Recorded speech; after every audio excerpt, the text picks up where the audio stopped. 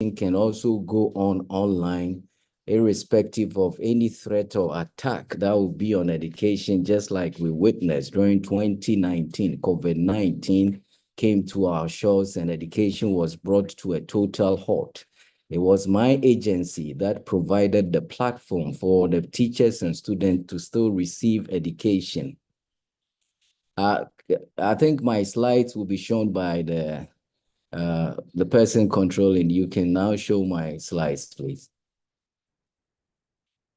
Hello. Yes, the Zoom master is looking into that currently. So, would you like to share your slide yourself? That's also feasible an option. Okay, all right. So I can see it. You should have a share option on your screen, the bottom of your screen. You can tap on that and Okay. share your presentation slide. All right, it's coming.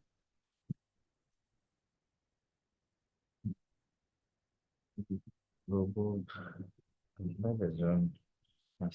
I don't see it. Hello, Zoom Master. Please, can you share it for me? Because here it's not coming.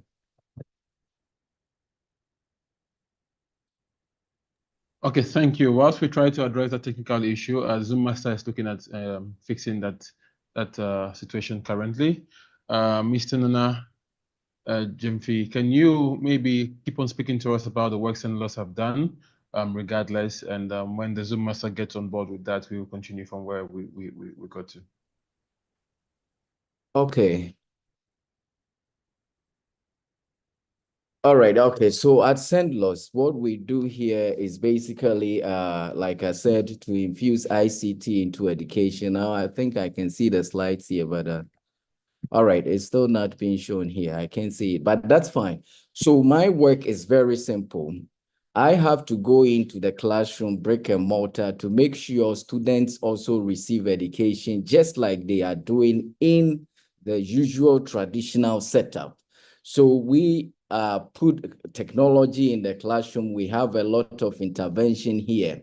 Before we do that, we do something we call EdTech implementation planning to make sure we don't lose any student. We focus on the SDG 4 agenda that talks about equity, quality, and of course, access. So all these comes together in our planning to look at the outcomes of education, of course, the objectives, to make sure that Akosua Mansa in Jema or Yao James in the Volta region should also have equal education like someone in the modern city.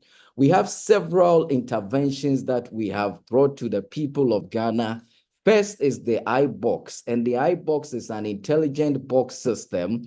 With that system, there's no connectivity that you need. It's an offline learning management system. So once we deploy that in any localities in the country, you could see that a child can also leverage on it to study just like a child in Opoku, Areprempe, or Wesley Girls.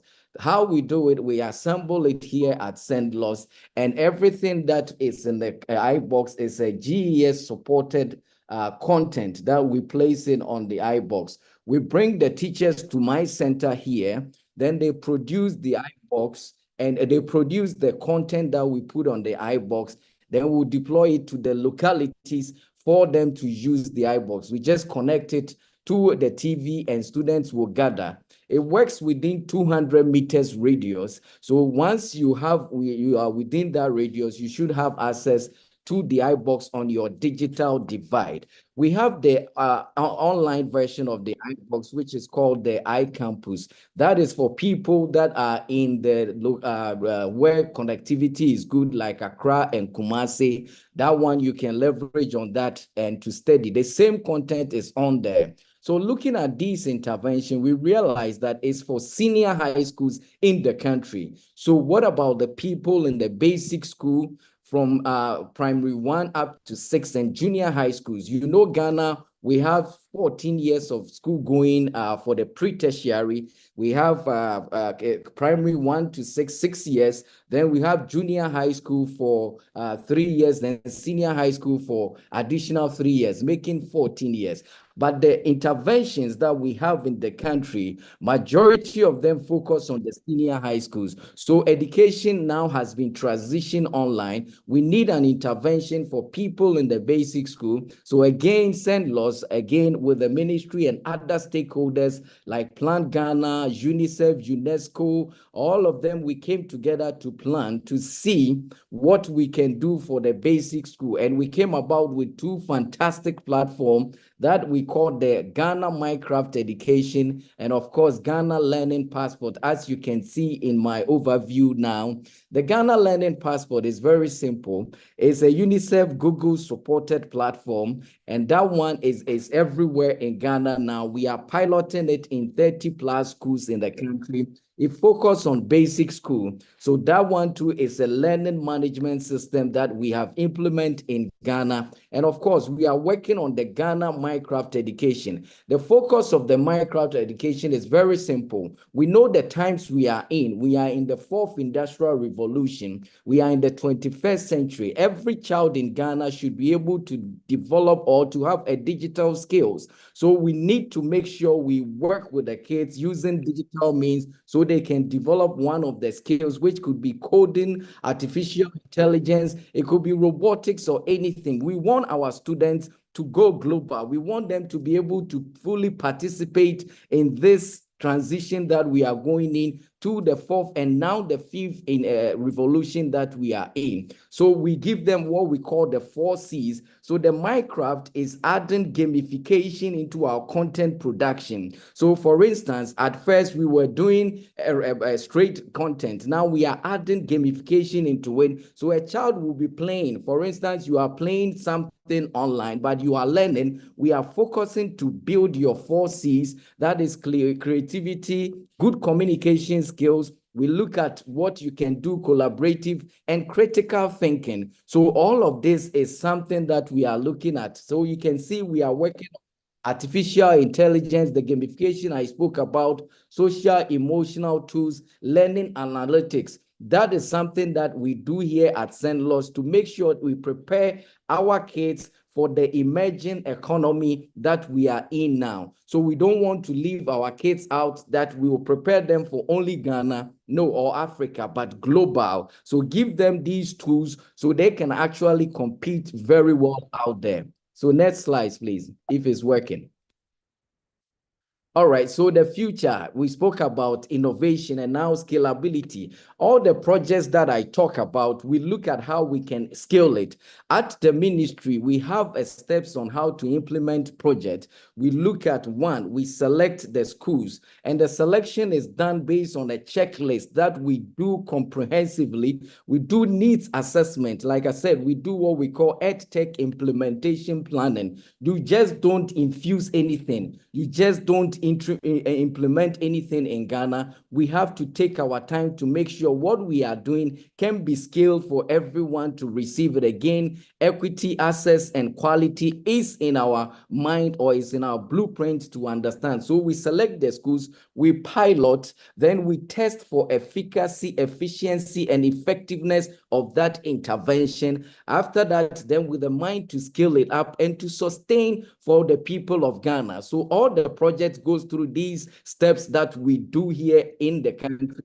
And I lead all these projects. The Ghana Smart School project that we heard about is about giving tablets to all the senior high schools so they can also leverage on technology to study. When I am planning, I am doing technology in education or EdTech. It goes through a lot of pillars in the planning. I look at EdTech policy, the policy that governs anything that we implement, and the policy for teachers, policy for students, policy for administrators, because they need to know how to administer EdTech in the country. So all these parts, we have strategies for that. That is the EdTech strategies, and we should have an ICT policy. The difference between ICT policy and EdTech strategy is very simple. ICT policy is where education intersects with technology. We get that ICT policy, but EdTech strategies, it speaks to the people. It speaks to how we can impute and impact general settings of people in the country. So we are working here in Ghana. And the second pillar I use in my planning is infrastructure. You always have to make sure you do what we call infrastructural audit in the country to make sure you have the capacity in terms of connectivity, in terms of data center, in terms of digital divide. You have tablets and other stuff. So we look at that in the planning stage. And also we look at capacity building. What is the capacity of your students? What's the capacity of your teachers? Even the administrators, what is their capacity? Can they administer online? Can they teach online? Because teaching online and teaching in class is two different things altogether. Online, you need to build what we call the technical pedagogy. You need to look at your environment. You need to look at the outcomes,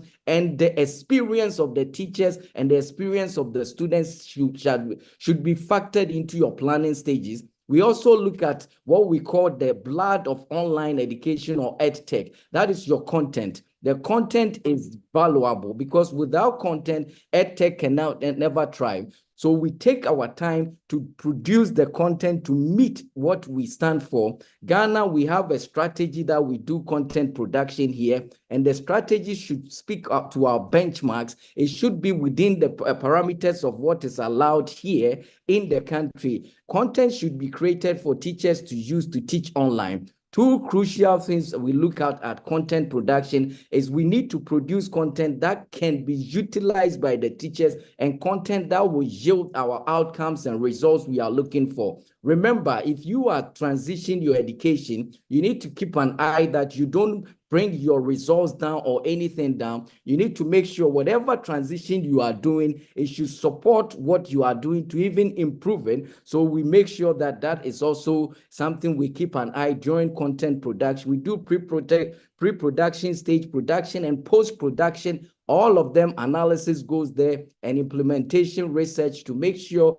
we have data before we produce these content and any step I spoke about. The fourth or the fifth one is assessment. The fidelity of EdTech or online education is based on your robust assessment tools. If you don't have good assessment tools, then your online education or EdTech strategies will not go on well, because you need to make sure you could assess your students. You need to make sure everything can be achieved. So we look at the assessment we put in place. So it has to be very robust. We work with Tel Aviv in the Belgium and work with other in-house or in-country assessment people to make sure we have the assessment. We conduct assessment during preparation. We have assessment during examination. We have assessment during post-examination. We do psychometric analysis. We pick analytics to make sure that every step we garnish data so we can inform, or the data will inform us to improve our EdTech strategies or implementation in the country. The final one that I will speak about the planning is the curriculum.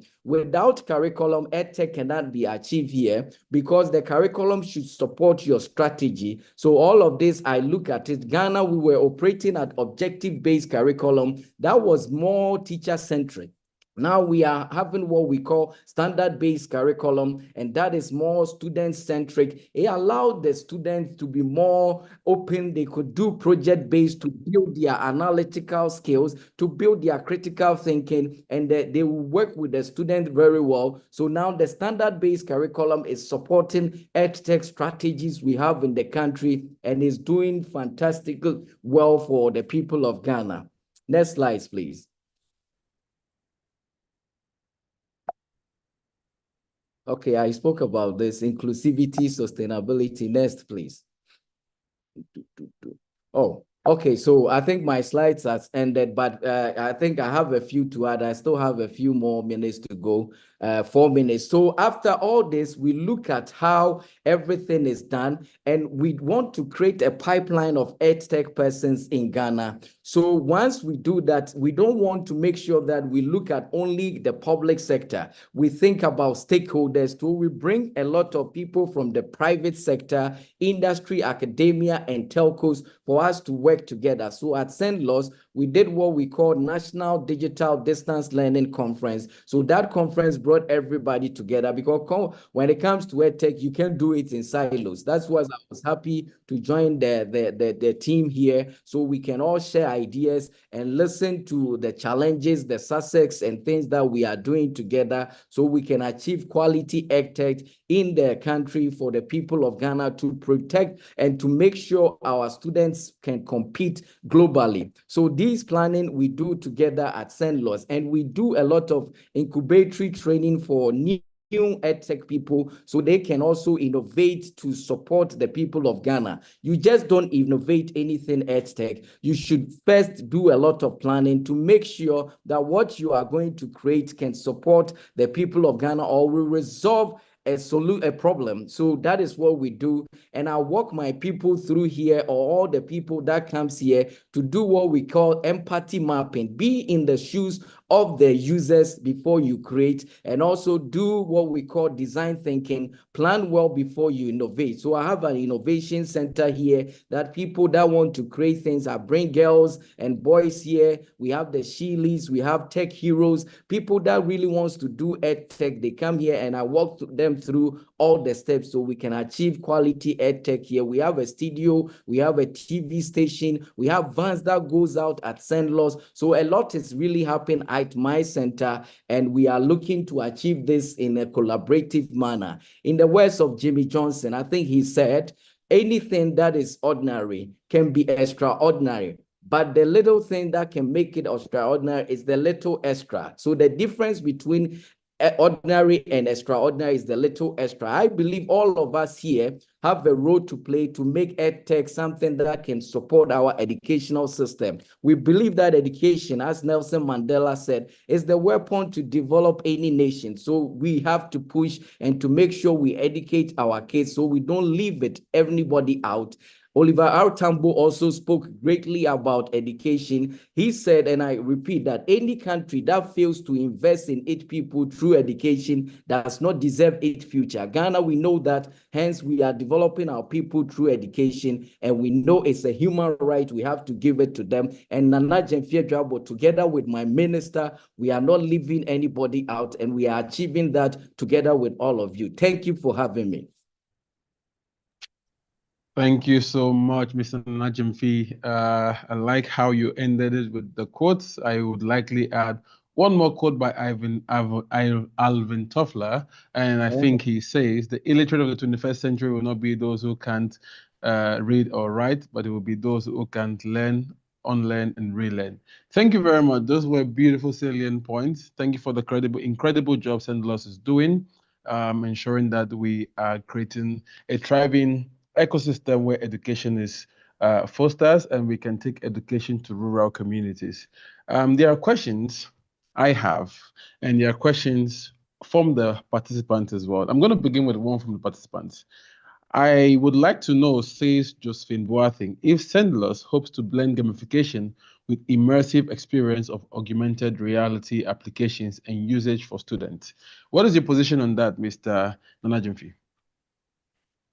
Very good. I think when it comes to virtual reality, augmented reality, that is the future of EdTech.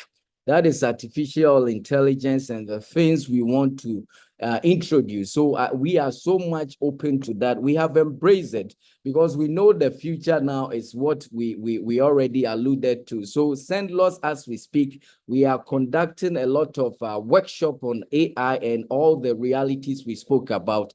When it comes to artificial intelligence, we have the good part and the bad parts. So we need to make sure we introduce the good side of artificial intelligence in our country. We look at the one the artificial intelligence policies, we look at the AI techniques, we look at the social implication of AI, and we look at AI ethics. So these fantastic or four crucial area has been delved deeper by myself, GES, NTC, and all the people which I am leading to make sure we will have policies around it so we can introduce this. Remember, you don't want to do any introduction that will send your education or your people to a different side. So we are very careful how we implement all these stuff. But I can assure you,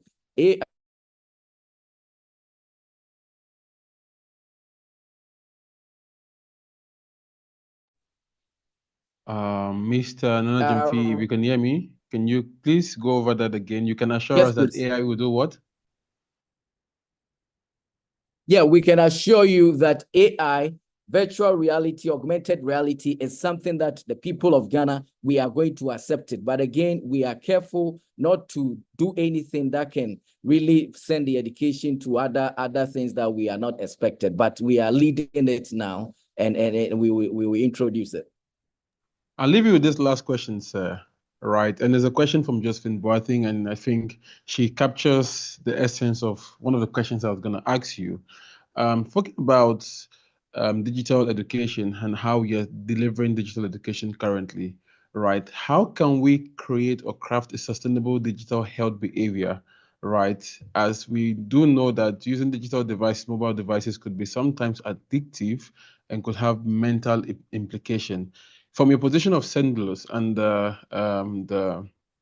the Ministry of Education, right? What are some of the agendas you have planned out? What are some of the challenges you've seen, and what are some of the solutions you're already thinking about implementing to mitigate this risk?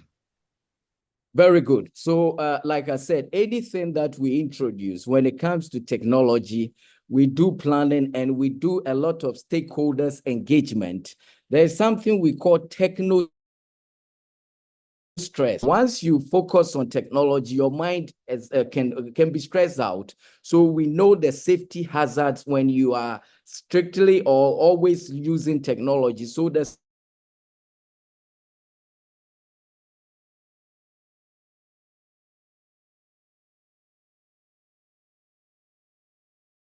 Okay, I think we are not hearing you now, Mr. Nana Jimfi. Can you please take that over again, if you can hear me?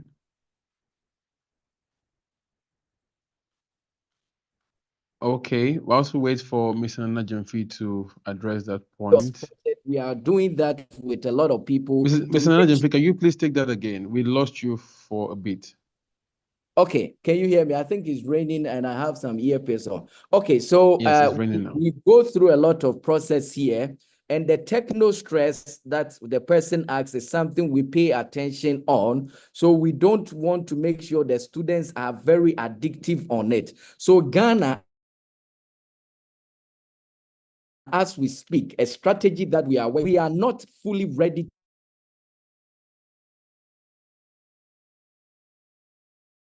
to put everything online or digital, additional, and some online. That is a gradual process we are doing. And we benchmark everything that we do in another country or places that they have done it to make sure we don't leave our education ajar or to make sure we education. So techno stress, we are paying attention as we speak. There's a lot of healthcare practitioners that we have engaged that are doing that techno stress education online. And we have enrollment counselors and healthcare counselors on most of our platform. Remember, we are about to introduce the virtual high school in Ghana. Again, I am leading that. So all this is coming together to make sure the students don't be addictive online. We do constant 24 hours monitoring on our platform. We understand the importance of digital education, but we also understand the bad side of digital education. So 24 hours monitoring we do here, and we have three kinds of websites. We have the deep web, the dark web, and the clear web. Whatever the students does, they do it on their clear web. Nana Jemfi and my team, we can go behind the website to see what they are doing on their clear web so we can know and see how we can put strategies in place on the deep and the dark web using the Tor browser and other things that we train our people here. So everything is very tight. We have the ecosystem and the men to lead the digital education in Ghana. Thank you. And we would draw the curtains on the conversation around EdTech and the role of SENDLOS and the Ministry of Education there. Thank you so much, Mr. Nana Jemfi. That was a brilliant submission.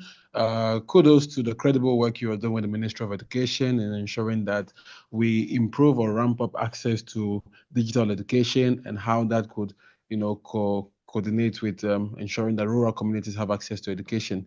Now I will move over to the next activity. Thank you for having me. Thank you so much. Thank you very much, Mr. Nanajemfi. Should we have other questions? Those questions will be left in the comment section, and we'll definitely forward them to you for reply. You can still hang around and maybe jump into the Q&A session and try to answer some of the questions we also have there.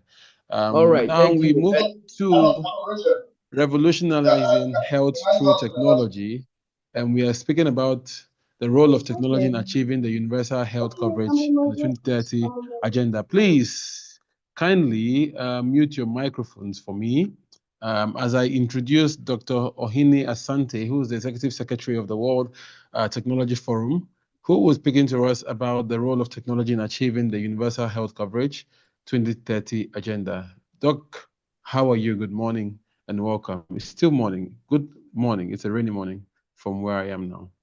Hello, good morning. I'm doing well. How are you too? I am doing great. I can hear you live and loud and clear, rather. Could you kindly turn on your video for us and push ahead to your presentation, sir? All right. I was having a few challenges with my video, so I wasn't able to turn on. I was telling Papa so that the technical team will help me. So please, if you may allow me to proceed, then in the course of time, they fix it up for me. Most definitely, you can go ahead. All right. Thank you so much. So I have my presentation here. Can I share my screen? Most definitely, sir. Please share your screen. All right. All right. Thank you so much. Please, can you see from my screen? Yes, we can see your screen live and clear. Thank you so much. Thank you. Thank you. Thank you. All right. So just as you introduced me, I'm Dr. Ohini Asante. I'm currently the Executive Secretary to the World Technology Forum. And today, I've been given the most difficult job in this world to present on the fourth industrial revolution and how technology can change the healthcare system or let us achieve the universal health coverage.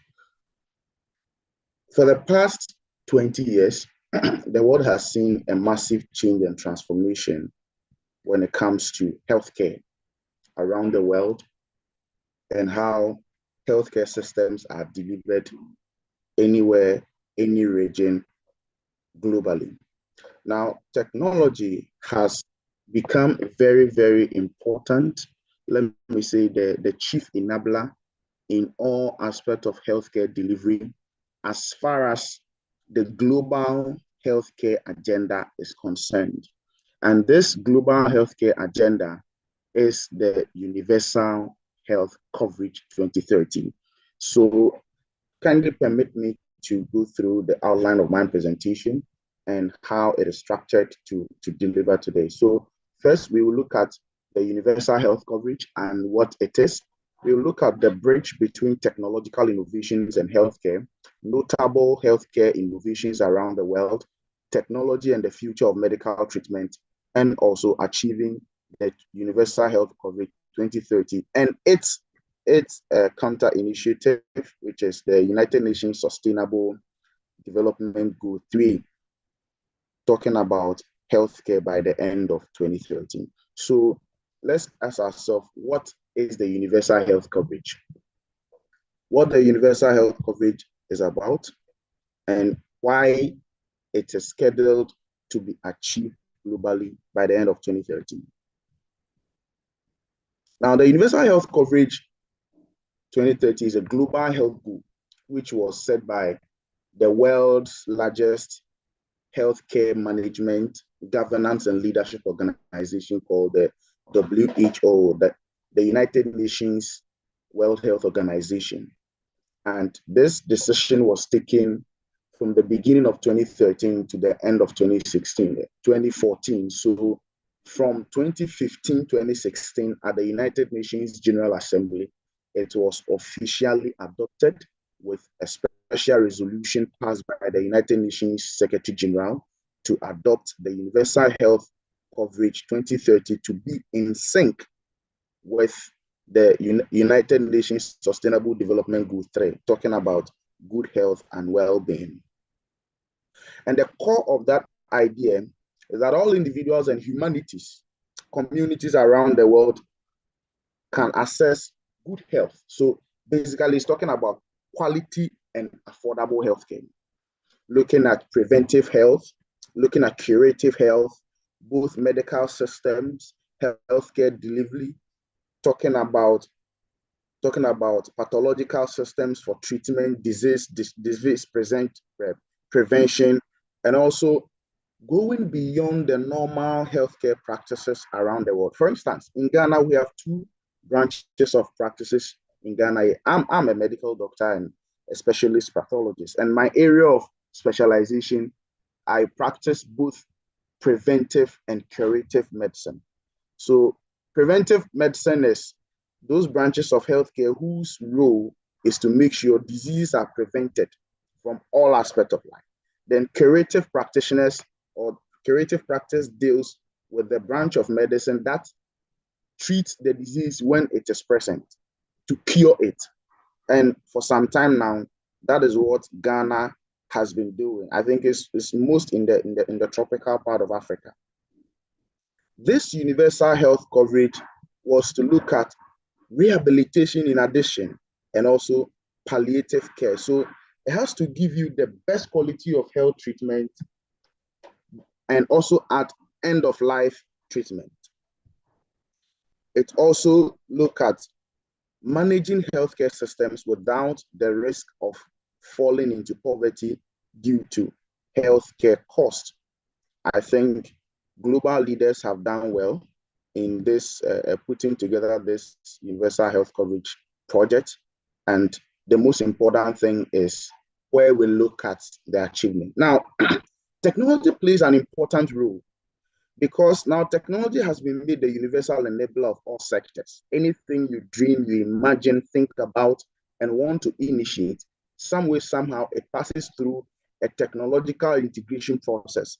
And that is where we look at the bridge that technology has between innovation, between healthcare and its application. So technology bridges the bridge between technological innovation and healthcare. It refers to the connection and synergy between advances in technology and also the improvement in healthcare system. We have quite a number of examples around the world. Maybe Ghana, in our part of the world, we've not really advanced in technological applications on healthcare, but we have some few of them in this country that we can make reference to. In the course of my presentation, I'll share my slides with you. Technological innovations are revolutionized healthcare, and it is doing that in numerous ways. One, from improving patient care to making health services more accessible and making efficient and also more personalized health system. And there are some notable technological innovations in the healthcare and medical practice space that we can find. It's very common. One of them is what President Kufuor brought in Ghana as the Advanced Clinical Informatics and Health Records Management System. Before 2003, when President Kufuor brought the ICT for Accelerated Development Policy, Ghana hadn't officially adopted ICT integration into healthcare. So President Kufuor brought the healthcare management software that if you go to Kolebu, all patient data sit at one particular center, managed, governed, and also regulated in a particular way that makes the hospital's operation seamless and fast, simple, and efficient. And these are some of the technologies. One, we look at clinical diagnostics and treatment technology. So these are technologies that are applied in the course of diagnostics. When you come to the hospital, we are conducting clinical examinations. We take your history, we take your patient records, and we forward that information to maybe a dispensary or from prescription to dispensary. So by the time you get there, your informations are given. Normally, Ghana has not really advanced in remote treatment technology. So we take your card, we write, we give you prescription, we give it to you, then you go to the dispensary to take your drugs.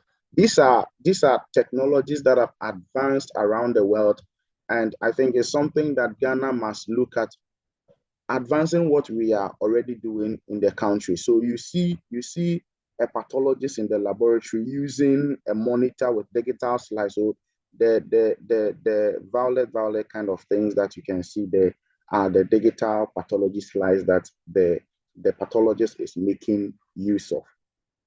And this is not something that used to exist in the 1990s, but after the 2010, it has become more common and accessible around the world. So you can see a medical practitioner making use of certain devices at the theater, and also behind him you can see a monitoring a patient system monitoring software or device behind him. Technology has also advanced drug discovery, and it has brought innovative ways of how we find drugs or we manufacture drugs and distribute drugs around the world. And that is something which is also a great opportunity for Ghanaians for us to advance on. Now, India, among some of the top leaders of technological innovations in pharmaceutical practice around the world, has discovered that neem tree can provide over 50 pharmaceutical products. And so for the past 5 years to 2024, India has made over $20 billion out of neem tree and its pharmaceutical products. This is where Ghana can tap into the technological revolution, because today there are bioinformatics softwares that can now detect certain pharmaceutical compounds from plants and help in discovering new drugs for treatment and make healthcare affordable. Now, telemedicine has also become very common. In South Africa, there is a full-bridge integrated telemedicine hospital. I think in Ghana, there are other private sector institutions that are advancing the conversation in telemedicine. There is a company called eClinic Africa, and trust me, if you get to their facility, you'll be amazed. They are doing so much well, but government has not had that conversation, which I think it must start from the government, because the government has to take leadership on so many other things and how it should revolutionize our healthcare space. We have blockchain in healthcare. I don't know what the teaching hospitals in Ghana are doing so far, but it is expected that a hospital like the University of Ghana Medical Center, which is a quaternary hospital. What a quaternary hospital means that it is a hospital beyond the tertiary hospital standard level. And so University of Ghana Medical Center and Bank of Ghana Hospital supposed to be the most advanced hospitals in Ghana based on their category in the health facility regulatory scheme. And these hospitals have to use blockchain integrated and decentralized healthcare records management system. We should look at the transforming research agenda, securing and also giving a very good and quality patient outcomes. And that is what technology can add to healthcare when it comes to blockchain and its applications in the healthcare space. Also, we have robots in the hospital right now, and it's not common in Ghana, but since it is a trend and it's happening around the world, I think it's something that Ghana needs to take a critical look at and look at how we can start the integration. So this is a hospital robot system that the robots also dispenses drugs on the ward. So it goes to ward A, it goes to ward B, it has the drugs, it has a prescription manual, everything in it. So when it goes to bed number C43, room 4D, it has given you your prescriptions. You don't even need to call a nurse for it to come and take your prescription from the pharmacy for you and all that. And this is making hospice care very affordable and very simple in the Western world. It's something that Ghana really need to look at when it comes to our tertiary and emergency hospitals like Kolebu, Konfanoche, Volta Regional Hospitals, Tamale Teaching Hospital, and Co. There is also artificial intelligence integration into healthcare. And that is one thing that is really making the rate at which we deliver healthcare disruptive and faster. And I'm sure these things are not common in Ghana, but once it is part of the revolution, it's something Ghana has got to look at. And this will come when, as a state, as an ecosystem, as an industry, and as a sector, leadership have taken a critical look at it and also look at the benefits and also the risk factors associated with and how we can maneuver. So we have 3D printing, and 3D printing is still under research and development innovation scheme around the world. If you go to Silicon Valley, there are machines invented to print human organs. And trust me, this is where healthcare is getting to. I'll get to CRISPR-Cas9, DNA and gene editing software, and you understand what it will mean by 3D printing in addition, because a time will come where we will have to print human organs. We have to use regenerative and gecko species like the wild gecko. We have to use those gecko species technology to print new human organs. And trust me, it is so much fantastic. Researchers and scientists are sitting on it to innovate more, develop more into it.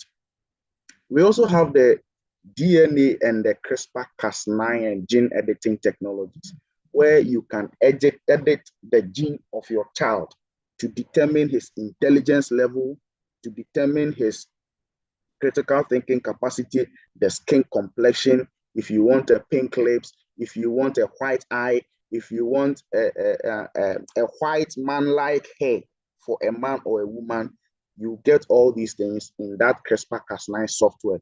And this is something that is going to make the world a better place. People that based on certain medical conditions, they cannot give birth. So these whole technologies are some of the technologies in the space that has revolutionized the space. And I think Ghana, as a country, should look at it very well, because if we are not careful, we will sit here and something will happen without we being part of. I want to share something briefly on my screen with you. It is called Ectolife, and Ectolife has that technology that I'm talking about. I want to share something briefly, less than 1 minute. Please, if you can permit me, I would want to do that right now and go ahead with my presentation. Let me share something with you right now. Okay, Please thank you. You are attention permitted. Kindly Thank go you. ahead to share, and let's begin to wrap up. We have 1 more minute. All right, so this is Ectolife.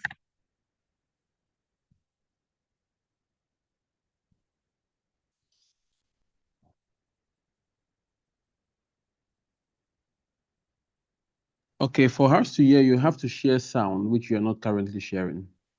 So can you give us an overview by speaking how this works, what it does? I can see like a Creo there.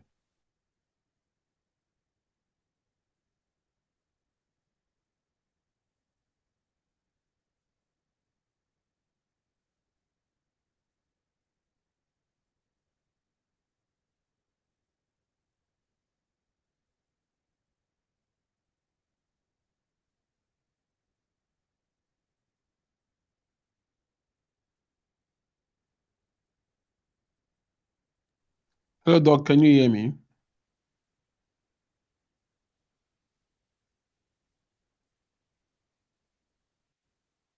Hi, Dr. Oyene.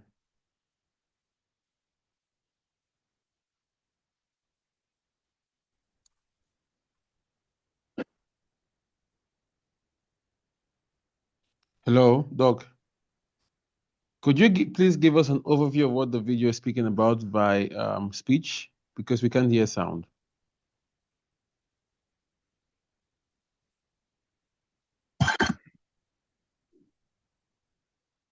Hi, Doc.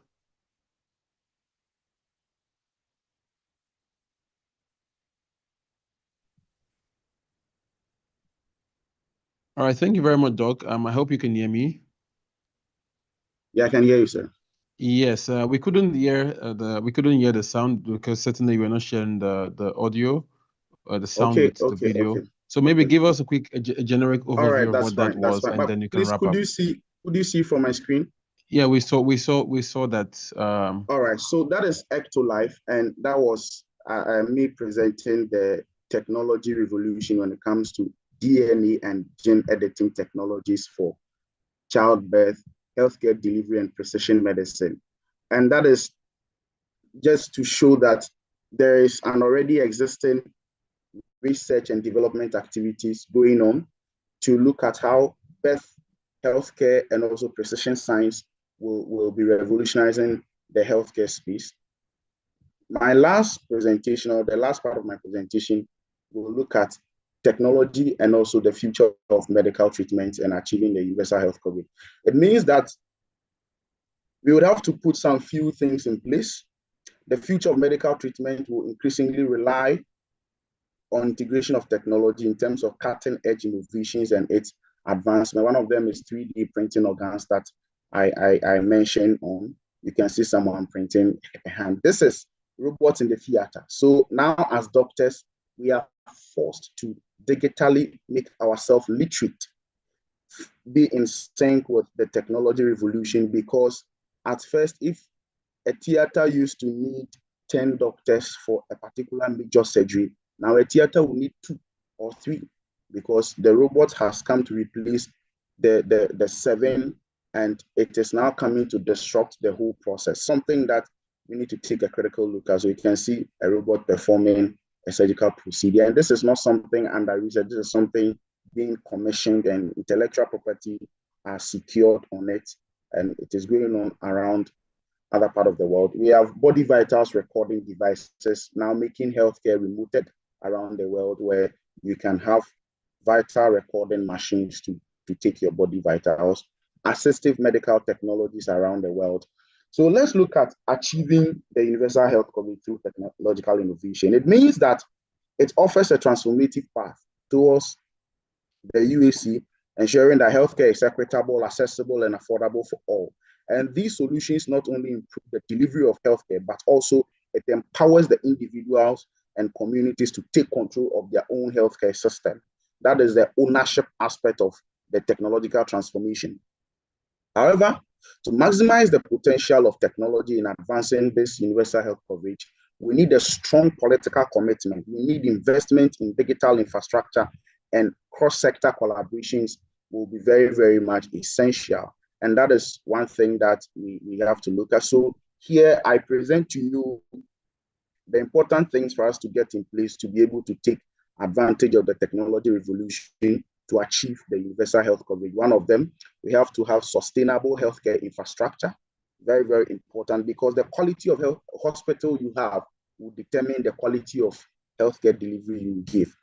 And also adequate finance and resources for quality and affordable healthcare delivery, because the universal health coverage is basically about giving quality and affordable healthcare. It is also important to have strong and effective education system for healthcare professionals, because if you are not careful, you will have nurses, doctors, lab technicians, pharmacists, and health information scientists living outside the revolution, and they will be left behind in the hospitals. You have practitioners who will not be operating the hospital devices and all that, and it is very important to educate them in synergy of this whole revolution.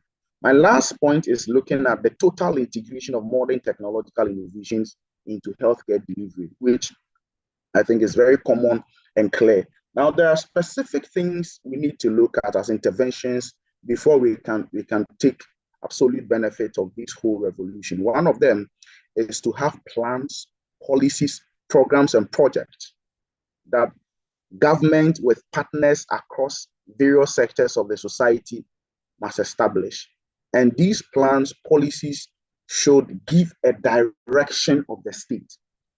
On May 28th this year, the National Development Planning Commission launched the Ghana Vision 2057. The Ghana we want should be the Ghana we are ready to work for. And one of the pillars in the Vision 2057 is to have a prosperous Ghana where healthcare systems are affordable or at low cost. And it must be an intentional decision. We need systems, we need structures, we need strategies of implementation and the services to be delivered to be able to achieve the universal health coverage. And also, we need to adopt what we call the execution and outcome-oriented approach to leadership. Then, of course, we need a very good leadership, management, and administration to be able to achieve the benefits of the universal health coverage. There are other technical aspects that we need to look at. We need more research, innovations, and development. We need softwares and computer-aided healthcare delivery system, because as far as you mentioned technological innovations, these are the very drivers that you have to scale down to establish in hospitals. You need a whole hospital clinical informatics department. You now need software developers, you need cybersecurity engineers, you need AI analysts and developers to now manage hospital technology departments. And that is very, very important. We need data-informed and evidence-based healthcare delivery systems and advanced ultra-modern medical facilities. There are institutions that are supposed to play certain roles with their responsibilities.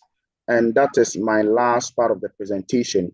Government and the state must hold their roles very, very importantly. They must deliver. Private sector and industry has a role to play. We need collaboration, just already mentioned in the slide. And we need academia and the research community to research, develop, and innovate. Civil society, advocates, Hi, and Doc. activists. Hello, sir. Thank you. Please, can you kindly wrap up now? We are way behind time, so sorry. Thank you. So civil society, advocates, and activists should now come in the conversation, organize events, industry activities to go on. Then, of course, our kings and queens and chiefs must not be left out. So traditional leaders and also wealthy people, people who command resources in society, should also be in the conversation. On that note, ladies and gentlemen, it's been amazing being with you. Thank you so much for paying attention to my presentation. Once again, Dr. Ohene Asante, Executive Secretary of the World Technology Forum. Thank you so much. Thank you, the man, the myth, the legend. He's given us a very insightful presentation to the future of health technology, healthcare rather, and how technology can influence healthcare. And we certainly hope that Ghana will take lead on that. Can we have some virtual clap for Dr. Ohene? We do have some questions in the comment section, or sorry, in the Q&A session. I will kindly plead with Doc to pass through the Q&A session and try to answer those questions. They are very salient questions. Right. Unfortunately, we've eaten into 5 minutes into the next speaker's time, so I'd like to move ahead straight, and the questions will be answered on the Q&A session. Thanks, Josephine. I can call you my co-moderator now, and thank you, Emmanuel Seriam, for the questions. Those will be addressed articulately. Thank you. Over now to Web3 for development within Ghana's tech and innovation system, ecosystem rather. We are going to be speaking to Blaise, the technical coordinator for Mr. Blaise, rather, the technical coordinator for Africa Center for Economic Transformation, who will give us an overview of Web3 for development and how that appreciates within the Ghanaian tech and innovation ecosystem. Hi, Mr. Blaise, how are you?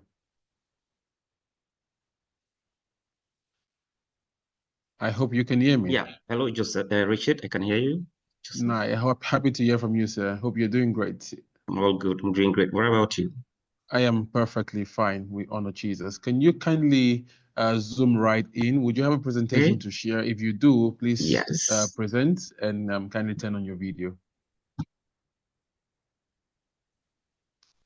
For our cherished viewers, participants, we are still at the TEJONNECT conference, and we are speaking about empowering tomorrow, the trends and needs for the holistic tech ecosystem in Ghana. From the conversations we've had so far, we do realize that there is a lot of advancement we need to catch up onto, and there's a lot more coming your way. So stay. Feel free to ask questions. Put the questions in the Q&A session. We'll do well to ask them. For those we can directly ask to our speakers, they would address them in the Q&A session. Thank you. Over to you, Mr. Blaise. Thank you, Richard, once again, and still morning. Good morning, everybody. I'm happy to be part of this and to share my perspectives on the promises and challenges for Web3 and what it means for our local innovation ecosystem, and then how best we can leverage this for local economic development. A bit about myself. I my expertise span across tech and public policy research, but also a software developer. I built both Web2 and Web3 companies that have spanned across many African countries and also within the global space. I currently do research in AI and economic development with the Africa Center for Economic Transformation. And yeah, like technology growth and development and how best we can leverage the current revolution for our own good. And for me, I think the previous speaker, touched briefly on blockchain and how it fits into the fourth industrial revolution.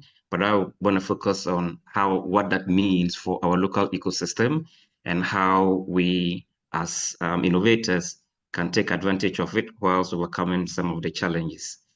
The Web3 is a complex and a new internet that transitioned from Web2, which was a centralized system.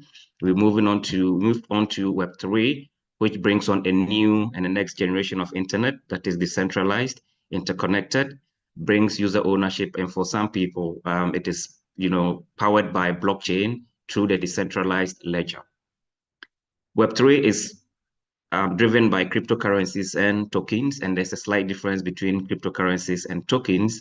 Cryptocurrency is what stakeholders use to fuel the economy, but tokens is a form of representation of ownership within the blockchain ecosystem. So tokenization may not necessarily be cryptocurrency, but it's a form of ownership that is published on a blockchain and is transparent and evident for everybody to track. And then Web3 is also driven by smart contracts or smart ways of interacting and executing tasks that are done on the internet, on the decentralized web. And so removing the human layer, but bringing on board a smart layer that is able to handle agreements, execute commands, and do a lot more complex stuff with little human interaction. So removing the human layer and allowing machines to execute based on agreed contracts. So the Web3 ecosystem is a bit complex. You have the Web3 traditional services, and this is what you would see as the trading non-technical activities, with trading, the lending activities that goes on Web3. You also have the transparency and all the consensus mechanisms, right? Those are the traditional services. Sorry, then you have the web applications. So here, decentralized autonomous organizations, which is a new form of governance within the Web3 space. Then metaverse applications are built on that. We have DeFi applications, which is decentralized finance, and then non-fungible tokens, which was the trend I think last year. And then within the NFT space, you have social gaming, you have social apps, gaming applications, and property ownership, among others.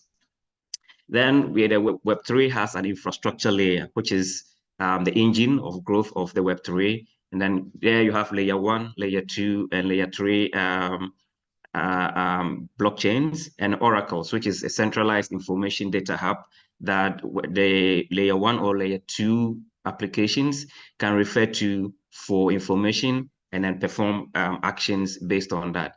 Layer 2 is a way of reducing the pressure on layer 1 activities, but giving blockchain computation, taking blockchain computations off the chain.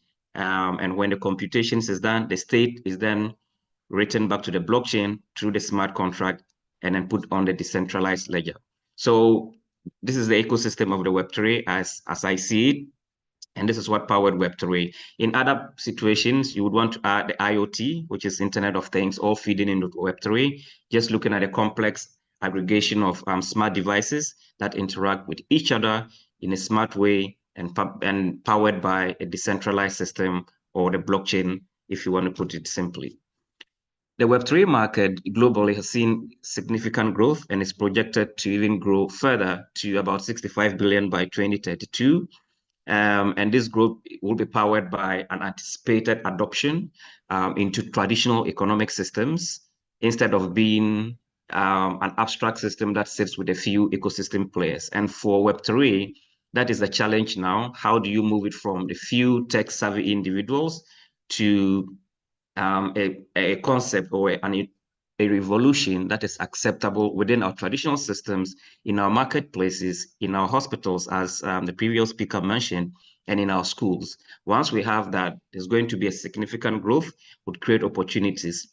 But then the question is, for us locally here in Ghana, how do we position ourselves? What should we be looking at? And how do we take advantage of this opportunity? So within the Ghanaian ecosystem, Web3 has the potential to power innovation and build a vibrant startup ecosystem. And the key thing is that the connectivity or the interconnected nature of Web3 means that businesses or startups are able to interact much better, generate value in a greater way other than centralized systems.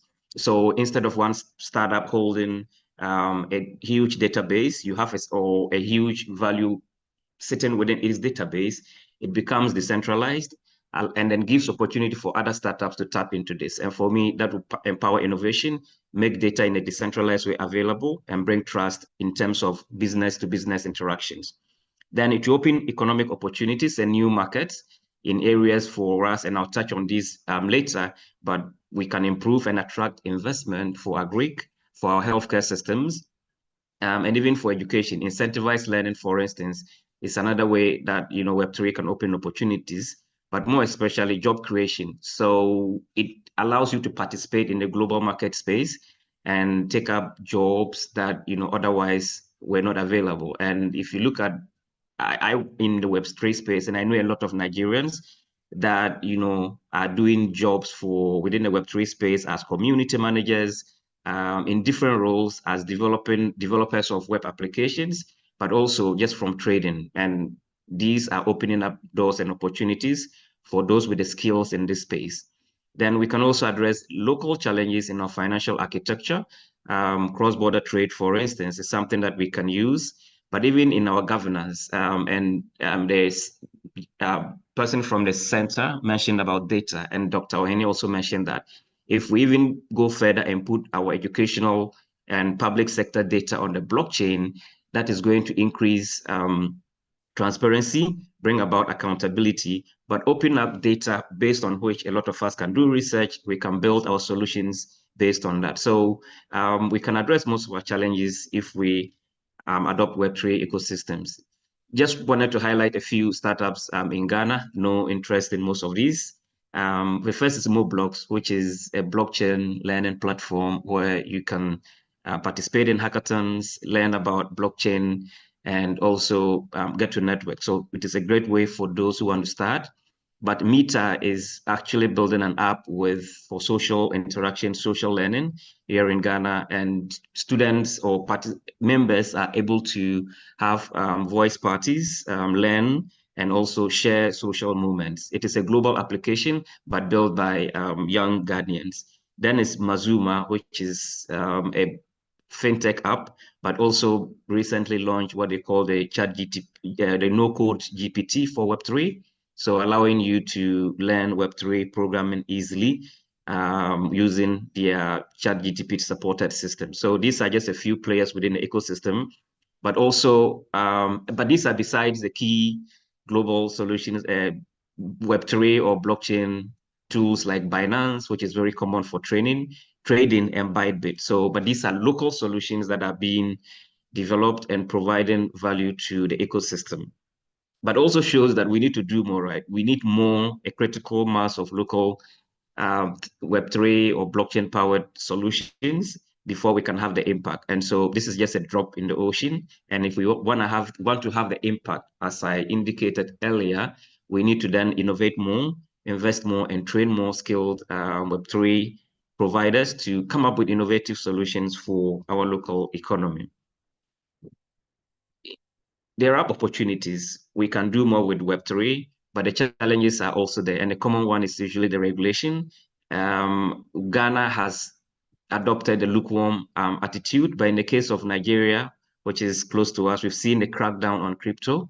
And I think that was at a point in 2021, that crackdown by Buhari forced us to close down my fintech company, a blockchain company, that was operating in Ghana and Nigeria, but with a user base in Nigeria. So the ban on crypto at that time just crippled the business and we had to shut it down. So these are some of the consequences of regulatory uncertainty on innovation.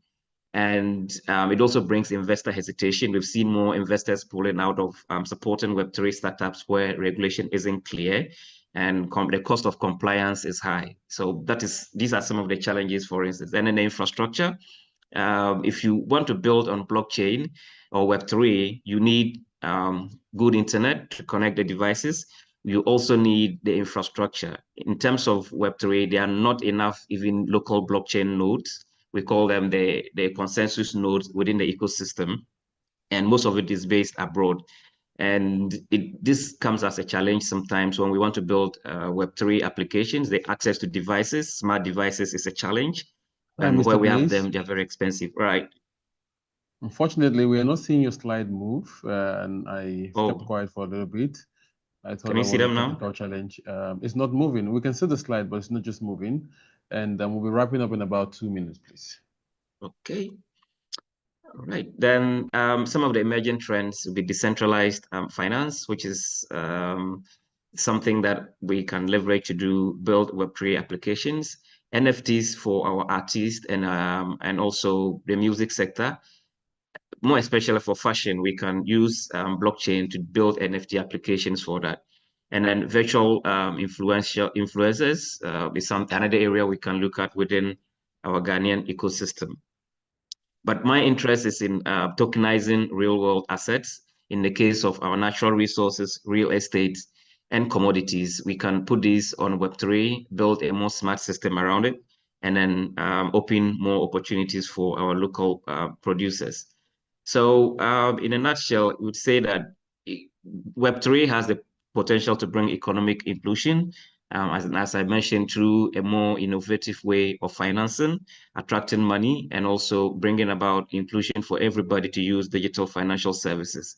Tokenizing our assets and bringing about investment in real estate and our commodities. For instance, the Ghana Commodity Exchange could leverage Web3 and a decentralized ledger to improve the way people buy and acquire commodity financing, and then investors in the global space could participate and buy our local commodities to increase demand.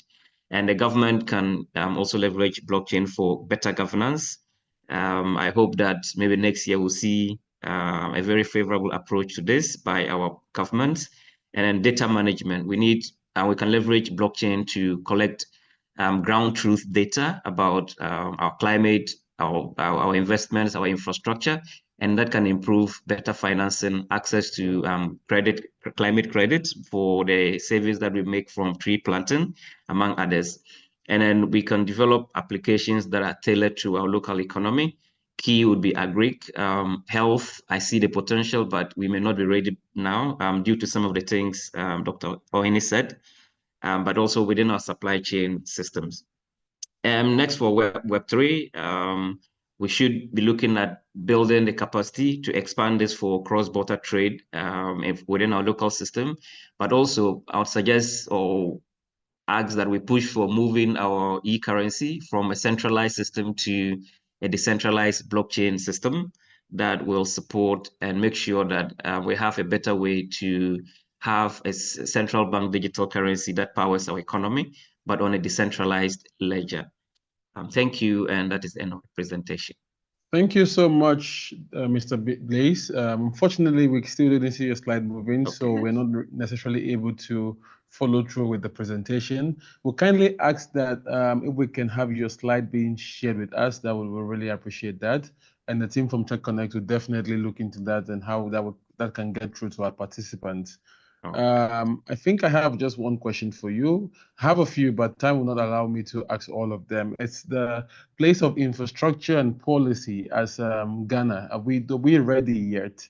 And what are the risks and the education we need to put out to the users of the possible Web3 platforms that would help enable some of the innovation we want to see? Thank you. In terms of policy, I think we are ready and should actually do it because no African country has had that policy. And if we build a very responsive policy with the ecosystem, we become, we can attract investment, and we become, let's say, Web3 haven, where companies can come in, invest in, and then invest in our infrastructure, help us build the ecosystem for that. And I think we can also use policy to better use our energy. I think our governments talk about excess capacity.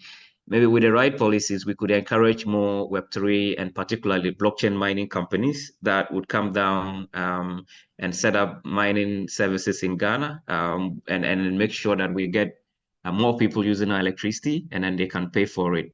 But all that will need, as you said, good policies. So we can develop the incentives and also develop hubs for Web3 to say this area is for innovation, and offer them companies that relocate some of the incentives to either use electricity at an affordable price for Web3 activities, but also network as well. But the users, I think we can also start with our educational system, but focus on building out of school training for the hubs and the associations. So there are developer associations like Dev Congress that we can also begin to work with them to educate the users. But in terms of users, the education should go into understanding the Web3 and overcoming the challenges of fraud that also comes with cryptocurrencies, being able to see what is a good project and what is a bad project, and have the capacity to discern from engaging in investing in projects that, make them lose money. Thank you very much, Mr. Bilis. You've spoken about projects. How do you decipher what kind of learning materials and resources you need to get to enable you understand what the projects are all about? How much of a risk can one take with some of these projects? And we have a question from Josephine, which I say would be the last. What are the potential economic impacts of blockchain technology used in Web3? Yeah, I would say that for me, I see one is skill development and helping us solve the unemployment problem. I think Ghana is doing about 14 to 13%. I hope I'm right. And if we are able to use Web3 very well, we can provide services within the value chain, and either in building the platforms or even doing research on Web3. So that's one area I see the potential to use Web3 to train, upskill the youth and create jobs for them.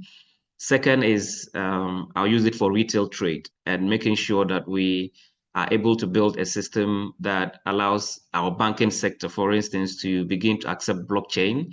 And then that means that most of the flows that go outside of financial architecture would come back through the government systems. The government then can have more revenues to invest.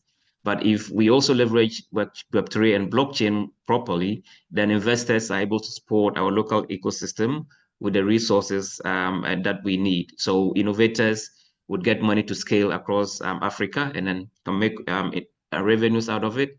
They can also support to build some of the needed infrastructure for Web3, and then we have that benefit to use them firsthand. So I think the Web3 community is willing to support, but mostly regulatory uncertainty and drives them away. But beyond that, we should also then look at it, embedding that into our traditional economic systems, especially in the informal sector. They don't need to understand the complexities of Web3, but we can help them, tokenize most of the activities they do, and then individuals can even invest through blockchain-powered crowdfunding platforms that provide them money, but in return get ownership or a stake in the businesses that run. So the SME sector can also benefit from blockchain and Web3. Thank you so much, Mr. Blaze. That will be all from us now.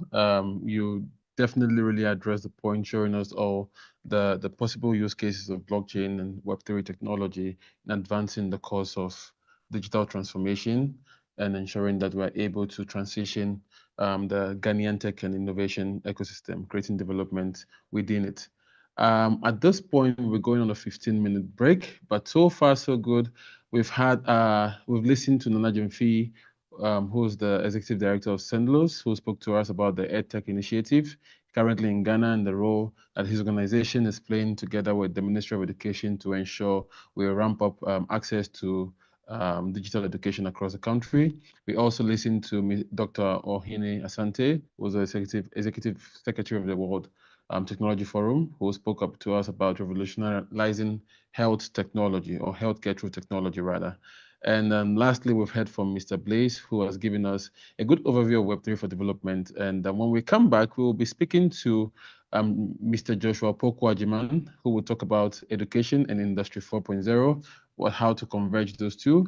And we'll also listen to Rashida Musa, who is going to talk to us about empowering Ghanaian businesses with AI automations. And come back to Mr. Charles, who is going to speak to us about video banking as a virtual bank, and go on another break. Please do well to stretch, stand up, make a move, get your bottle filled with water, coffee, or anything that keeps you active, energy drink. We are going to take a listen to our very own, in-house artist now. And when we come back, we will delve straight back into the conversation. Thank you so much. I'll be right back.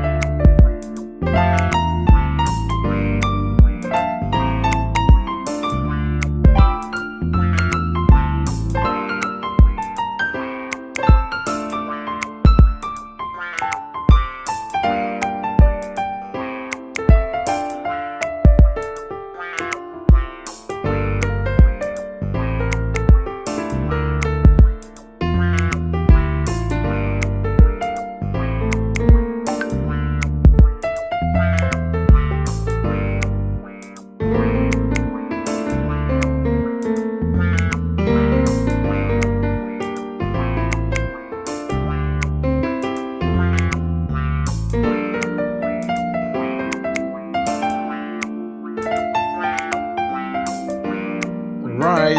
Hope you are returning from our break. About to get back into the conversation.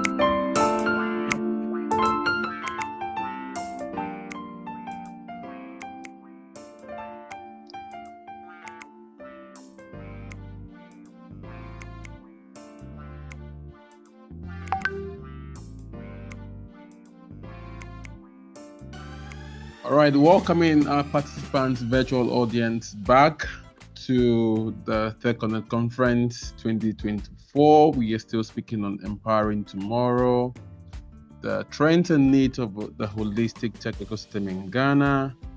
And we've been listening to scintillating conversations around how technology is changing in Ghana.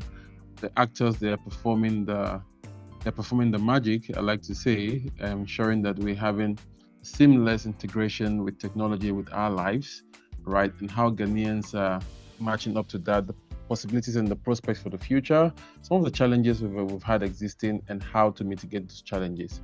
At this point, we would have Mr. Joshua Poku-Ajiman, who will be speaking to us about education and Industry 4.0, convergence of digital transformation in learning and manufacturing. Hi, Joshua. How are you? Good morning. No, good afternoon, rather. Hi, Rich. Good afternoon. I'm good. Happy Yourself? to have you here. Great. I'm going to leave the stage for you now. You have your presentation ready. You have your... Yeah, perfect. Sure. Kindly... Hope you can see my screen. Yeah, I can see your screen. Great. Thank you very much, sir. Go ahead. Sure. Good afternoon, everyone, and welcome from the short break. I'm so excited to be a connector and to be part of this conference as well. So I'm speaking on Education 4.0 and Industry 4.0.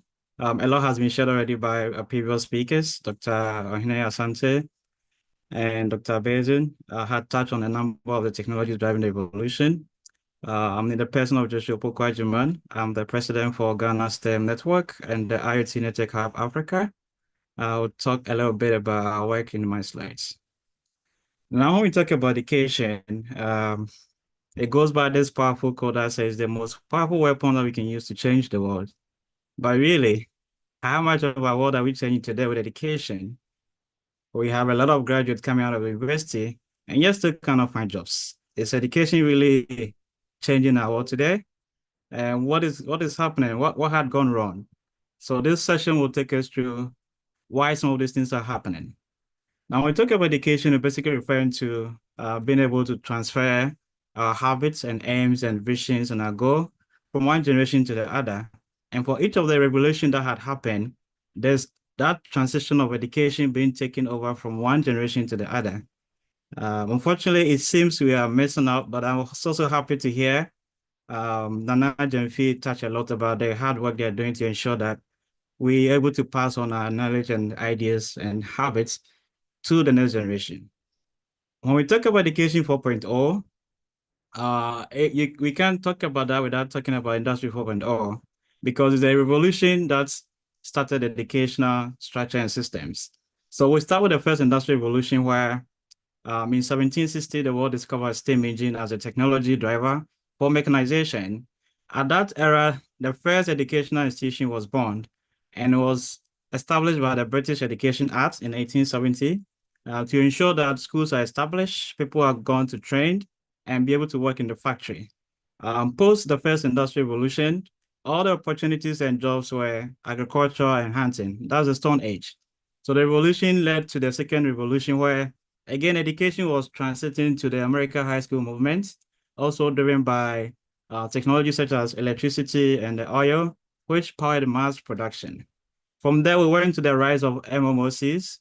These are the multi-online learning platforms that we have today. And this was also driven by technology such as the internet and computers. From there, we're looking at the Finland's phenomenon-based learning approach, which is also driven by what we call the emerging technologies or the fourth industrial revolution. When we talk about the fourth industrial revolution, we're basically looking at a blend of boundaries between the biological, physical, and digital worlds. And we're going to see a fusion of advanced technologies such as the AI, robotics, 3D printing, blockchain, VR, quantum computing, genetic engineering, all fusing together to create new economy, new industry, new jobs we've never seen before. And Dr. Asante touched a lot on how it's reshaping the future in the healthcare. Unfortunately, or fortunately for us, it's not just healthcare. It's touching all the sectors of our economy. And we're going to see new industries we've never seen before. Hence, the need for us to ensure that our education is being adapted to this trend. Now, when we look at the educational revolution, the first education revolution, which is Education 1.0, the objectives of that education was to empower students with literacy, numeracy, and vocation training. At that time, that's all what they needed to be able to survive in that revolution. Then it moved to the second industrial revolution, where the same way of teaching and learning was transferred to that revolution as well. Then as we move into the third industrial revolution, there was internet, there was knowledge everywhere. Then they need to have technical and digital literacy. And that's what led to the information age and learning using digital tools, the edtech and all that. Today, we're looking at a new way of learning, which is innovation-based education, which is also driven by advanced digital technology, ensuring that students are acquiring creativity, problem solving, among other skills.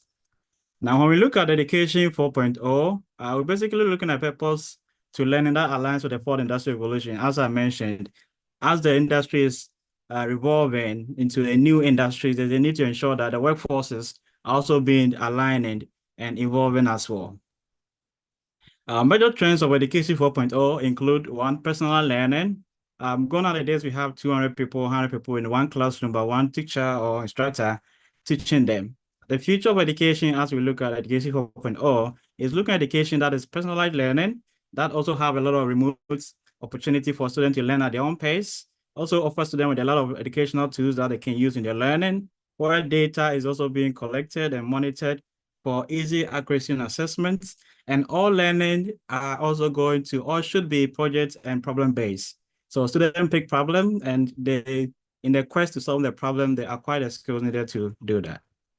It also translates to what we call the 21st century education, which basically looking at how we can respond our educational system to the economic, technological, and social shifts. As we see with COVID-19, when COVID came, there was a need to ensure that respond to how we adjust our delivery and educational processes to align with the shift that was happening. And the same thing, 21st century education is also looking at ensuring that we are adjusting our educational processes and delivery to the changes that is happening.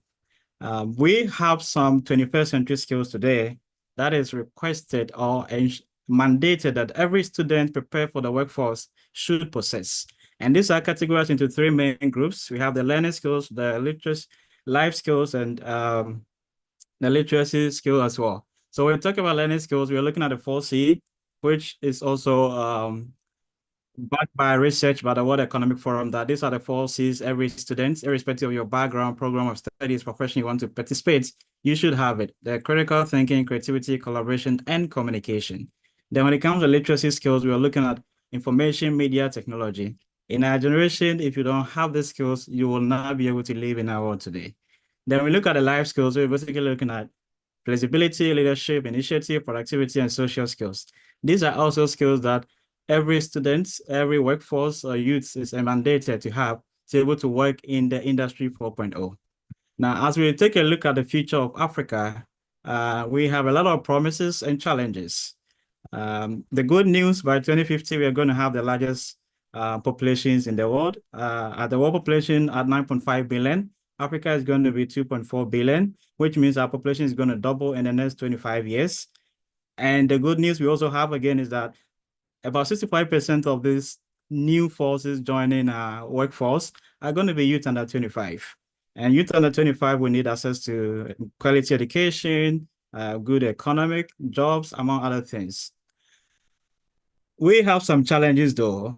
When you look at the number of Africans who participate in STEM-related career, you look at educational structures, the programs we offer, and the number of students who go to university and end up developing career in the area of STEM is very, very low. And some of the challenges are as a result of stereotypes, among other things. If you're also looking at how these emerging technologies are reshaping the world and the future, A report from the McKinsey Global Report stated that by 2030, 400 to 80 million jobs are going to be lost globally because of all these new developments and emerging technologies coming up.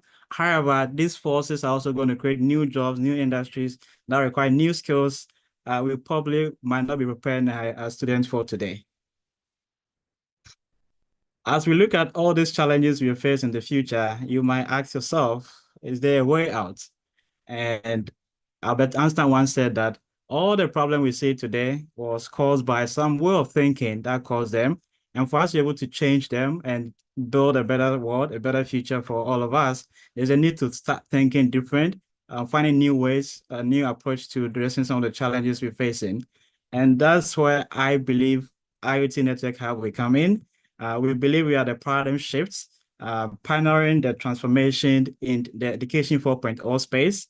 And we have our Vision 2050, which seeks to harness the power of these emerging technologies to create a better Africa for everyone.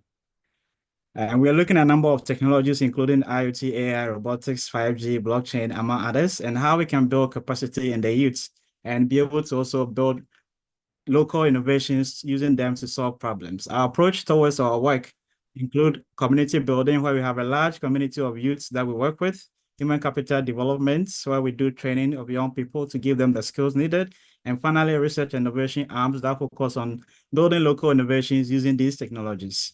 These are some images from our community programs where for the past 8 years, every single month, we bring young people together for free to inspire them, expose them to the technologies, let them use them, exploit them, and see how best they can build interests and skills in these areas. And these are images from our programs. For the training side, human capital development, we have training in digital skills, STEM, STEM-aid, financial, emotional intelligence, among others. And we have a new initiative called the STEM-aid, which is looking at empowering African students with the right mindsets and the 21st century skills to be able to create a better future. So STEM-aid basically looking at the acronym of putting the STEM, which is science, technology, engineering, mathematics, in addition to arts, innovation, design, and entrepreneurship. We believe a holistic education in this form is what Africa needs to prepare for the future. At STEM-aid, we provide STEM training, curriculum development, learning kits, locally made, competition and labs for students. And these are some of the impact of programs for students and preparing students for the future. And at a typical lab, you see 3D printers for our STEM labs, among others, with VR for your learning, having simulations, robotics, among others. Because of time, I'll just glance through some of the images. So after students going through our lab training programs, these are some of the innovations they're able to build, tackling local solutions. And these are all junior high school students. They go through the training programs, they have the labs in their various communities, and they're able to build amazing innovations at junior high school. So imagine what will happen when they get to the senior high school, to the university. We also look at environmental sustainability, where we have activities on converting plastic waste and other waste into products. And these are some of the outcomes of the waste materials that were converted to products. So all these were made from waste. Finally, we're looking at research innovation, where after building a large community of young people, empower them with the skills, we expect them to start tackling challenges we face in our industries, from education, agriculture, among others. And these are some images from our R&D projects. As you know, IoT at the Ghana Digital Innovation Week, every year we bring new innovation. These are the results of the work we're doing with our community, young people, and our research work as well. So locally, we are building IoT devices, among other developments, to ensure that these technologies we are learning, we can also build applications to address local solutions. And this is a robotics kits designed in Ghana, 3D printed in Ghana. And these are being used for robotics competition in Ghana, called the Ghana Robotics Competition, with our partners. Some achievements over the past years, I will just glance through them. We got featured by United Nations Magazine when COVID came with our COVID innovations. We got awards last year, Service Through STEM Award and Youth Volunteer Program. This year too, we won the Youth Volunteer Program as well. We got some support from NEFP to support our initiatives, among others. And last year, we won the Best Educational Startup Award for STEM-aid as well. Now, as we look into the future, our IoT Vision 2050, this is the kind of future I want to see in our lifetime by 2050. This is the kind of Ghana, Africa we want to build, powered by emerging technologies. And we are working every day in and out to ensure that this future will become a reality in our lifetime. I will leave you with a few quotes. The future belongs to those who can imagine it, design it, and execute it. And this is something we have to wait, but rather create. I don't know if some of you were able to watch the We Robots event yesterday by Tesla, could see how Elon Musk and his team is driving the future, building driverless car, driverless van, and humanoid robot for use, among other things. This is where the future is going. I think is opportunity for all of us to be involved. And as I wrap up, I want to challenge all of you on the call that if not now, then when are we going to build this future, or when are we going to even start? And if it's not us, then who is going to build this future for us? Once again, I'd like to thank you. These are some partners we work with to ensure that we're able to build this better future. Thank you so much for the opportunity to be part of the conference, and I'll be happy to take some questions. Thank you. Thank you very much, Joshua, for such an insightful presentation. Thank you. Also, I say a very big congratulations to you for the work IoT Network is doing, and STEMAID as well. There are a few questions. I'm going to begin with a personal one. We're talking about industry, education 4.0 and industry, right, and convergence of digital transformation in learning and manufacturing. Let's talk about commercialization of some of the innovations we've seen. How's that been so far in your experience? And how do you think we need to shape things up for us to be able to not just only innovate, but be able to commercialize our innovation towards ensuring that we are solving local challenges? Yeah, so I think one of the challenges for us has been taking all the innovations we built to the market. And honestly, it has been very challenging. Reason being that when we started 8 years ago, we didn't have any resources. We didn't even know what we were doing. So our goal was just basically bring young people together every month and learn something new, something we can't find in a university or anywhere at a time. And through that programs that we started organizing, we thought of starting looking at how we can apply the technology to solve local problems. So we've got to a level where now we have been able to master the art of understanding these technologies and be able to build basic proof of concept and prototypes. Some have been piloted, but then our next challenge is how do we take it to the market? And I think that's where I believe partnership comes in. From us, our approach is non-for-profit. So we might not likely always be in the interest of taking things to commercial. But I think one of the things we tried to do with STEMAID was that it was also a non-for-profit research work we're doing, but then we saw high demand for the product. Then we were able to forge some partnership and spin that out as a commercial entity. And it's been 2 years now and it's doing very, very well. I see the same approach being replicated with a lot of partners who might be interested in some of the innovation we've built. And I believe that's also one of the goals of this conference, to ensure that we can be able to understand where each connector operates, their interests, and see how we can forge collaboration and synergy to take some of the innovations that we built to market. Beyond that, we have a pool of talents of young people who are hungry to work. And I think, again, collaboration, partnership will be the way for us able to take it to the next level. Thank you. Collaboration partnership will be the way for us to get to the next level. Thank you, Joshua. I have another question from Josephine Boating, who at this point is my co-moderator. Hi, Josephine. Josephine is asking, what should Education 4.0 landscape be doing differently regarding technical skill and as part of enhancing life skills in Ghana? Well, I think, again, if you look at Education 4.0, it's need to align with Industry 4.0. And yes, in as much as we're trying to empower our educational system with more technical and vocational skills, the question is, do we have the industry to absorb all this workforce as well? So it's a two-part. We need to build both sides, not just the education, but as we build an educational 4.0, we need to also be building the industry 4.0. For example, if we start having AI programs, degree programs in other universities in Ghana, robotics, 3D, and all that, blockchain, and we don't have the industry who employ them, then we'll end up producing a lot of skills personnel with no industry to feed them. So I think we need to have academia, industry, collaboration, and engagement, like very, very hot one, to ensure that either we are investing in new startups that are focusing on Industry 4.0, to expand their capacity to employ new skill sets or talent that are also being built or trained to feed. I think we need to have this power running at the same time. If not, we'll build so much talent and we'll not have enough industries in our country and continent to absorb them. Hence, they'll all end up leaving the country again. Brilliantly put, Joshua. Thank you very much. One last question that is on my mind. Talking about collaboration, right, innovating together, which was a theme from the Ghana Data Innovation Week, right? What differently would you like to see industry and academia do to enable us collaborate and move faster? Because at the pace we are moving right now, like you just mentioned, we are not able to absorb skills if education institutions do take up the training of those skills. We're not able to absorb them in industry. But what can we do differently to ensure that we are striving together to build the ecosystem or the change we want to see in the ecosystem? Well, I think one, we need to have a very vibrant tech ecosystem, startup ecosystem, because again, if you look at the revolution, if I take you back to the tech industry revolution, you realize that the giants of industry that are leading the world, they were built on that revolution.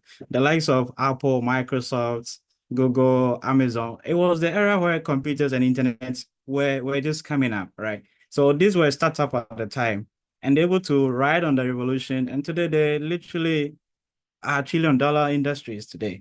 So I think for us we need to be deliberate and intentional about ensuring that startups that are aligning with the fourth industrial revolution technologies, we support them, we help them grow, because as the technology grows, some of the speakers mentioned about the market potential, the trillion-dollar economy and all that. It's all around these technologies. And if you have a startup built on this technology, it means that startup has the potential to become trillion-dollar business. So I think we need to have this deliberate, intentional agenda to ensure that some startups within that space are being supported, nurtured to become big so they can absorb some of the workforces. Because if you look at those companies today, some employ thousands of people, tens of thousands across the world. And I think if we want to build a new economy for the new future, all the traditional jobs, they are literally going to die. There's nothing we can do about them. But are we building the new ones? For me, I think a lot of energy should be focused on building the new ones. Thank you very much, Joshua. I think we're going to draw the curtain there for now. Joshua has just hinted on the position of industry and education, how we can move ahead with convergence to ensure that learning and manufacturing would help or aid digital transformation. I think that we have one last question for you, Joshua, before you go, and that's just coming in for Josephine again. Okay. How do we support startup Right. companies, and how can this setup be decentralized for education 4.0 benefits? Well, I think there are a number of ways, like supportive groups like TEJONNECT is one of the way to intentionally also support startups. And we need to have a voice for startups too as well. It looks like every group's association have voices, and when they speak, governments in a way listen, but I don't see much of that happening for startups. So I think we need to have a movement that ensure that collectively our leaders are listening to startups and supporting it and ensuring that they also, you take the like of Elon Musk, he was literally bankrupt. It took Obama to loan him money to get SpaceX back. Today, they're Starlink in almost every African countries. So these are some of the things that government can come in, help one startup or a number of them, and they bring the money back to the country and help the economy grow. So I think we need to find, I don't have the answer, but I think we need to find a way to collectively have a common agenda to ensure that we are building the industries of our future and making sure whichever party, organization, or development partners, we need to get them on board to make it happen. We make it happen. There might not be one way, but I think that we need to be pragmatic in our approach and see what works and what doesn't work. We're going to see industries like we've never seen before. Those were key takeaways from Joshua's presentation, and we need to be prepared for them. Thank you very much, Joshua, for that insightful presentation. We are going to move on Thank you to too, our Joseph. next speaker now. Should you have more questions, please feel free to put them in the comment section or in the chat in the Q&A session. We'll do very much well to ensure all the questions are answered, and we will send them to the speakers regardless, and ensure you have feedback in the communities, TEJONNECT communities. And do well to sign up to the TEJONNECT community. We will be sharing a link on the chat session, so you get access to that. We're going to be speaking to Mr. Charles Oligbo, who is the founder and CEO of Support Incorporated. He's going to talk to us about video banking as a virtual branch. Hi, Mr. Charles, how are you? Good afternoon, and thanks for joining us today. Hi, Richard. How are you doing? I can't turn on my video. I think you need to enable that for me to turn it on. All right, we're working on that right away. Okay. The Zoom master is going to take care of that. In 60 seconds, kindly try that again, and you should be live. Okay, it's working now. That's good. Perfect. Let me go ahead Welcome. and share my screen and Please, the stage is yours, sir. okay, just give me a few. Let me know if you can see my screen. Certainly, we can see your screen. Okay. Okay, good. All right, let me mute this real quick. All right, let me go ahead and introduce myself. My name is Charles Oligbo, and I'm the founder and CEO of Support Inc. Actually based in Houston, Texas, but I'm always in Ghana, and when I'm not in Ghana, I'm in Nigeria, just moving around, trying to let people know the solution we have built for financial institutions. So what we have built is video banking as a virtual branch, which I know by now a lot of you probably haven't heard about it or curious what this is, right? It's pretty much simple. Video banking as a virtual branch is the digital transformation of the physical branch to enable financial institutions adopt a customer-centric banking model. So as you can see, this week was customer service, or this week is customer service week. Customer service is really key to customer retention.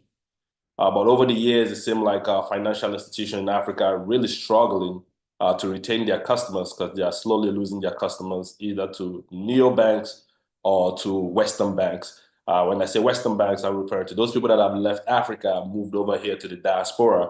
They tend to rather bank with the Western bank than bank with their banks in their native country. And because of that, the banks back home are kind of stressed right now, stressed out trying to get some customers. And now that is a big challenge. And what we did is rather than just having the physical brick and mortar type of banking, we just digitally transformed that. So what you can do in the bank, you can be able to do it in the comfort of your home, on the go, or in the diaspora. So we took the physical branch and put it right at the fingertip of the customers. I'll talk more about this, what that really means. We were founded in 2021, and so far we have 5 customers. And we are targeting the 54 African market to scale our product. Once again, like I said, this is a new innovation. This is not really, people are not familiar with this. There are 3 banks currently doing video banking before we came into the market, which is GTB in Nigeria, Standard Chartered in Kenya, the Kenyan branch, and Sterling Bank also in Nigeria. But the challenge there is that the product they're using are from the Western countries, and they are not built for the African financial industry. So that's why we came into the market and decided to build something that can work for the financial industry for cheap, as well as make the customers happy in doing so. So let me talk about a little problem of the financial institutions and the customers. So I had the opportunity to speak to a couple of financial institutions.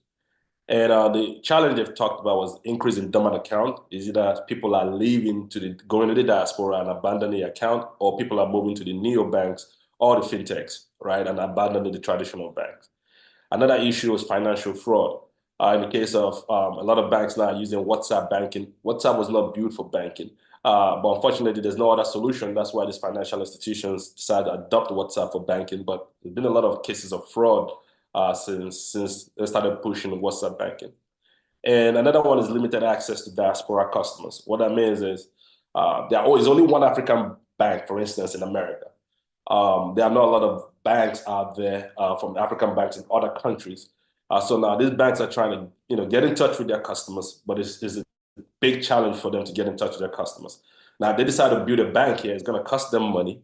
It's going to also, they're going to need a license to do so. And when they come into the market, they have to compete with the other banks that already been in that market. So it's going to be a big challenge for the African banks to just move to the diaspora and start operating and try to convince, let's say in the case of Ghana, all the Ghana customers to start banking with them.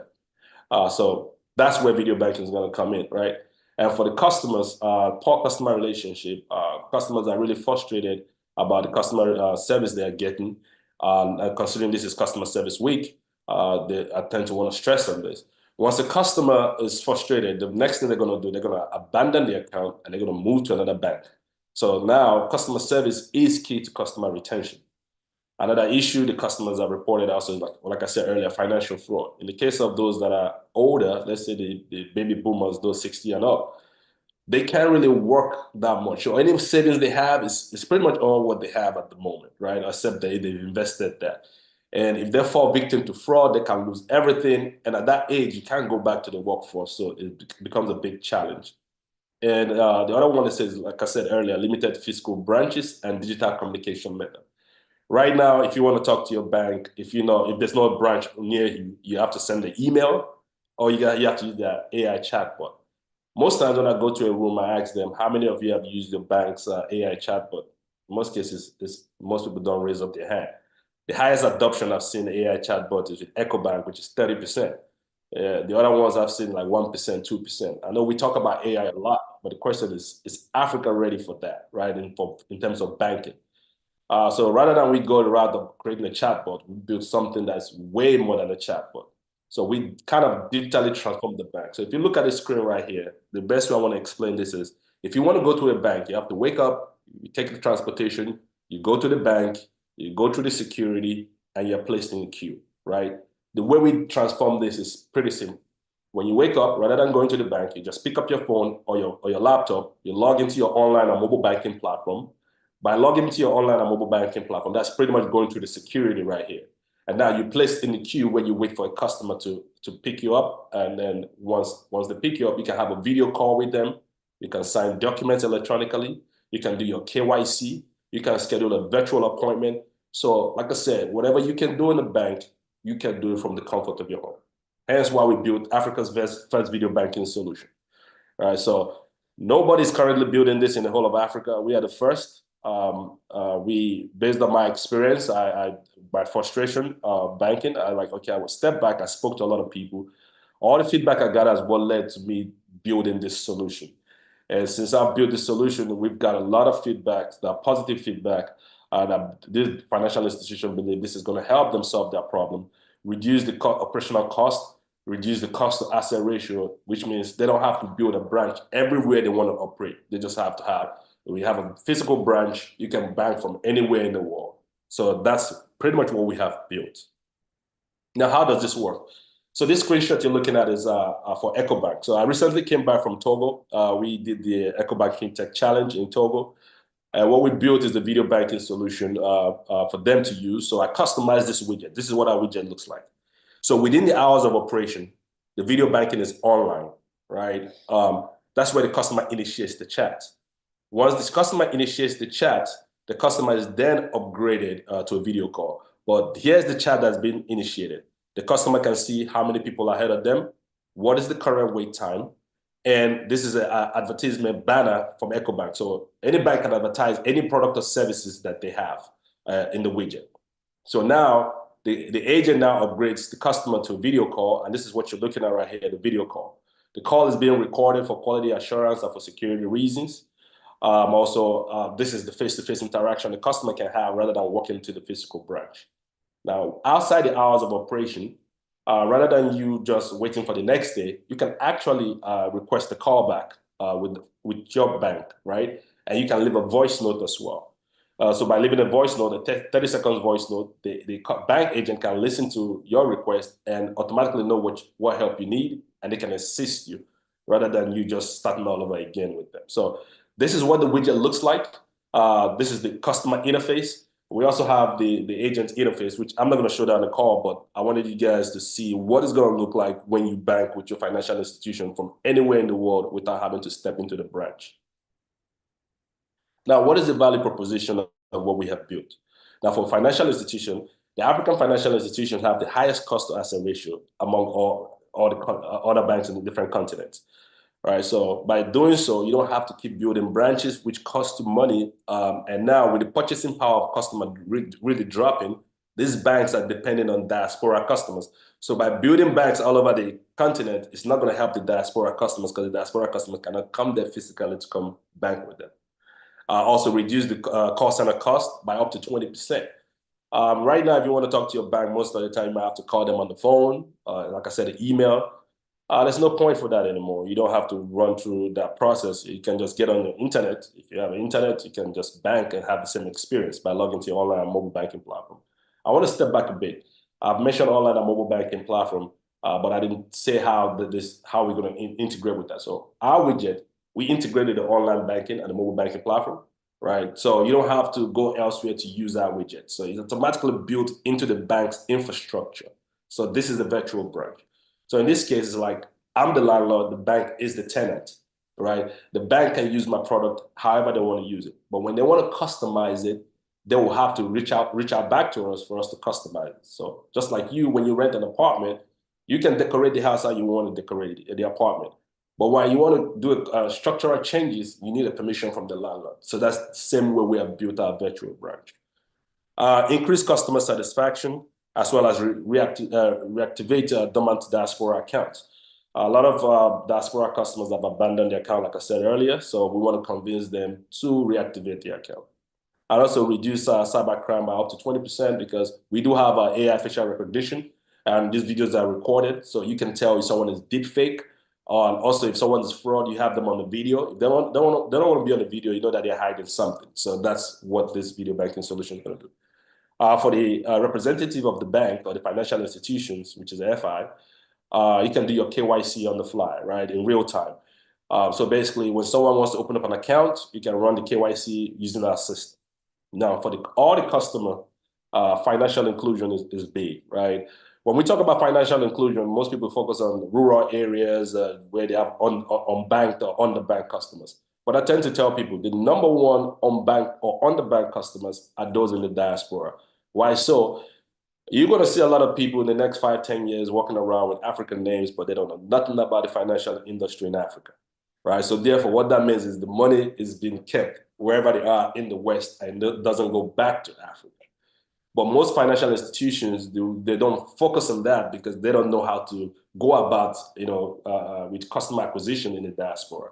So that's where we also come in to help them by not just only by a video banking solution, but letting them know what are the things where the customers reside. And for instance, let's say Nigerians, a majority of them are in Houston. Ghanaians, a majority of them are in New York. We can help them, channel their marketing campaign to those locations where they have most of their customers. I said earlier, they can bank from anywhere. You can bank from your home, on the go, or in the diaspora. Now for the diaspora customer, improve the diaspora banking experience. A lot of East African banks have been pushing heavy on diaspora banking, so they send their bank representative over to America to try to convince people to sign up with them. But when they get here, you got to put into consideration the employees that they send away never lived here, so they don't know how to even navigate here or how to get these customers. Once again, that's where we come in. And also increase remittance by up to 30%. It's not just sending money to your parents. It's about, what about mortgage loans? What about other business loans? You can also get that from the bank rather than just remittance or just sending money and things of that nature. So that's where we come in, and this is our value proposition.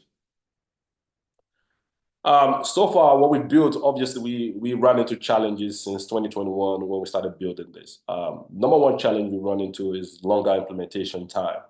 Most financial institutions, the ones we've worked with so far, it took a long time for them to implement our solution. Not because our solution is difficult, it's because they don't have a dedicated team. So all their technical team are more like a shared resource, and therefore they have other things they have to take care of. So it kind of slows them down to deploy this solution. And once they deploy it, they see the benefit.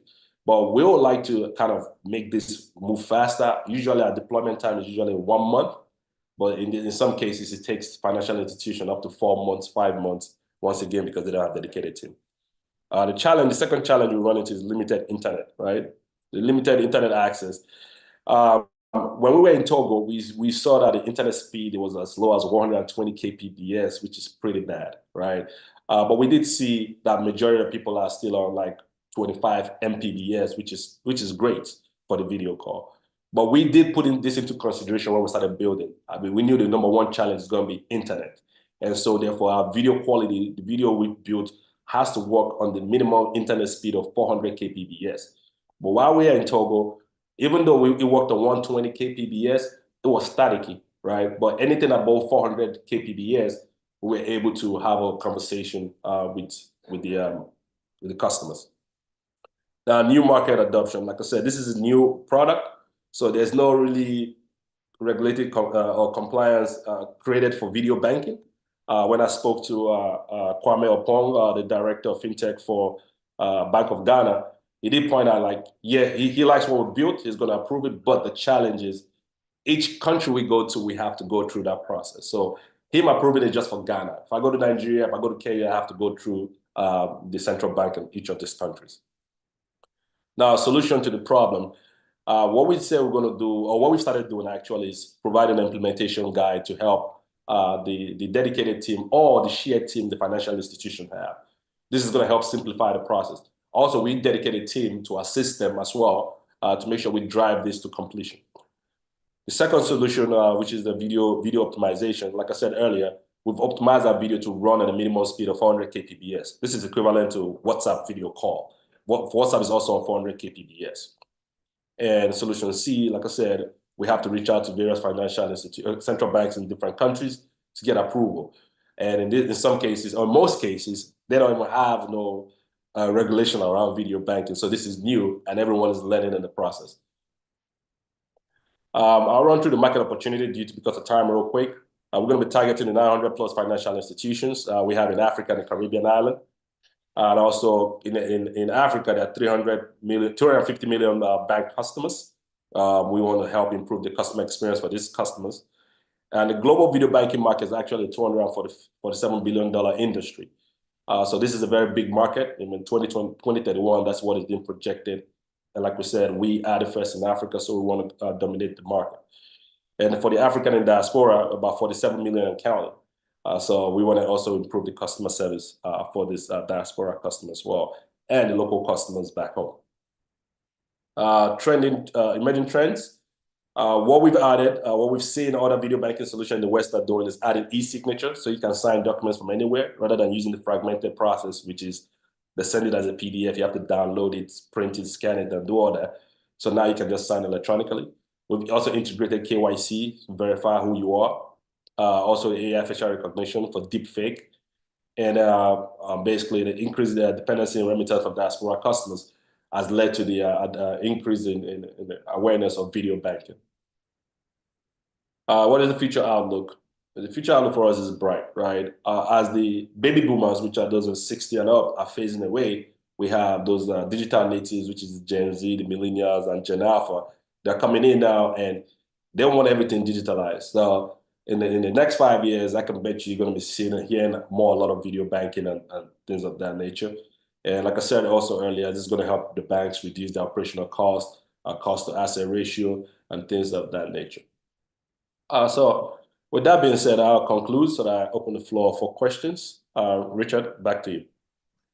Thank you so much, Charles. That was a brilliant presentation. Fascinating seeing what Soulport is building and what you guys are doing for the African continent and banking the unbanked. A few questions here. I would start is connectivity as a major challenge, right, for accessing key services. Okay, what does the future look like for that? And what are the roles of other players, the telcos and the likes, to ensure that this is looked into? All right, so let's talk about, first of all, when I say financial institution, keep in mind we are targeting commercial banks, fintech, insurance, telcos, neobank, and microfinance bank, right? In terms of connectivity, if you're talking about internet connectivity, thank God Starlink is helping improve the internet in Africa. We've seen then we'll talk about affordability then. You said again? When we talk about connectivity, you talk about Starlink, then we have to look into affordability. Oh yeah, like I said, you also have your regular phone data, right? You can have a video banking on your mobile banking platform, so you don't have to use Starlink. You have your regular data plan on your phone. You can use that to have a video call as well, right? But what I'm saying is, if you look back 10 years ago, the internet speed 10 years ago is not what we see now. So in the next 10 years, the internet speed is going to also improve, which makes life easier for Africans. So it makes life easier for us as well. So we are more kind of ahead of the game. This is the future of digital banking. If I told you 10 years ago that you're going to be banking on your online and mobile banking platform, you say that's a lie. But over time now, you see now we are all depending on online and mobile banking platform. But we've gone from physical branch to online and mobile banking. The next phase now is the virtual branch, where you can do everything from the comfort of your home, talk to a bank agent, fill up application forms, sign documents, do your KYC. Now, another connectivity in terms of integration, if that's another area I want to talk about, is yes, we know that this platform are built, each banks have different ways to build that platform. But what we consider is we focused on those people that the big banks and the mid that tier 1, tier 2, tier 3 banks. We've assessed all their online platform and it was online mobile platform and see we they built their system almost the same way. I think they outsource it to similar development team. And so that makes life easy for us now so what we built now, you can easily integrate into the bank's online and mobile banking platform and host it on the bank's server. Because based on central bank regulation, our platform has to be hosted on the bank server because you cannot own the bank's data. So therefore, we've passed that liability or that risk to the bank. So if anything happens, you can't really hold us because it's hosted on the bank server. All right, brilliant. Thank you so much. Well, very well put. There are a few more questions, and I see David Ofori has raised his hand. He wants to ask a question. I'm going to begin with this. This is a question from Josephine Boating, again, my very beautiful virtual co-host. Mentioning financial inclusion, in which ways can video banking harness financial inclusion for minority and rural population who are limited to traditional banking services? This is a question I had on my mind, talking about access as well. So talking about rural areas, I think that the biggest bank for rural customers, should I say, is Amemfima Bank in Ghana, right? So we started talking to them to understand some of the challenges the customers in the rural area experiencing at the moment. Well, like I said earlier, as long as you can log into your online and mobile banking platform in this area, you have to have a smartphone, right, or a laptop. As long as you have internet in that area and the internet speed is not below 400 kbps. Keep in mind, 400 kbps, you don't see that often no more because we see like the average usage is 25 Mbps. But we knew those rural people in the rural area are struggling with internet, so therefore we made sure we optimize our video to run on 400 kbps. So that's going to help them now bank with their bank from anywhere. They don't have to leave the rural area or drive to the city or drive miles away because that's even time and money for you to get in your car to drive. You're going to spend money on fuel or gas to get there. And in some cases, people, you might have to take your lunch break during work to go to the bank. We're saving the customers time. So speaking on that, just stay right on education for those rural customers now, or the traditional customers, because you see one of the key barriers to access is the usage. So education on usage for video banking, like how do you foresee that being tackled? Do you have like a plan to roll out education massively for video banking? And where do you see this? How soon do you think this is achievable? On this conference, I've already started the campaign by being at this conference, right? That's brilliant. But for the rural customers, so this is what we do. We have a different video, pre-recorded training videos. We share with the banks. So the banks can now send out an email with those videos to their customers to learn how to use video banking. Like I said, this is a new innovation. Every new innovation we all dealt with, we had to learn how to use it. Even with the Tesla car, you have to learn everything, right?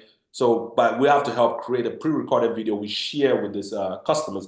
They can watch it to learn how to get on the widget, initiate a chat, when they can upgrade to a video, or when they can schedule a callback request. So that's where we've made a lot of pre-recorded video for customers. Okay, I'm going to take two questions, and David Ofori. I think David, please come on and ask your question. Then I would zoom directly to the two other questions I have pending, and then we would continue to our next guest. David, your hands were raised. Thanks very much, Charles, for that brilliant David, delivery. please kindly turn on your video.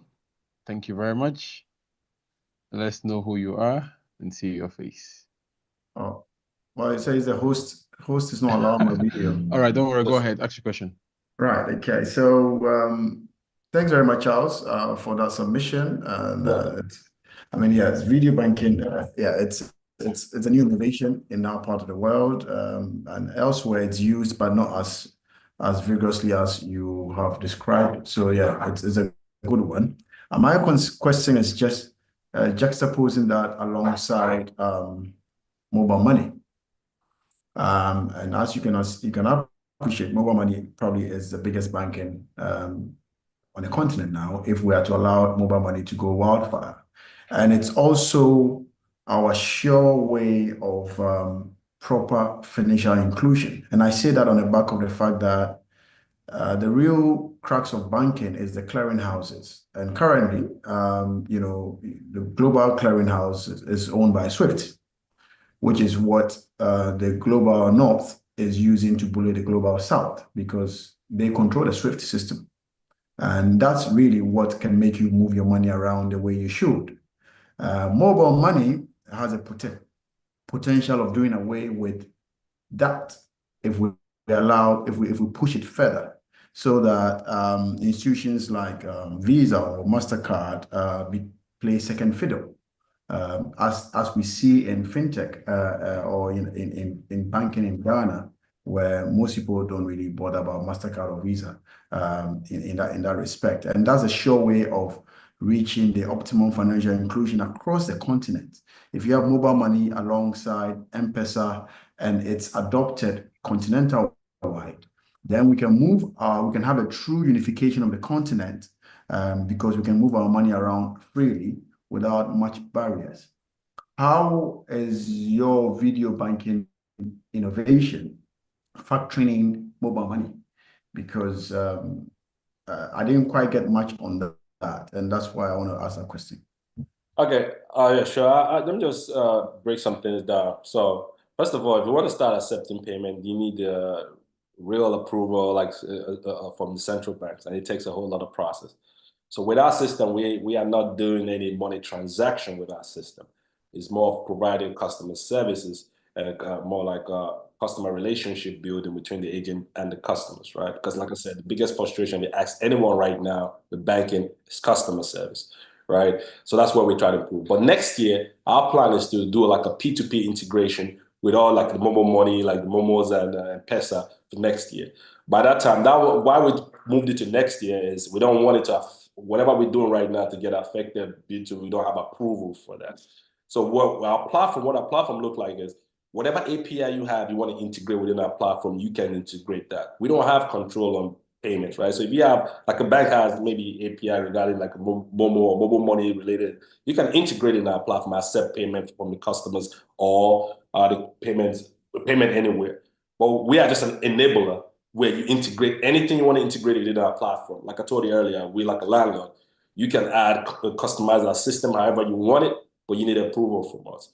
So that's where we are at the moment. Like I said, it's a new innovation. The more we learn, the more we improve in certain areas. But right now, our focus is how do we improve customer service and customer relationship. And also another thing, like I said, is the purchasing powers of banks. Because I was speaking to someone at Cal Bank, and their concern is purchasing powers of the customers is slowly dropping. So now it's like they're looking for a way to cut down costs, and also how can we get people for diaspora remittance more money in, right? So that's their issue. That's what we are focusing on. But in the future, obviously, the more we learn, we will improve in their areas. All right, thank you very much again. I think David, you still have something to say, but Yeah. before you go ahead, I need to bring up this argument, and just talking about augmented reality and mixed reality, right? Josephine is asking, where do you envision video banking with the advent of virtual, augmented, and mixed reality? How do you see that playing a part? And also speaking about security and the risks of data exposure, right? How can banks reduce the risks of protecting customer information? And then still building a good customer experience regardless. Like I said earlier, our system was built to be hosted on the bank's server. So there's bank have their security. Every bank believe in their security than any other security company, right? So they have control over the data. We don't keep no customer data, because if we do, then we're violating some of the regulations that central banks have put out there. So the banks, this virtual branch is the representation of the bank. So that's the bank in a virtual world. So all we do is enable by creating this platform for them to use it. Is what we built is not just the video, so it's not even the most interesting thing to do. Everyone is focusing on payment, but the truth is, people don't really have money like that again in Africa. And the people that really have money are the older ones. They're getting old. They can't drive themselves to the bank, so therefore they want to do things from the home. So in the next 10 years, I can see that the traditional brick and mortar way is going to fade away slowly with the baby boomers leaving. And with the new generation who are tech savvy, are all digital, the digital natives, they're going to adopt video banking faster than the baby boomers. So this is not a rush business for us. We know that we are ahead of the game, and we're taking our time to make sure we perfect a solution. And once we have penetrated the African and Caribbean market, we're going to be the #1 player. Because to build this, it takes years, because it took us about 2.5 years to do the research to build this solution, because we're not in a rush. We just want to make sure we address the issue for Africa and Caribbean islands. I don't know if that answers your question, but I can elaborate more if you have more questions on this. Thank you. I think we will have to delve into this conversation further, further in furtherance, and with this, we can explore on the podcast conversation we'll be having, looking at how seamlessly we can integrate some of the services and ensure we are building good customer experience for customer and ensuring we are banking the unbanked. I think one of the questions that was asked has already been answered, where you mentioned that you currently do not engage in P2P, or you don't engage in payment, right? Generally just building customer experience, ensuring that that challenge and that bottleneck is sorted out. So Derek Mensah, you have an answer there. Thank you very much, Mr. Charles, for your insightful presentation. David, I know you still have a question. You can connect with Charles behind the scene. Let's get this addressed, and we'll definitely have conversation on the podcast, or we can look at intricacies and how to channel, some of these challenges and ensure that we are building solutions together to alleviate the Ghanaian tech ecosystem. Yeah, sorry, David, you can reach out to me on LinkedIn, and I'll be glad to do a demo for you to have a clear understanding, because like I said, it's a new innovation, so people are still trying to wrap their head around what it looks like, right? So I'll be glad to do a demo for you. Thanks. All right, perfect. We do have a poll currently ongoing. Kindly do well to fill in the fill-in or answer the poll. Whilst we do that, I'm going to move over to our next speaker. Thank you once again, Mr. Charles. That was a brilliant and very inspiring conversation we listened to. We're looking forward to the future of video banking and what it can help us achieve as a people. My guest, Rashida Musa, is on standby. She is the founder and CEO of RALMA. I hope I'm pronouncing this well. Please forgive me if I'm not. She'll be doing a live tutorial session on empowering Ghanaian businesses with AI, automations, building efficient systems using make.com. Hi, Rashida, how are you? Can you hear me? Hi, good afternoon, everyone. I can hear you all very well. Good afternoon and welcome. Can you please turn on your video? Should you be having a challenge with that, try that again in 60 seconds while the Zoom Master activates that for you. Yes, that's my issue. I am getting that alert that the host has to allow me to show my video. All right, try that again in the next 30 seconds. It should be allowed now. You have a presentation, kindly go ahead to share. Okay, and we perfect. can zoom into the conversation. Okay. Hello, everybody. Awesome. Happy Saturday. Nice to see you as well. Richard, you are doing an excellent job hosting and coordinating this incredible conference. We've been live for what, 4.5 hours now? So this has been truly impactful.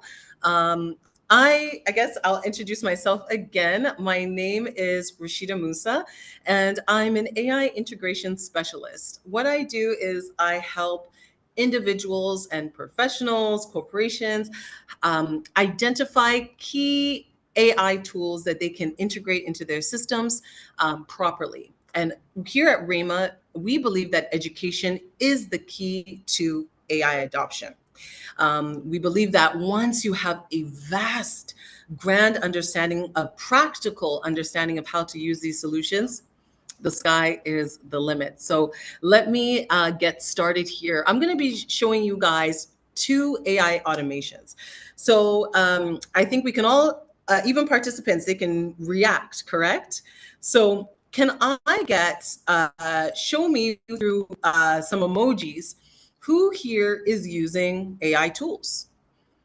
ChatGPT, Gemini, Midjourney, Gamma, Perplexity, Cloud. I think everyone will be using ChatGPT at this point. I'm sure. If you aren't, we have some problems. We got to get you on board. But okay, that's a lot of thumbs up. Thank you all. So we're going to take these AI tools and we're going to turn it up a notch, and we're going to create autonomous systems. So today I'm going to show you 2 incredible automations that you can do. So number 1, we're going to talk about video creation. So I'm just going to share my screen. Okay, perfect. Let me just get into scenarios. So Make.com. Make.com is an excellent automation system. It connects several modules and tools, regular technological stack tools like CRM tools, Salesforce, Gmail, Google Sheets, Canva even, are all connected through this system. So I'm going to show you how the system actually looks. So is what an automation looks like. You have different modules. So you can see in this automation, I've built an AI video that automatically takes my suggestion and creates a script. I have cloned my voice into a labs, and that's created, read what I've written in the script, and it's turned it into a video. So for the sake of timing, I've done everything before, but I'm going to take you guys through what it looks like. So what I've done here, the first one, this first module here, it allows Google Sheets to watch for new rows. So what I've done is I've created a Google Sheet. Oh.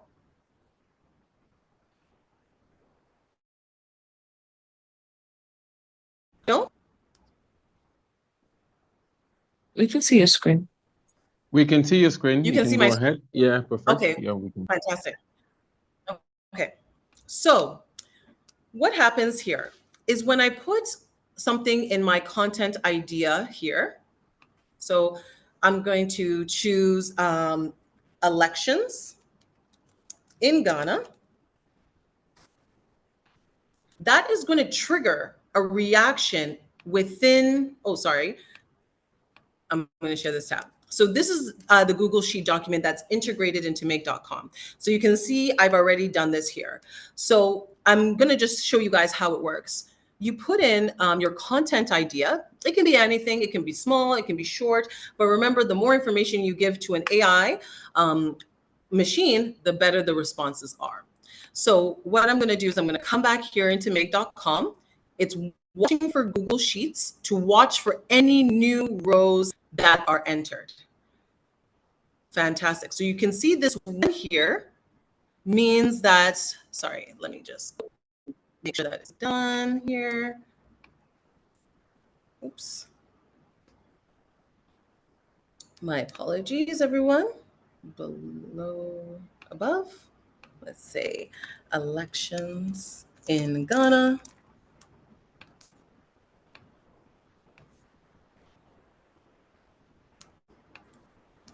My apologies.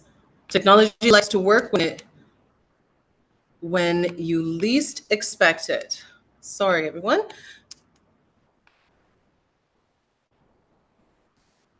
Take your time and sort it out. We believe that it's going to work perfectly well.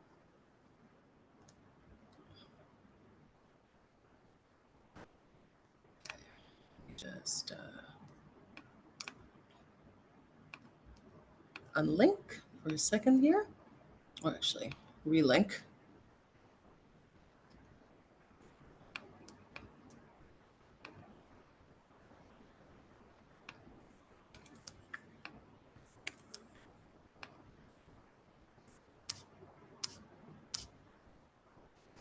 Okay, sorry. Okay, there we go.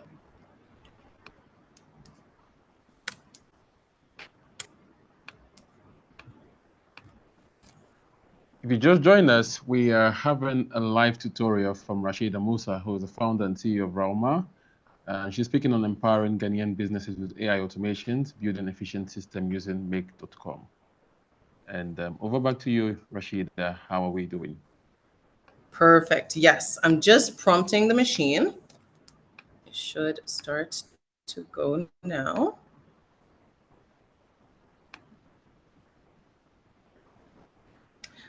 Okay. My apologies. There we go. I think I just need to refresh it.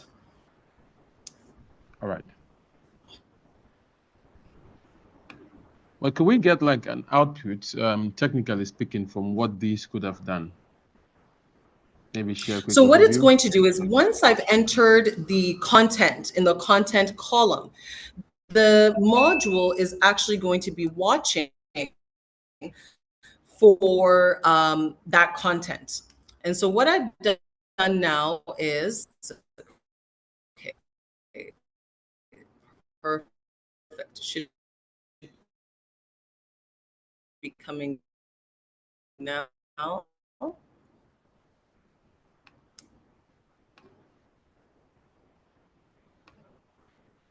Perfect. So what it's doing is it's watching and looking for any new content that's added into the Google Sheet. So we're just gonna let that run its course. Jesus.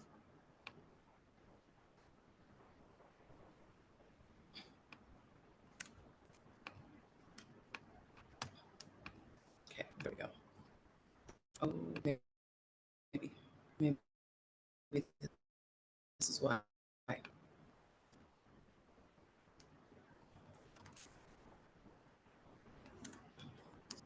So it's requesting the automation, that aspect.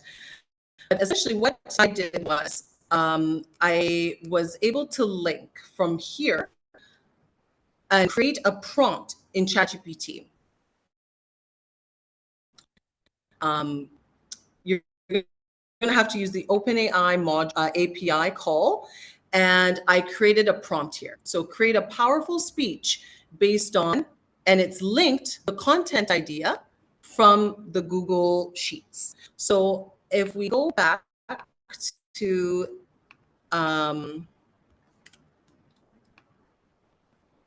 Google Sheets,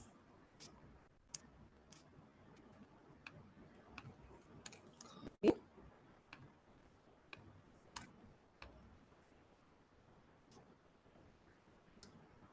will see that the AI took the prompt from the, oops, sorry.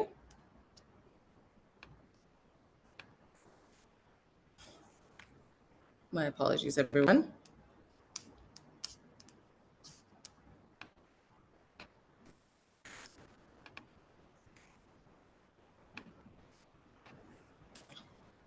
Okay, perfect.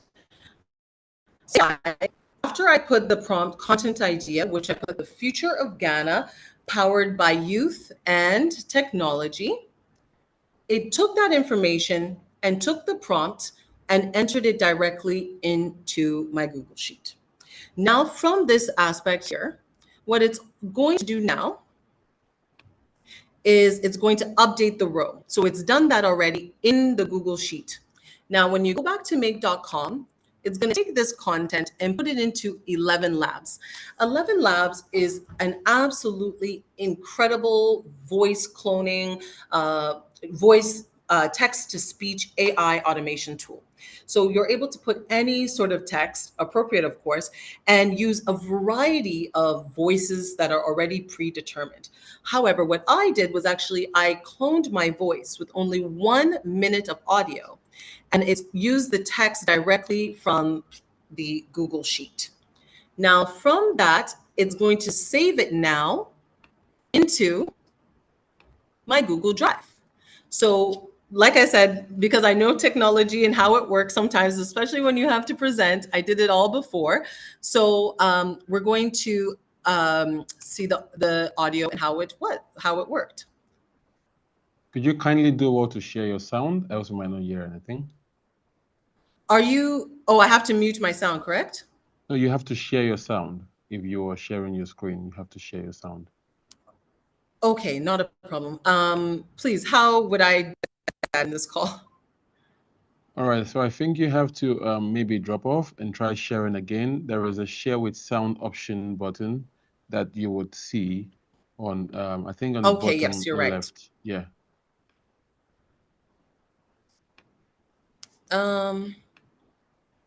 No, it doesn't give that option for this call. Maybe it's not approved by the admins. Okay, I would take this up with the Zoom master, but please go ahead and share. Okay, but if they can't hear it, I know. that would be a problem. That would be a challenge.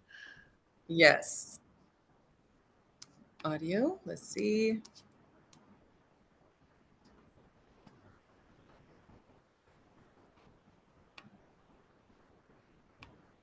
Okay. I don't know if the Zoom master can assist. Okay, I am a host you've been now. made a Okay. host now, so you can definitely do that. Try that. Okay, fantastic. Thank you. I'm going to cancel. I'm going to window. Apologies, it's still not giving a option.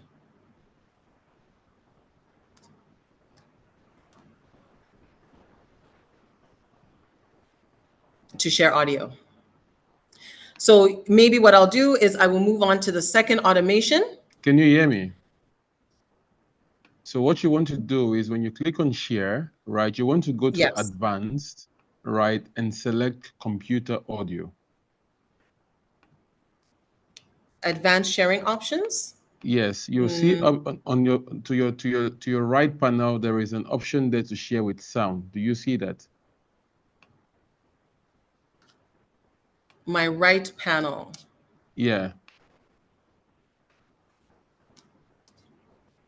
There's no. I did this earlier on another Zoom call, and where it was, it's not there on this call. Sorry, hold on. Leave computer audio. Okay, hold on. Audio settings. It's not going to be in your audio settings. You need to click on share, like you're going to share your screen, and then where it says share your screen, there are 3 tabs. We have screens, document, and advanced. Click on advanced, and you will see the share sound option on the right panel. Hello again. Sorry about. It's still not coming up. Okay. Is this? Let me see. Okay, there we go. Finally, it's been given. So sorry, everyone, for that. I really do apologize. Okay, perfect. All right, go ahead. So we'll go back here. And so if you guys remember, this is the script that was automatically generated by AI and then turned into an audio that automatically saved in my Google Drive. So we'll play the audio for you quickly. Sorry, I think I have to mute myself before you can hear. Ladies and gentlemen, esteemed members of this vibrant nation, Can you hear? today we stand at the crossroads of an era defined by innovation and ambition. Ghana, a country rich in culture and resilience, is poised to embrace a future powered by its most dynamic assets, its youth and technology. Our nation is home to a burgeoning youth population, armed with unprecedented access to information and a hunger. So that's just a snippet of it. So what it does now is if you go continue with the process, it gets a little bit technical here, but when you go back into the make module, it allows you to use an HTTP call and a JSON call to, I've also on the side created an AI powered video that matched the text and the theme of the text. And what this module here does is it takes the audio file and the video file from your Google Drive and merges them together. It adds captions and it can add background music. So you do that by adding JSON code with an API called JSON to video. So what we did here is you can see that the code is here. So this does get a bit technical, but it allows you to merge the two elements together. And then once it's created that video, it's going to upload that back into your Google Drive. So what I'm going to show you guys now is the finished product. So all I had to do was press this, run once, and it created this entire sequence it takes a little bit of time because of the video, but that's the only thing that takes time. I would say just a few minutes. So I'm going to show you guys the video now.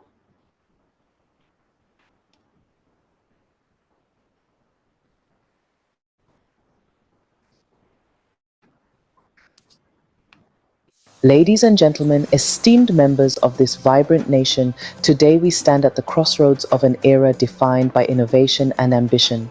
Ghana, a country rich in culture and resilience, is poised to embrace a future powered by its most dynamic assets, its youth and technology.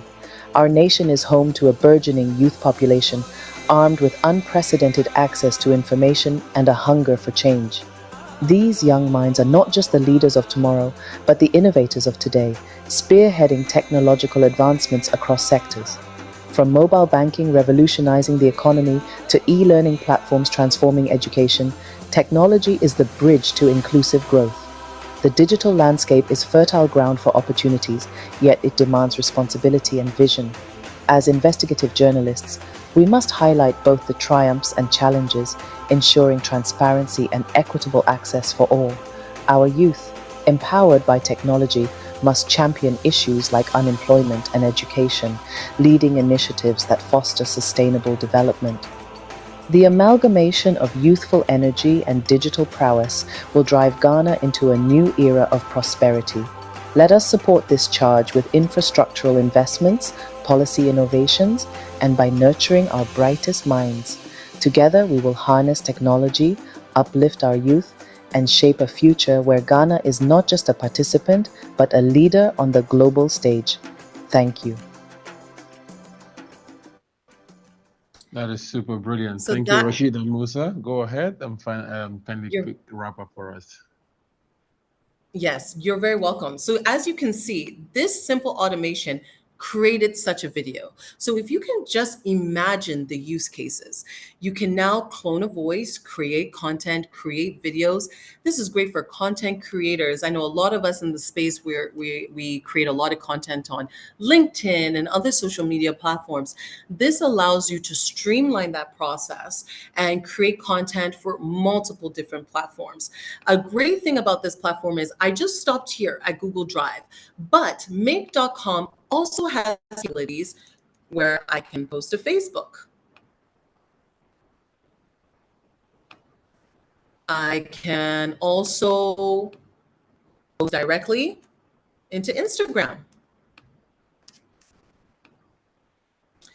I can also post directly into LinkedIn. So with these modules, you can now streamline almost every single social media platform that you're using. And if you notice here, when I go to add a new scenario, these are all the apps that you can use within Make to create automations. Etsy, Pinterest, Microsoft Excel, Discord, WooCommerce, for instance. There's just a tremendous amount. Calendly, any type of form, which we'll get into next, Printify, Zendesk. The options are endless. As you see, I'm scrolling, and you notice here that the sidebar here is barely even moving, meaning there are hundreds of apps. And make.com also has capabilities where you can build your own app and upload it onto make.com and create even more expansive automations. Now, this is a little technical, but I wanted to show you guys an automation that anyone can do, and it can automate processes such as if you have an event. So this is perfect. So Tech Connect, all of us had to register for this event, correct? And we had to enter our data. Now, this is an automation that I created that allows you to segment your audience based on what they put into a form. So what we did here is I created a form, which I'll share the link in the chat one to fill in test. So this is a basic form about AI intake. So one to fill this out. Once you enter this information, all of this information is a dynamic feature within Make. So what we've done here is within Coda, I've asked Coda to watch for new rows, meaning anytime a person enters this form, it is supposed to perform a task. And what I want is, based on people's responses in the form, I want the system to send them a segmented email. So in the form here, you get, let me go back here. Under AI tools and skills that you'd like to make, you want to become a better prompt engineer and deliver better, stronger prompts. Or you want to use AI to build websites. Or you want to do what I'm doing today and use AI to build automations. Or how to use AI to create absolutely stunning presentations, which is actually one of the #1 things that people ask me how to do. And last but certainly not least is how to create visual or audio content using AI, which is similar to what I did in my first sequence. So what happens is when you fill out this form, let's go back to Make, I have segmented it. So order essentially means once this information comes through, I want to route it into different segments, and they're all going to be Gmail. And if you notice here, there's some titles here: prompt engineer, website, automations, and presentation. So what happens is, if the participant selects that they want to learn how to improve their prompts, it is going to prompt and send them an email. So what happens is, again, this is the dynamic code. So the dynamic code here is the email. Oops, sorry. And then this is the subject line that they're going to get.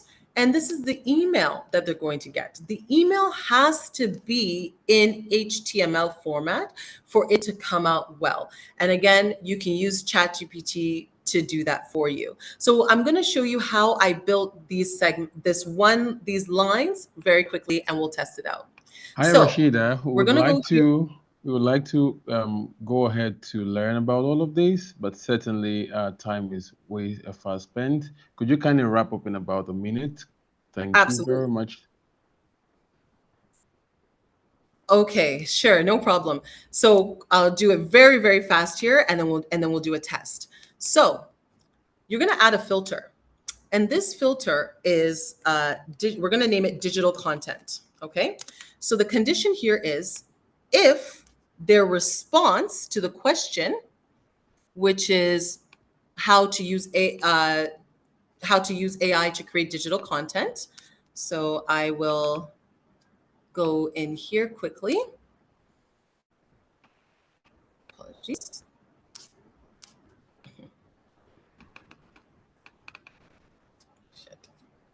Edit form.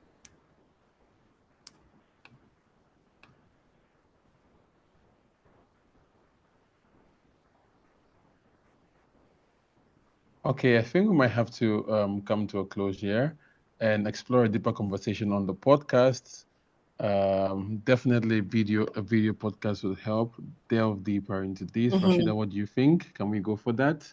We can have that done as quickly as possible. Could I just have 2 minutes? Is it possible to have 2 minutes? A 1 minute warning kind of isn't enough to kind of okay, sorry. Actually, okay, that's fine. Go ahead. Thank you. So, okay, thank you very much. So, I'm going to put oh gosh. Sorry, when you get kind of flustered with being told to stop, my apologies. So, I'm going to come here. The filter is if this value is equal to this text, meaning the individual who filled out the form, selected this option, is going to send them an email. So I'm going to click Gmail here, send an email. I'm going to add the email address that the person entered, which is this dynamic value. I have a email information here. It's already pre-typed.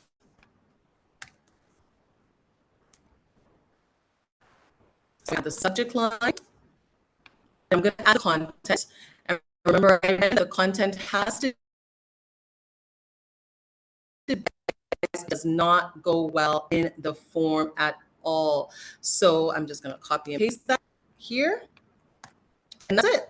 That's literally all I have to do. Actually, sorry. What I have to do now is I have to put dynamic the individual's name so that no matter who enters the form, it's going to say, hi, Rashida. Hi, John. Hi, Kwame.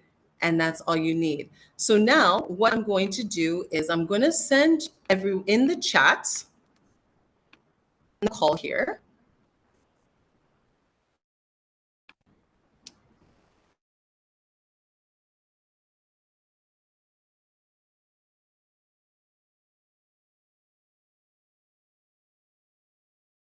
Email will come through. So the form, I've entered it into the chat. Once you fill out the form, you're going to get an automatic email that provides you with all the resources that you need based on the segmented choice that you made. Now, this is just for AI, but imagine for a conference like this, you're able to segment your audience. Imagine like Ghana Digital Innovation Week just ended, and we had an array of participants. So now imagine event organizers, you can segment emails to be sent to the students, to people who work in the public sector, to people who are CEOs. Everyone can get a different email. So I do encourage you to fill out the form. You will be getting an email with incredible AI resources based on your response automatically. And also, like I mentioned, we do AI training every single week, every Tuesday with the Ladies Entrepreneurship Club and Baobab Intelligence. It's an online webinar, and every single week is a brand new AI tool that we do get the opportunity to dive deeper. And so there's a 20% off code in the email. So I do and also for a lot of the AI tools, I've included some free credits. For instance, Gamma, you're going to get a lot of free credits if you use the link, and you can create stunning presentations, create websites as well. So yes, that's pretty much it. Thank you, Rashida. So sorry. So if you guys test it out, get the email, put Rashida, a comment in the chat and let us know that you got it, or respond to me. No worries. Oh, brilliant. Thank you. Thank you so much. I'm done. Thank you so much, Rashida. You were breaking up for the later part, but I think we did. We got the comment you're trying to pass along, and we're gonna go on a quick break for 2 minutes, just to stretch and grab some water. And when we come back, we'll be going on to the next presentation, which will be focused on future-ready teachers embracing AI and emerging technologies. Should you have a question, Rashida will be on the Q&A session to try to address them. I see Josephine already has a question in there. Kindly, Rashida, dive into the Q&A session and help us answer some of these questions. Thank you very much. We're going to a quick break now. We'll be right back.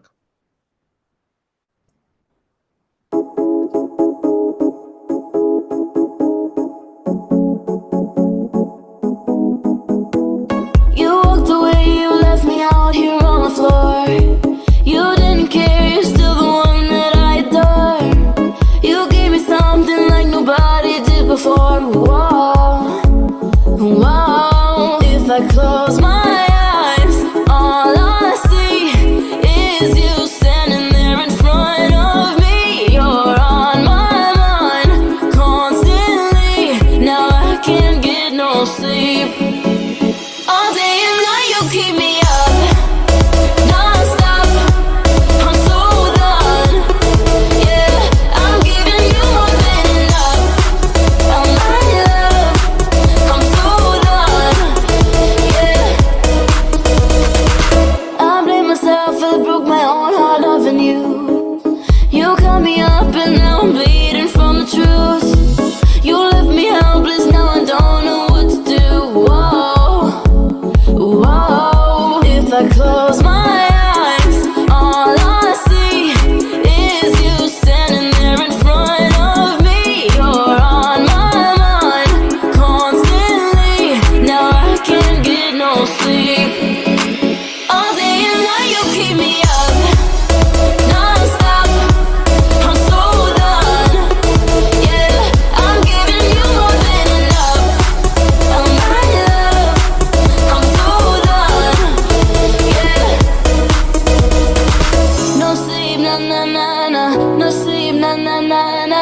I think about you day and night. Now I can't get no sleep, na na na na. No sleep, na na na na. I think about you day and night. Now I can't get no sleep tonight. No, no, no. No sleep tonight. All day and night you keep me up, non-stop. I'm so done. Yeah, I'm giving you more than enough. Oh my love, I'm so done. Yeah, all day and night you keep me up. No sleep, no, no, no. Non-stop, no sleep, no, no, no. I'm so done. I think about you day and night. Now I can't get no sleep, no, no, no. No sleep, no, no, no. I'm so done. I think about you day and night. Now I can't get Very much. Thank you very much. Welcome back. We are still at the Tech Connect conference. It's 1:51 p.m. and we are speaking about empowering tomorrow, the trends and needs of the holistic tech ecosystem in Ghana. I'm going to be moving on to our next speaker, who's going to be engaging us in conversations around future-ready teachers, embracing AI and emerging technologies. In the person of Dr. Nefertiti Populampo, who is a founder of the Institute for Advanced Teaching and Learning. I can see her on the call. We've been interacting quite a lot. Thank you very much. Please, good afternoon and welcome. Thank you. Good afternoon. Excited to hear from you. That's awesome. I'm going to wait All till right. I have the ability to share my video and my screen. That is currently Okay, being share worked on. screen. In 30 seconds, you should have that ability. Start sharing screen is good. I'm very much excited about this conversation, future-ready teachers. Future-ready teachers speaks a lot to what's happening within the context of teaching education and what Senlo spoke about earlier on transition to digital education. Let's see how AI, the use cases of AI and emerging technologies are being embraced by teaching our teachers in Ghana.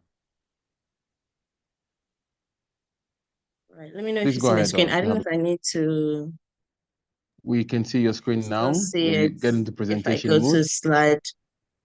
Yeah, we can Can we see definitely see presentation? that. Awesome. Yes. All right. Perfect. So welcome everybody. Thanks so much. And it's been great so far. I've been here since the morning. Awesome presentations and so much synergy. I'm really excited about the connections that I'm going to be able to make after this with some of the other people that presented. I'll dive right in and I'll circle back around as we go through just to lay the groundwork, sometimes I say 21st century teaching and learning, this is my area of expertise, but sometimes I say that and people ask me what it is. In theory, it's basically the skills that are needed for the future of work, the skills that will be needed in front of us in the ways that they differ from the skills that were needed behind us for the types of jobs that they used to be. So this is our anticipation of the types of jobs that are coming and the skills that we'll need in order to reach those. And lots of people have spoken about these skills, so I won't go over them again to bore you. Basically, critical thinking, problem solving, creativity and adaptability, being able to adapt to change for obvious reasons, communication, the ability to express your thoughts effectively, and literacy in digital technology and media. I'm going to give you a really brief overview of what those things are doing in the Ghanaian context, and then we'll dive into some of the things that my organization is doing and where the tensions are with teaching and learning for 21st century and the advent of AI. So some of the things that we're doing that we're excited about in Ghana, again, some of these things have been spoken to, so I was really excited that a lot of my early slides have been covered my ground, both from Mr. Nana Jimfi when he talked about what Sendlos was doing, and from Joshua Ajiman when he talked about IoT work that they were doing. And there's a lot of these sorts of programs that are covering those areas of trying to get our STEM work and our technology focus as is necessary in this time. So this is what's going well on these slides. Going to my next slide, we're talking about the things that might be minor drawbacks still, right? We have some work to do. As usual, we have resource limitations that not only affect acquisition of the computers and all the devices that people are supposed to be using, but also that affect our ability to maintain them properly, so that even when we have them, we find that in the long run, they're not functioning the way that they're supposed to in these environments. The other one is access. Obviously, that's also been spoken to quite a bit. Funding and policy gaps, which I think there are lots of organizations now looking into funding us for technology issues. And so those are being covered nicely. But the area where I focused in, because of my own training and specialization, is in teacher preparedness. And the issue when it comes to teacher preparedness for 21st century teaching is not just that we're training teachers to teach in a new way that makes our students more engaged and makes them the focus, and we don't sit and talk at students these days. We want for them to be speaking, for them to be reading, for them to be engaging the material and empowering themselves to know that they can learn new things and not just rely on what we've taught them. But the issue with it is that the teachers who are doing this teaching did not go to school in constructs where that kind of teaching was being done. That means that there is an unlearn to learn element of the teaching. And especially for your teachers that are highly experienced, that can be a challenge because they understand the fundamentals of the system that they're in, and the system that we're moving to can be a little bit difficult. What that means is that even when we train them, sometimes because the foundations are not quite what they would be, we still don't end up with the outcomes that we want, which is our critical thinking and problem-solving skills of our learners. This is where the Institute for Advanced Teaching and Learning comes in. So the Institute for Advanced Teaching and Learning, just as a definition, it's a professional development center for educators. This means teachers, trainers, lecturers, that assesses their 21st century skills, helps them develop those skills, and promotes learner-centered teaching techniques. I develop curriculum, and I promote the concepts behind the approach that will help us all switch to learner-centered teaching. So our mission is to see rote learning, chew and pour, memorization type of learning gone from the continent within the next 7 years. So we say that we offer guidance for educators, going from being the sage on the stage, that is the person up front who knows everything, to going to be the guide on the side, that's the person who is guiding students through the content they need to cover. So some of the reasons why this is a little bit complicated and why the work that the Institute is doing has evolved a bit. I've been teaching in 21st century teaching and learning since about 2004, but not in Ghana. So I came back to Ghana in 2019 and noted immediately that there's some nuances here that make a difference to how we absorb these concepts. For one thing, learner-centered teaching it puts an emphasis on a younger person over an older person and almost gives the steering to a younger person over an older person. And we have an authoritarian culture, which fights that a little bit. And like I mentioned earlier, also because we didn't come up in those environments, we don't understand them. So it makes it a little bit complicated. I'm going to use one quick example of a case of ChatGPT assisting some students in an institution where I worked, and how the teachers or the lecturers responded to it to illustrate the point of how 21st century teaching differs from traditional teaching. For the timekeeper, if you can let me know where I am in time, I would be grateful. Thank you. Most definitely, I will. I didn't hear you. All right. So in this case, the case that I'm presenting to you right now, one lecturer got their results, their scripts back from a take-home examination. The examination was a write-up of an analysis of a piece of work, a literary piece. At first, he was really excited. He says, oh my gosh, the writing is excellent. The grammar seems to be really improving. And then he sees this consistently over students who he knows do not naturally wield that level of English grammar. So then he decides, well, I think there's a problem. I don't know who's helping my students, but all of a sudden they've all become amazing at the English language. He brings this to the department. This is a point when I was a vice president for academics, so I was speaking to them about this issue. And he says, well, what do I do? Am I failing everybody? What's the problem? Well, we ended up having a discussion about what it means that ChatGPT had helped these students to write their assignments. And for me, believe it or not, I felt like this was a really good experience. I was happy about the fact that students were using ChatGPT. And somebody would say, why would I be happy? It's like they're cheating. There are a few things about 21st century teaching that make it important that we stay authentic to the tools that are actually available. In 21st century teaching, you want to evaluate those things authentically in the work environment. You remember I defined it as the teaching and learning that makes us ready for a 21st century world of work. So you want to work with those things that will be in the work environment so that when the person gets there, they have learned authentic to where they're going and they're able to work at the same level that you assess them in school.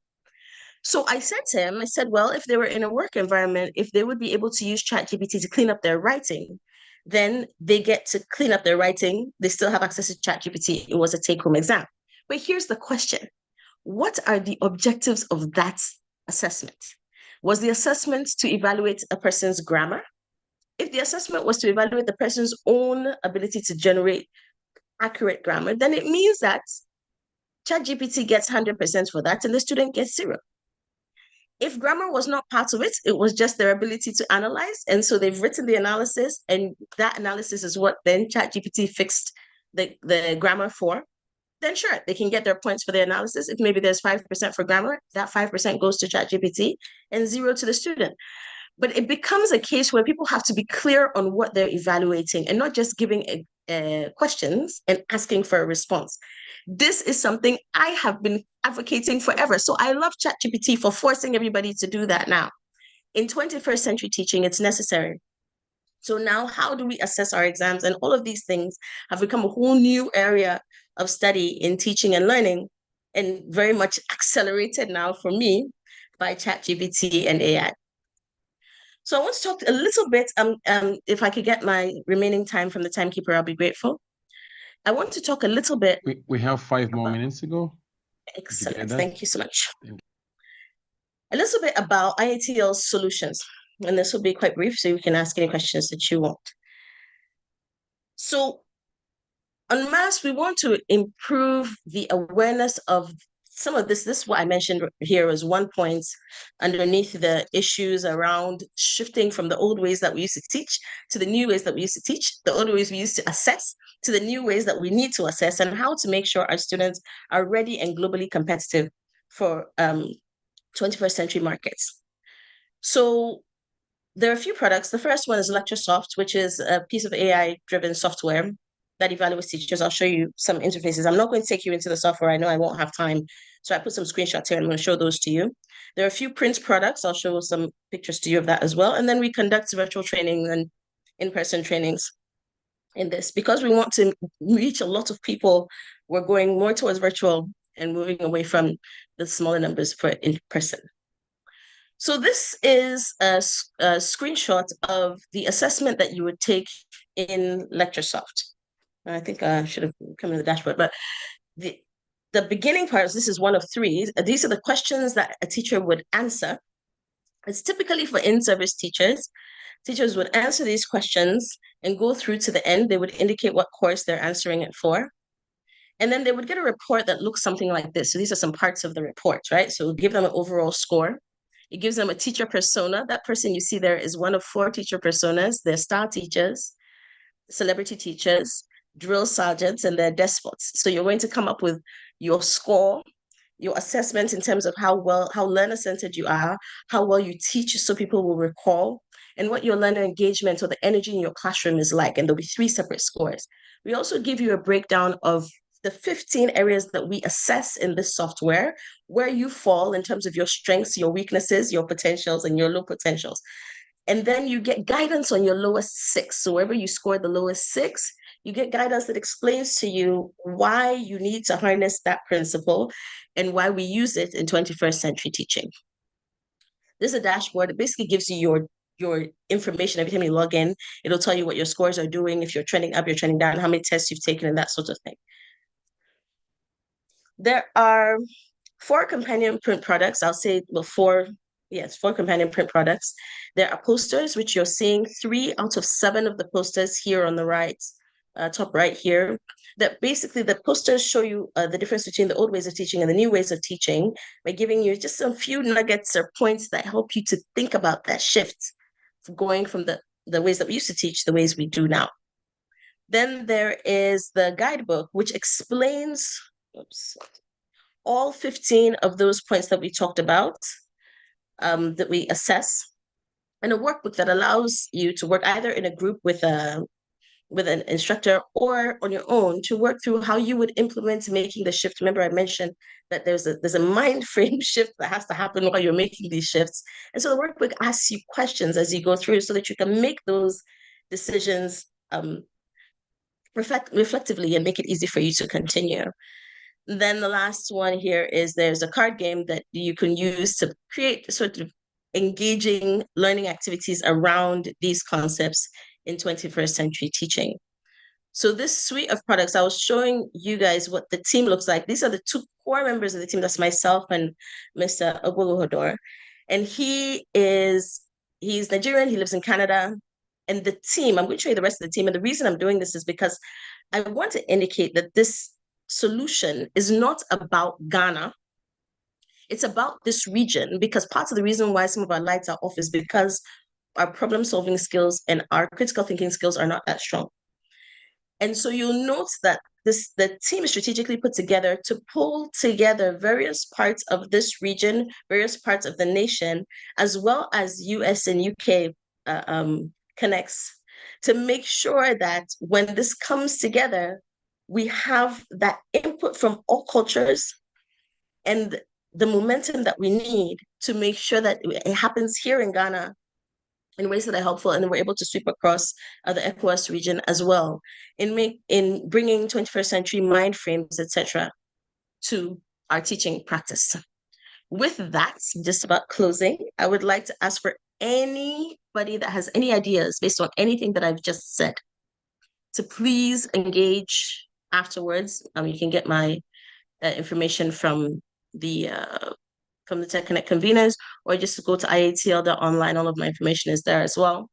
Please engage and let's talk about where we're taking these and what we're doing with them, and any ideas that you also got, because this really, I want every single person listening here to say the one thing that you're going to do to promote a better understanding, use, and focus on 21st century orientation to teaching in your region from today because of this presentation. Thanks so much. I'll take any questions that you have. Thank you so much, Doc. That was a brilliant presentation. Enjoyed particularly that you're advocating for the use of AI in education and how that could help our student population be much more adaptive with emerging technologies. I am very much concerned about the role of our parents, and I'm not certain I heard you speak about that. How are we The role of our navigating that parents, pattern? is that what you said? Yes, the role of our parents. Mm-hmm.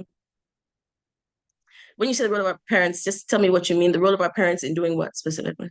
So in aiding the acceptance with AI education, because I mean you spoke about the authoritarian culture here, where even in some cases, in some homes, you're not allowed to use mobile phones and the likes. Your parent feels like you're always on your phone, you're not learning anything at all. What are you always doing on your phone 24/7?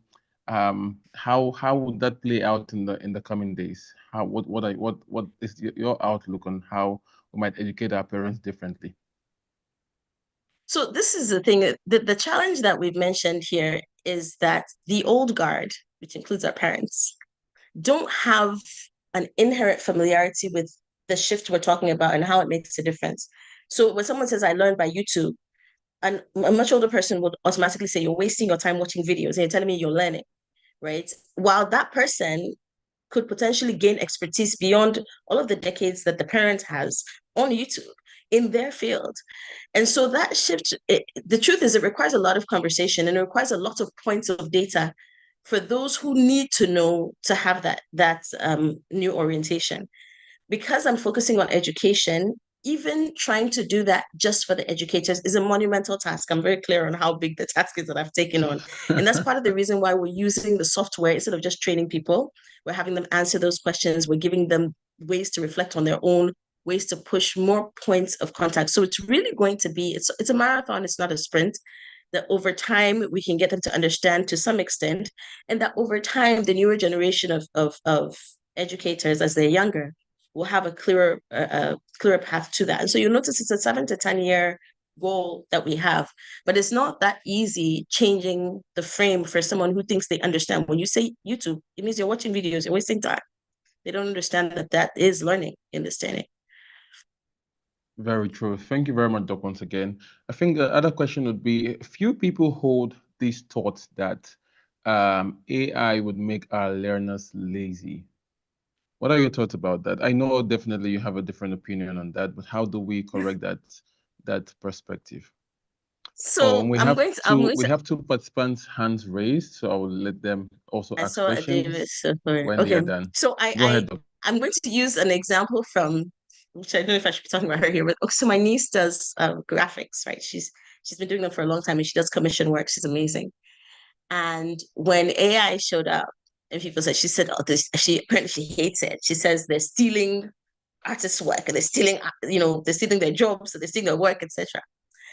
And I asked my sister to tell her that, artists are not going to lose their jobs to AI. They are going to lose their jobs to the artists who know how to use AI. So I'm going to leave that as my answer so that I could take the questions. That is brilliant. Thank you so much. Over to you, David.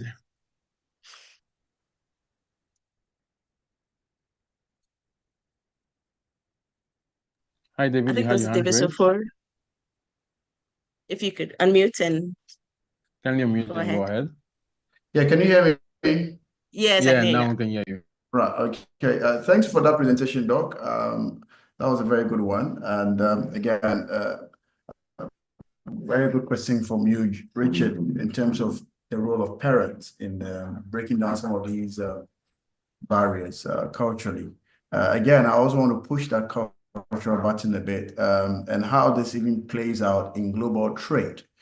Currently, the global north tend to bash our heads that how do we prove that we don't have child labor in our production of crops, for instance, whether it is cash crops or cocoa or all manner of things, because we've resigned learning to be a certain forward location. Whereas, if they are on the farms and learning is boundless, then they could be learning on the farms as well. So that you don't say that because a child is not wearing uniform, sitting in a certain forward institution, they're not learning, which is what affects global trade in that sense that, okay, we're going to penalize you because, we can't prove that your cocoa is not being done by child labor. So it's situating this advanced way of learning or this new way of learning to say that if learning is not limited to certain boundaries, then that should not, in essence, affect the way we look at global trade in that regard. And I don't know if it's something that your institution have really looked at, because that's going to become more and more of that, where people want to use learning to bully the others because I don't want to catch you. I know that I wanted to take the other question, but I'm going to say that the orientation of the international development community at the moment is in our favor in this case, because the orientation of the international development right now is that they need to do more to make sure that our solutions are contextualized to our environments, and that there have been evidences of failures that didn't look like failures to them, or where they couldn't understand the failures as a result of missing that particular component. And so the international development community now is particularly receptive to things that are novel to them, but are put forth as being our solutions. And this is TEJONNECT all the way, African solution to African problems. But luckily, I feel that this is definitely the time when those solutions are very well received. And even at the international conferences on these sorts of things, international development, these are the constructs that are trending. So this sort of idea, like, we learn on the farm because this is not your environment, this is ours, and this is how we learn. They will accept it because they recognize that these days they make mistakes when they don't listen to what those in the context are saying. So I think it's a good point, and I think that this is a good time to be making those kinds of points, that we should see less of that sort of penalization as a result of this sort of thing. Who was the other person who had their hand raised? I know I'm probably just about out of time. All right, yeah, we are out of time. That's all the question we can take for now. Okay. Definitely would reach out. We can always reach out to you, Doc. Can you kindly go back the last but one slide so we know how to reach out to you? Yes. Thank you very much, Doc. It was a brilliant conversation. Very insightful one. Looking forward to the future of education and embracing AI with our learning population. We're going to take a break now, and we're going to take a 30-minute break. We do understand that we are tired. It's been a very long day. People want to eat. We're going to take a 30-minute break and grab some food, grab some water, grab some coffee to keep you active. And we'll be back at 2:45. Thank you very much.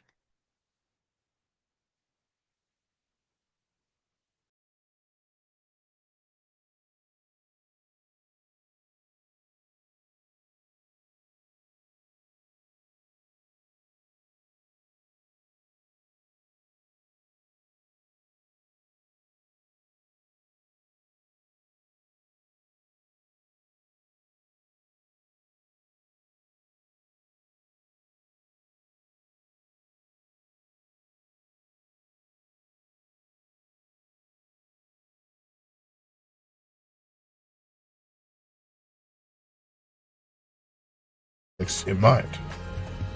Research. How will we achieve the grand vision of TEJONNECT? Well, by using the COOL framework. Achieving the vision of TEJONNECT using the COOL framework involves a strategic approach that aligns our actions with the core pillars of connect, optimize, and lead. Here's how we can systematically implement this framework to create a thriving and impactful tech community. Connect. First and foremost, we need to identify prospective members, developing a targeted outreach strategy to identify tech decision makers from the public and private sectors as well as influential individuals from civil societies and academia. Utilize networking events, industry conferences, social media platforms, and referrals to source potential members who align with our mission. Vetting them. Establish a vetting process that assesses potential members based on their expertise, influence, commitment to the vision, and willingness to contribute. This could include application forms, interviews, and a review of their professional background and achievement. Bringing them on board. Create a streamlined onboarding process that includes orientation sessions, introductory meetings, and detailed briefings on TEJONNECT's goals, values, and ongoing projects. This ensures new members are well informed and ready to engage. Co-creating and collaborating with the right partners. Form strategic partnerships with organizations, tech hubs, educational institutions, and industry bodies that share our vision. Co-create initiatives and projects with these partners to amplify our impact and leverage shared resources. Optimistize. Mindset shift. Foster a mindset shift among members and stakeholders by promoting the potential of African-centered tech solutions. This can be achieved through inspirational talks, success stories, and highlighting the impact of tech innovations designed with local contexts in mind. Research to showcase success cases. Conduct and disseminate research on successful tech ecosystems and projects from Africa and other regions. Use these case studies to illustrate what's possible when the right strategies and collaborations are in place. Dialogues around what is possible. Host regular dialogues, webinars, and roundtable discussions that explore the opportunities within the tech sector. Facilitate conversations that challenge the status quo and encourage innovative thinking about the future of tech in Africa. Optimize. Capacity building. Offer a range of training programs, workshops, and masterclasses to build the skills and knowledge of our members. Focus on leadership, project management, tech policy, advocacy, and other critical areas that empower members to drive impactful change. Process optimization. Identify and refine processes within TEJONNECT to improve efficiency and effectiveness. This could include streamlining decision-making processes, improving communication channels, and optimizing member engagement strategies. Facilitation. Act as facilitators in connecting members with resources, opportunities, and each other. Provide platforms for collaboration such as hackathons, innovative challenges, and think tanks that allow members to work together on impactful projects. Lead. Build a thought leadership brand. This can happen by positioning TEJONNECT as a thought leader in the tech space, by publishing insights, participating in public discourse, and leading conversations on tech policy and innovation. Develop a strong brand presence through blogs, podcasts, videos, and media appearances. Relationship building. Cultivate strong relationships within the community and with external stakeholders. This includes networking, one-on-one engagements, and creating opportunities for members to connect with industry leaders and influencers. Building market influence. Leverage our collective expertise to influence market trends and advocate for the adoption of tech solutions that align with our vision. Engage with policymakers, investors, and business leaders to drive the narrative around African-centered technology. Building a leadership culture in the community. Foster a culture of leadership within TEJONNECT by encouraging members to take on initiatives, mentor others, and contribute to the community's growth. Recognize and celebrate leadership contributions to reinforce this culture. Providing advisory. Offer advisory services to governments, private sector players, and civil society organizations on tech-related matters. Utilize our think tank model to provide strategic guidance, policy recommendations, and implementation support. By systematically applying the core framework, TEJONNECT can effectively connect tech stakeholders, foster an optimistic outlook, build capacity, and lead the charge in creating a tech ecosystem that is not only relevant but transformative for Ghana, Africa, and beyond. This approach ensures that our actions are cohesive, strategic, and aligned with our overarching vision of making a positive impact through technology.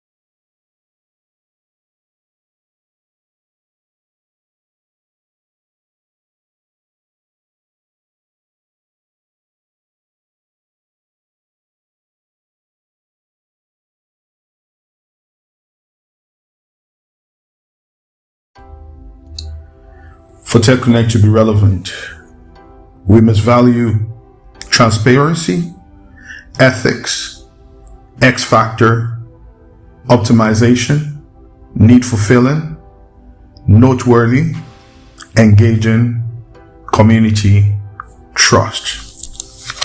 To ensure that TechConnect remains relevant and impactful, we must embrace and prioritize the following core values. T for transparency. Openness and honesty in all interactions, ensuring that processes, decisions, and communications are clear and accessible to all stakeholders. Transparency builds trust and accountability within the community. E, ethics. Upholding the highest standards of integrity and ethical behavior in all technological initiatives. This includes respecting privacy, advocating for responsible use of technology, and ensuring that our actions align with moral principles that benefit society. One thing we can do is we can refer to the Rotary 4-week test if we want to understand if what we're doing is ethical by asking these 4 questions. Is it the truth? Is it fair to all concerned? Will it build goodwill and better friendships? Will it be beneficial to all concerned? The X factor, bringing the unique and innovative edge that sets TechConnect apart. This is about thinking outside the box, embracing creativity, and driving forward ideas that have the power to transform and inspire. O, optimization. Continually refining processes, systems, and solutions to maximize efficiency and impact. This value emphasizes the importance of making the best use of available resources to achieve the greatest outcomes. And need fulfilling. ensuring that all technological solutions address real needs within the community. This involves listening, understanding, and responding to the unique challenges and opportunities that exist within our context. N, noteworthy. Striving for excellence and aiming to make a significant impact. Being noteworthy means creating initiatives that stand out for their quality, effectiveness, and ability to make a meaningful difference. E, engaging. Fostering active participation and collaboration among members. An engaging community is one where ideas flow freely and everyone feels empowered to contribute and be part of the journey. C, community. Building a strong, supportive, and connected community that values collaboration over competition. The community is the heart of TEJONNECT, where shared goals and mutual support drive collective success. T, trust. Establishing and maintaining trust through consistent actions, reliability, and a commitment to doing what's right. Trust is the foundation of all relationships within TEJONNECT, enabling open communication and a shared sense of purpose. These values guide TEJONNECT in its mission to drive technology that is not only innovative, but also deeply rooted in the needs and aspirations of Africans. By upholding these principles, we ensure that TEJONNECT remains a vibrant, influential, and relevant force in the tech landscape. TEJONNECT, African-centered technology driven by Africans.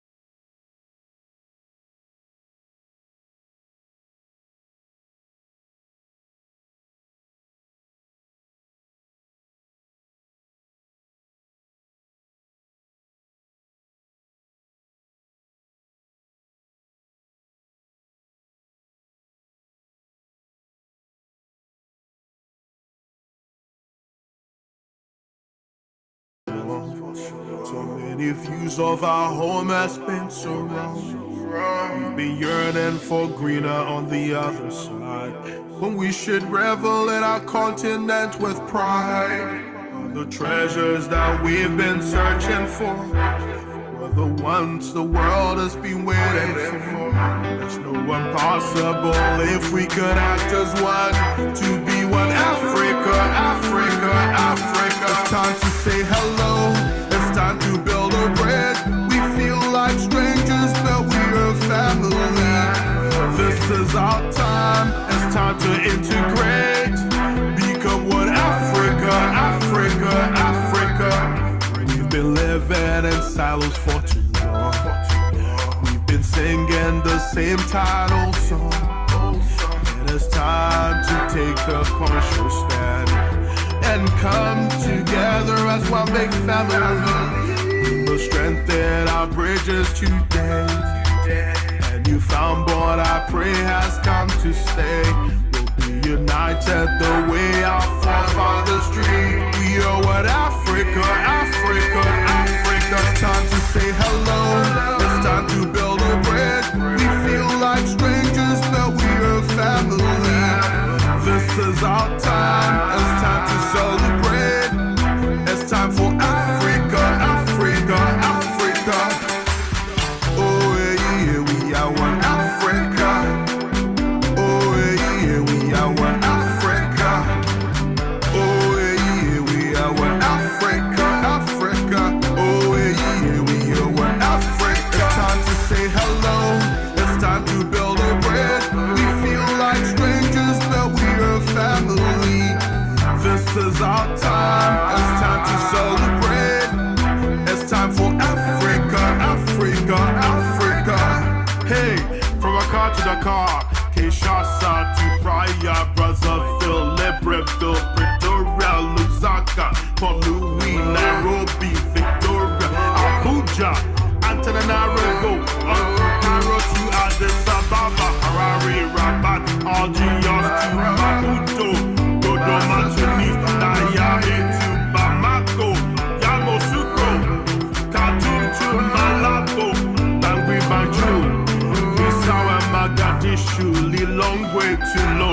Conakry, Maseru, Kampala, Luanda, Asmara, and Yaoundé, Porto Novo, Bujumbura, Freetown, Gaborone, Monrovia, Mbaboni, La Bamba, and Sao Tome, Jamena, Ouagadougou, Juba and Djibouti, we love the walk trot. Kigali, Moroni, Tripoli, Kigali, Moroni, Tripoli, Kigali, Moroni, Tripoli, this is Africa. In May 1963, in Addis Ababa, great men like Haile Selassie, Kwame Nkrumah, Julius Nyerere, Jomo Kenyatta, Agostinho Neto, Patrice Lumumba, Samora Machel, Sekou Toure have been praying and working with others for this one united Africa. The integration of Africa. Congregate, integrate, deliberate, celebrate. Young Africans, it's time. We must be intentional about inclusion. There must be a mental revolution. The key is consistency and innovation. So let us rise from Mauritius to Barbados. This is Africa.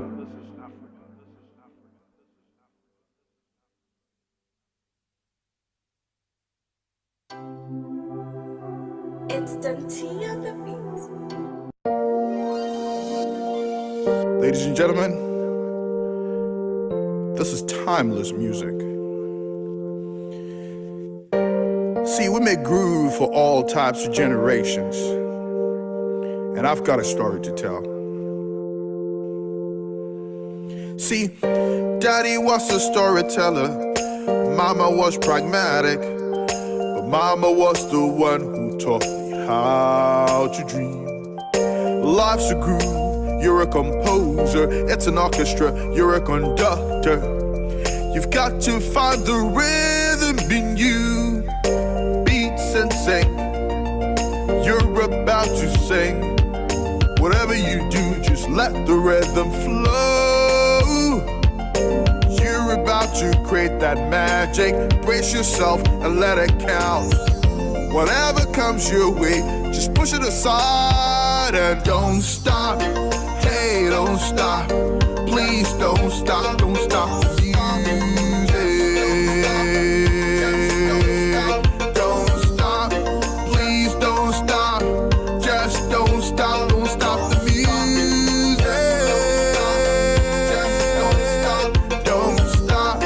Please don't stop. Just don't stop. Don't stop the music. Don't stop. Just don't stop. Please don't stop. Don't stop the music. I dip the brush in my soul and then I paint. Swell of the melody that is stuck in my brain. You sing to the groove and let it move in your vein. As the saying go, when music hits, it feel no pain. I'm crying the blues, play me the OJs. Mama show me some moves, let's have the better days. People taking the pics and making memories. Timeless as music is what the song says. I'm breaking out of the box, now I'm a star. I took a leap of faith and it took me over the bar. Greatness now, the status of who we are. Watch me swerving through the hating without a scratch on my car. Na na na na na, let the rhythm feed you. We're about to make that magic. Whatever you do, just don't stop. Hey, don't stop. Please don't stop. Don't stop the music. Don't stop. Please don't stop. Just don't stop. Don't stop the music.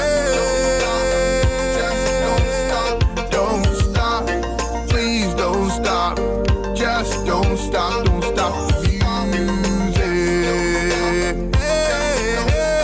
Don't stop, just don't stop. Please don't stop, don't stop the music. Oh, so life is just music. You have to find your rhythm. It may take time, but eventually you'll be in sync. Then you just take the baton, take control, and just conduct. But till then, don't stop. Don't ever stop. Don't ever, ever, ever, ever, ever stop the music. You're in control. Take charge. This is your life. Find that rhythm, find that groove. and paint your masterpiece. This has been your boy, Papa. Much love. Stay empowered. Peace out.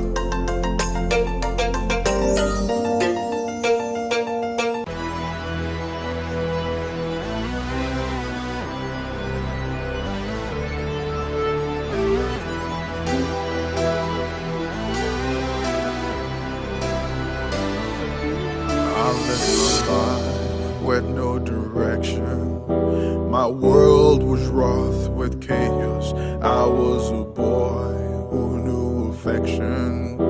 My world was full of conflict between the man that I was and who I chose to be in a world I hardly understood.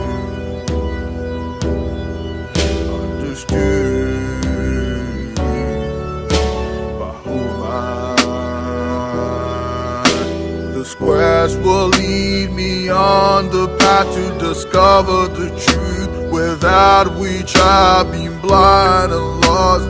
I must find my way.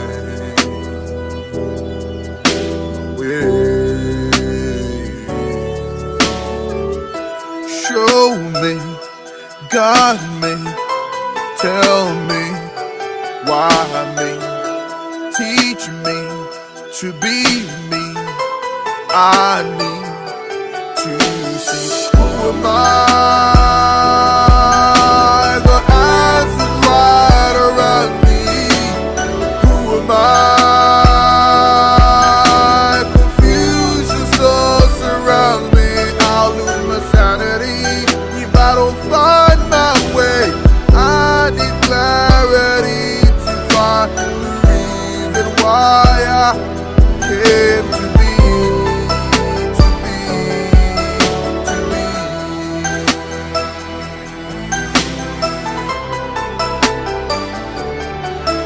Intention for which I came to be in, or simply an extension of a doted mother who tried to lead the way, the best way she could for her child. She hardly understood. She could for her child. She hardly understood.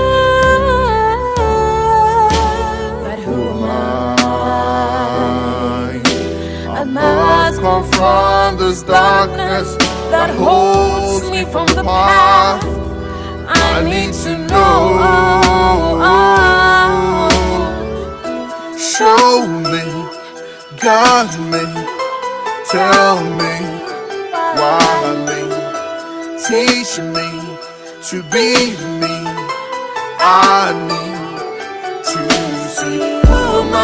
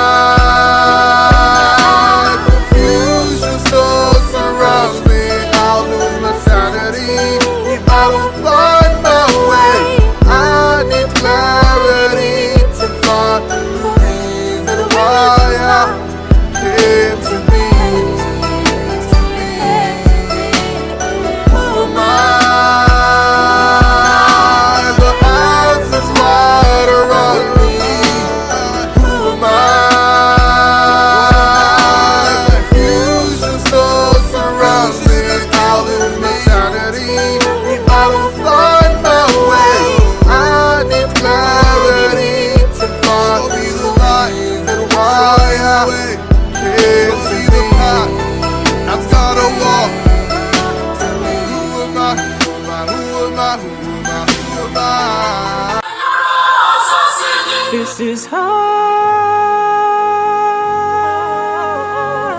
Yeah. This is our time, fellas. Time. Good times are rising and we've got work to do. From sunrise to sunset, we've got work to do. Let's get together as one community. We need to build this great land of opportunity. Start the dialogues, cut out the monologues.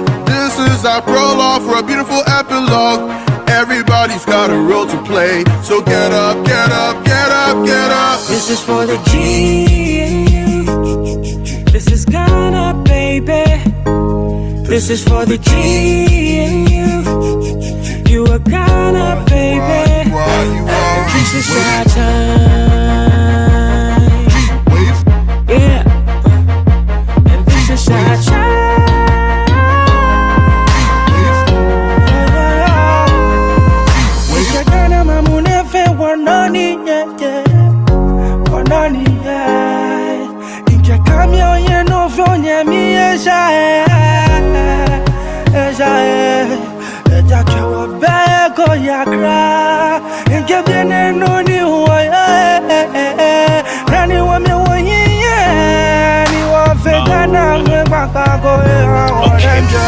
Me free Ghana, me free Ghana. Or double training some trade, yeah, funny dime. Kermo fara, mo better father. Becky Chiki Juna, de bata haraka. Ankurina che, cafe. Bakwena kumangana. Get in the K anu anla, Jajana assassini. Some yabo pape, papa, sabasari, yenye bakunjai kasi. Let's go. This is Ghana, baby. This is for the G in you. You are Ghana, baby. This is our time. Yeah. And this is our time. Sam G, Filigree. GH, I need to say. Marvel ain't, and I understand, cause you liberate. My land of dreams. God made you great. Or keep it, just keep it there whilst we wait for our guys to return back. We are still at the TEJONNECT conference, and we are speaking about empowering tomorrow, the trends and needs of the holistic tech system in Ghana. We had Dr. Nefertiti speak to us last around or about AI in the education in education and how we can embrace that for change. I quickly want to apologize to Rashida Musa for the abrupt termination of her session. Kind apologies, so sorry for that. Certainly, I do know we have a few questions for you. I think that our participants would like for you to put in your questions in the Q&A session, and we would allocate time subsequently where Rashida can come on and address all those questions and enable us really understand how we can utilize make.com.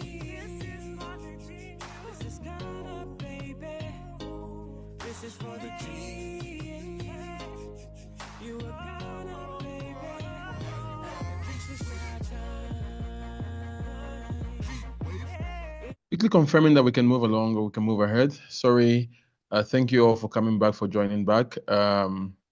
We do understand that time is way spent, and I hope you guys had a little bit of a relaxed time, grabbing something to eat, maybe snacks or food or water, anything that makes you feel comfortable returning back to enjoy the rest of the session. We are going to delve deep now to the topic of PaaS, SaaS, and navigating cloud services for a resilient Ghanaian tech ecosystem. Just checking in to see if I have the person of Nikia Carter on the call. Just confirming that quickly. As soon as I'm confirmed that we have Nakia on the call, we would zoom right in. How did my computer? Yes, I think I see Nikia. Hi, Nikia. How are you? Yeah. Hold on 1 second. I'm having. How? I can hardly hear anything if you're speaking. What? Oh, brilliant. I see you now. Welcome. Good afternoon. Nikia is the co-CEO of NTC Tech Consultancy, LLC, and she'll be speaking to us about navigating cloud services for a resilient Ghanaian tech ecosystem. I'm going to hand over to her now to go ahead.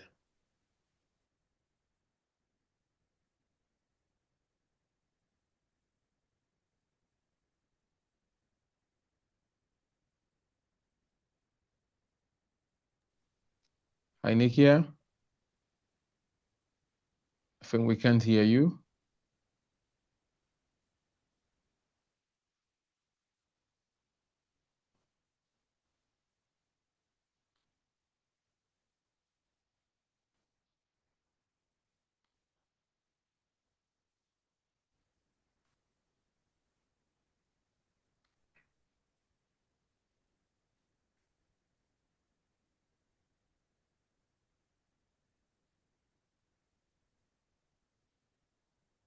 Please, if you can hear me, Nikia, we can't hear you. Unfortunately, I don't know if this is my network. Could Zoom Masters help me in here?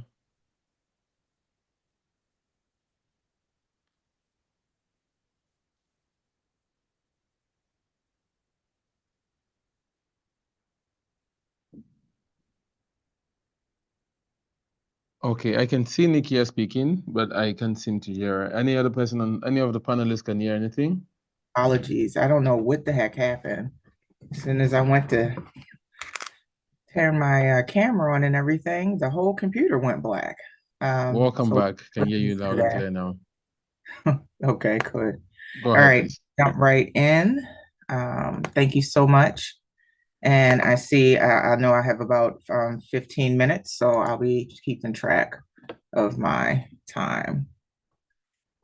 So we're going to jump right into my presentation on IaaS, PaaS, and SaaS, and how it can be something that can be used in the Ghanaian tech ecosystem.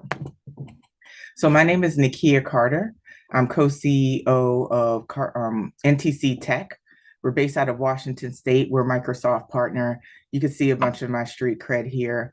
But one thing I would like, well, two things I would like to point out. I've been recently named or awarded a Microsoft MVP, and also had become a Microsoft Global Communities Initiative Regional Lead for MIA because of our efforts in Ghana for our tech community. But anyway, jumping in.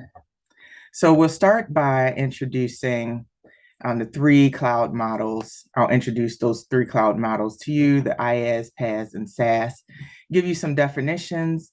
Then we'll explore the advantages and look at some of the use cases for these models in the Ghanaian context. And then we'll go through some of the challenges of adoption, infrastructure limitations, cybersecurity threats, things like that. And then lastly, we'll take a look out into, outlook into current trends and the future outlook of the cloud technology in Ghana. All right, so first to give you an understanding of what each platform is, IaaS, or Infrastructure as a Service, provides business with foundational infrastructure such as virtual machines, storage and networking, and is usually on a pay-as-you-go basis. This offers flexibility and scalability, allowing businesses to adjust their IT infrastructure to changing needs. Because businesses are always changing. So it's easy to flex with these types of services.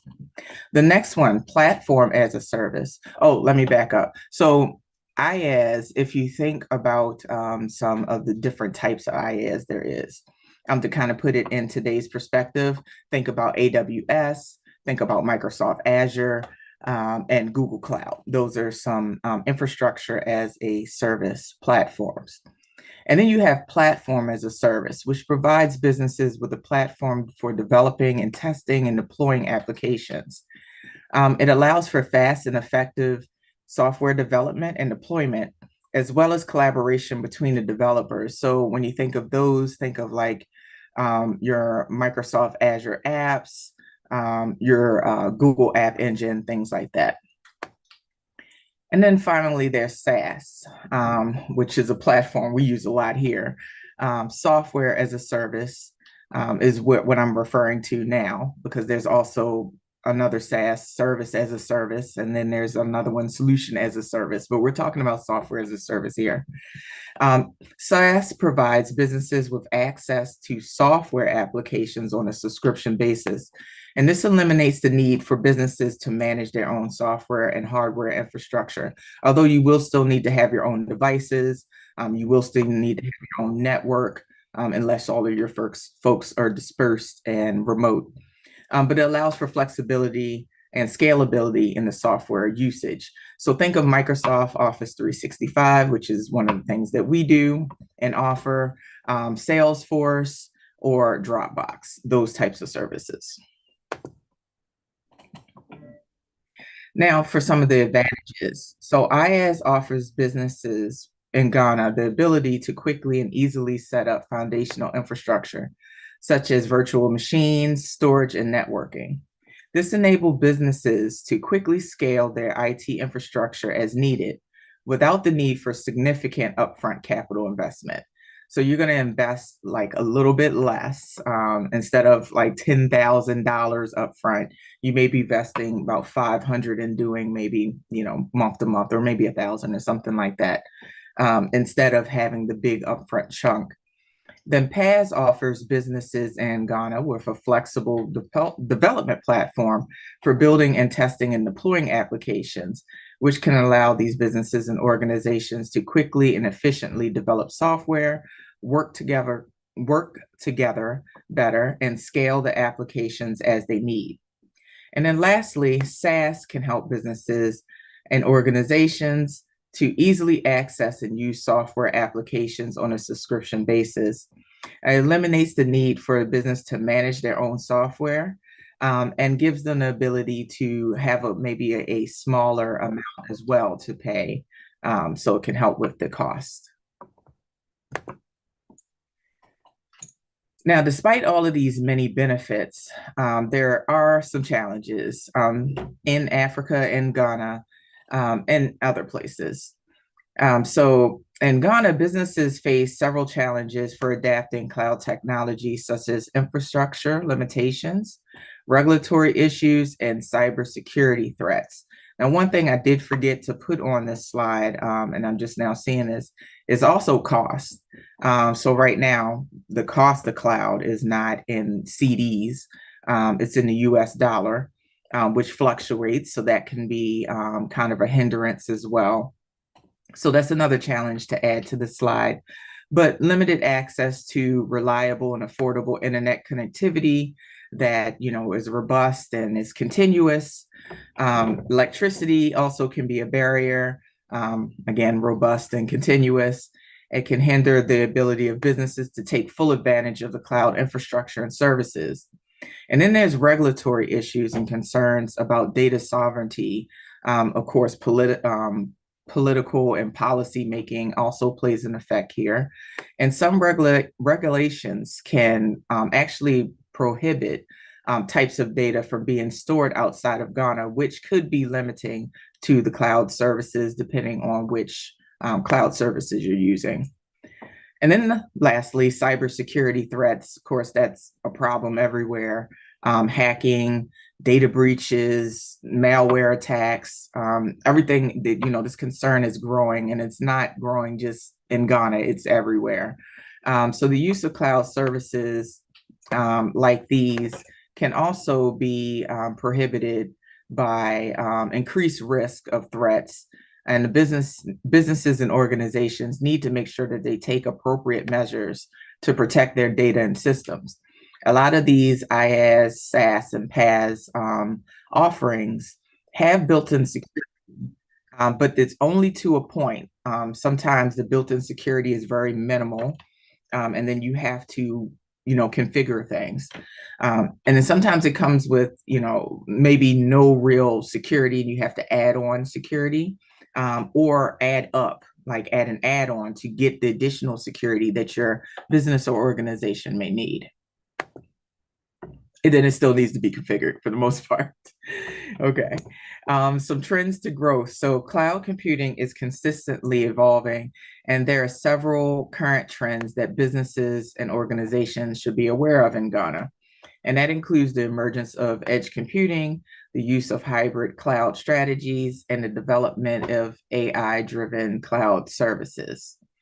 Edge computing involves processing data closer to the source rather than in a central data center. So, maybe a data source that's right up on your computer or in your computer for that matter. This can help reduce the latency and improve performance, making it an attractive option for businesses and organizations in Ghana that require real-time data processing. Hybrid cloud strategies involve combining public and private cloud services to create a customized IT infrastructure that meets the specific needs of a business or organization. It can offer businesses in Ghana and organizations, of course, increased flexibility and scalability. And then there's AI-driven cloud services, leveraging AI and machine learning to provide businesses with advanced analytics and insights. This can help organizations in Ghana to optimize their operations and improve business data-driven decisions.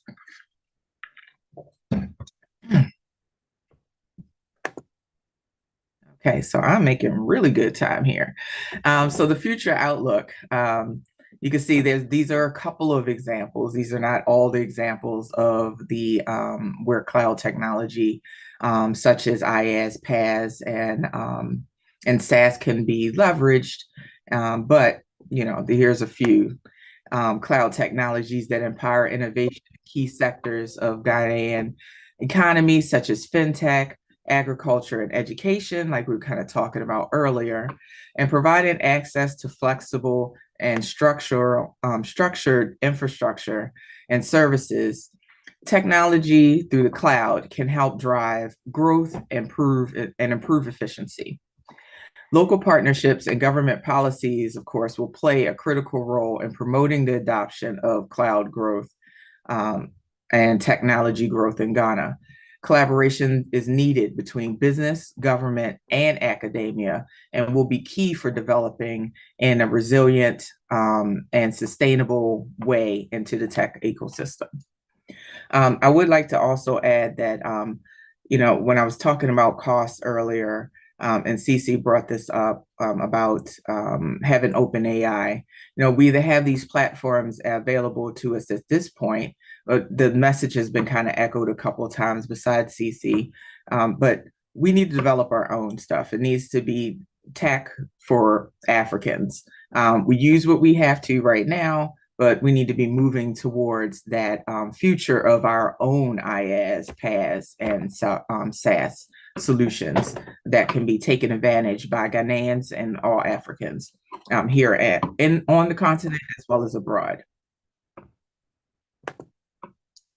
Okay, so that's it for me, but cloud technology has the potential to create resilient and growth-oriented tech ecosystems in Ghana by providing businesses and organizations with flexible, scalable, and cost-effective IT infrastructure and services.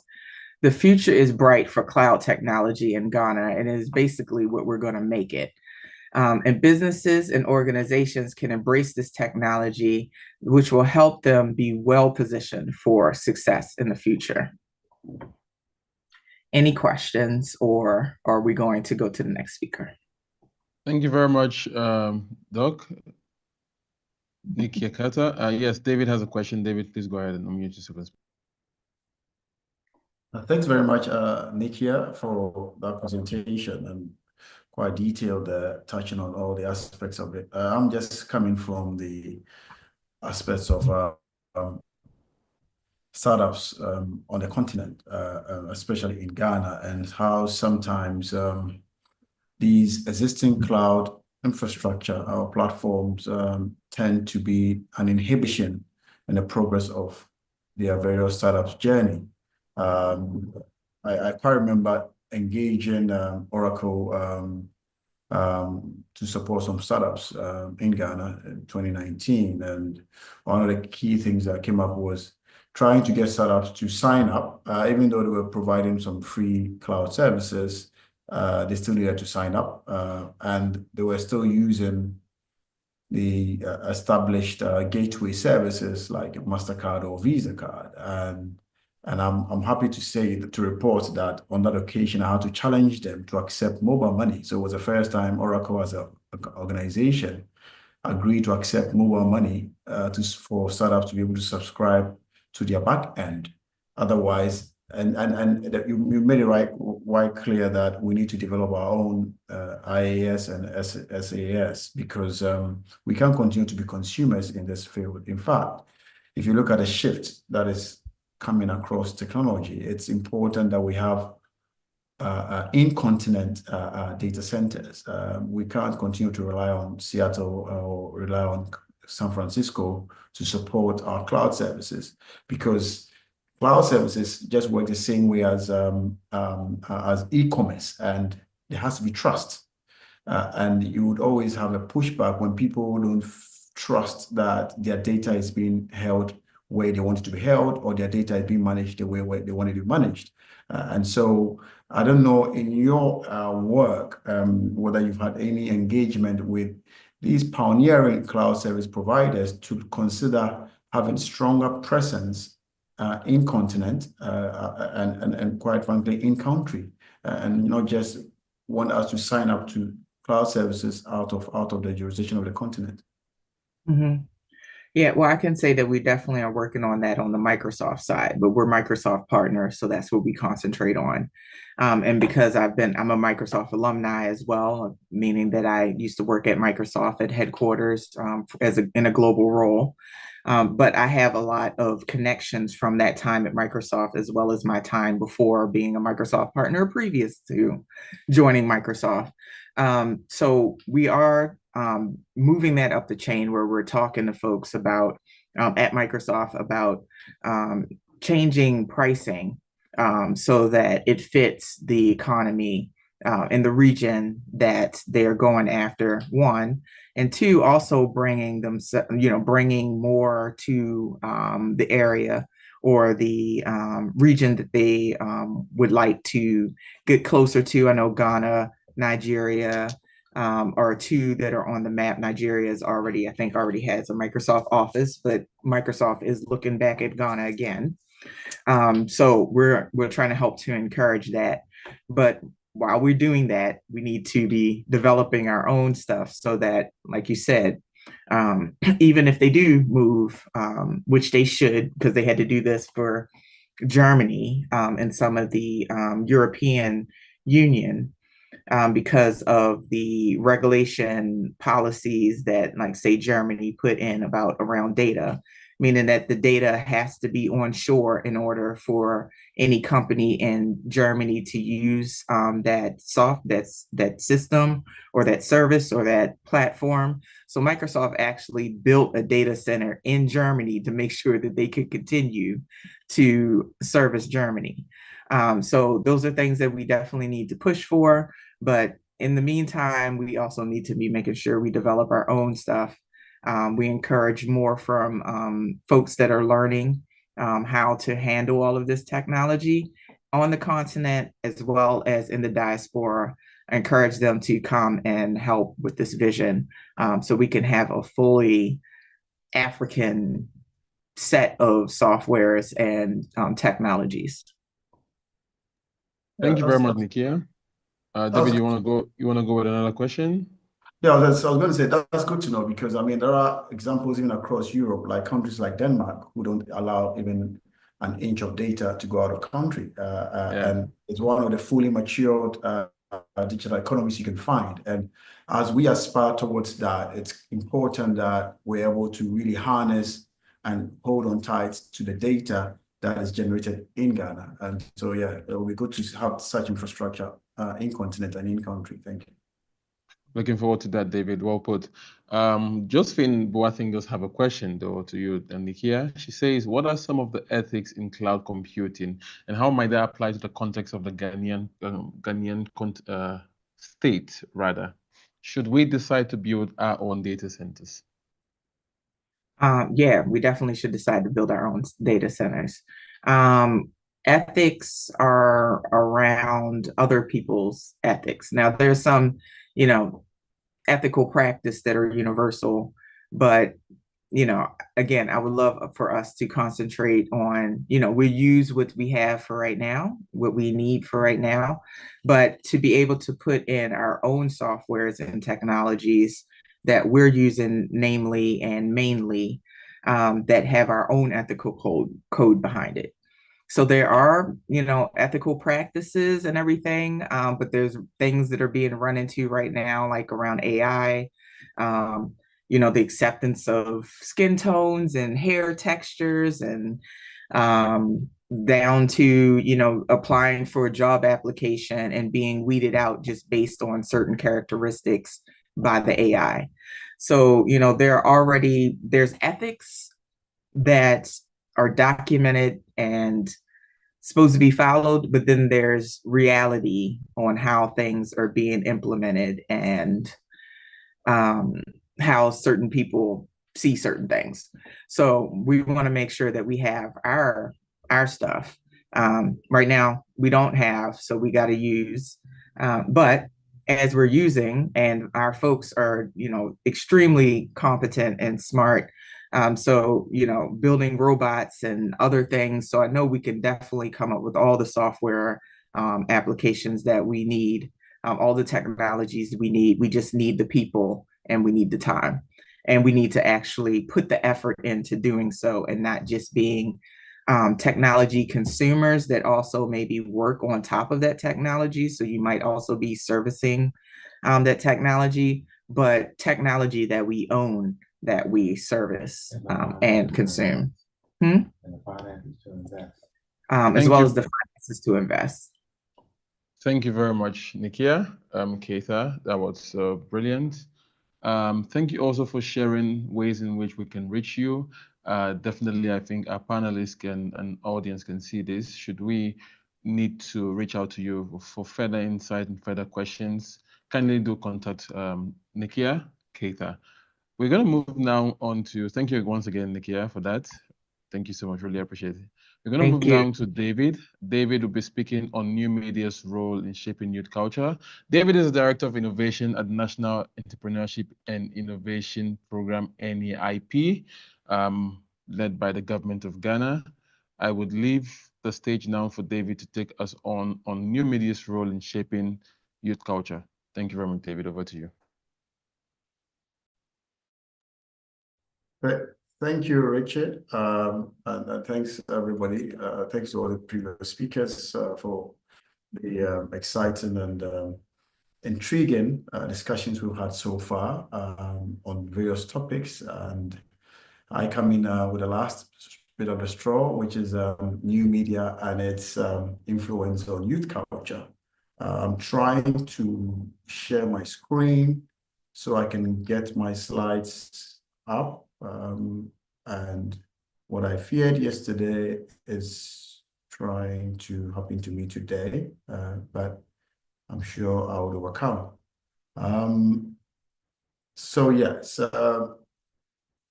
do I have Alex in there for me? Is Alex on?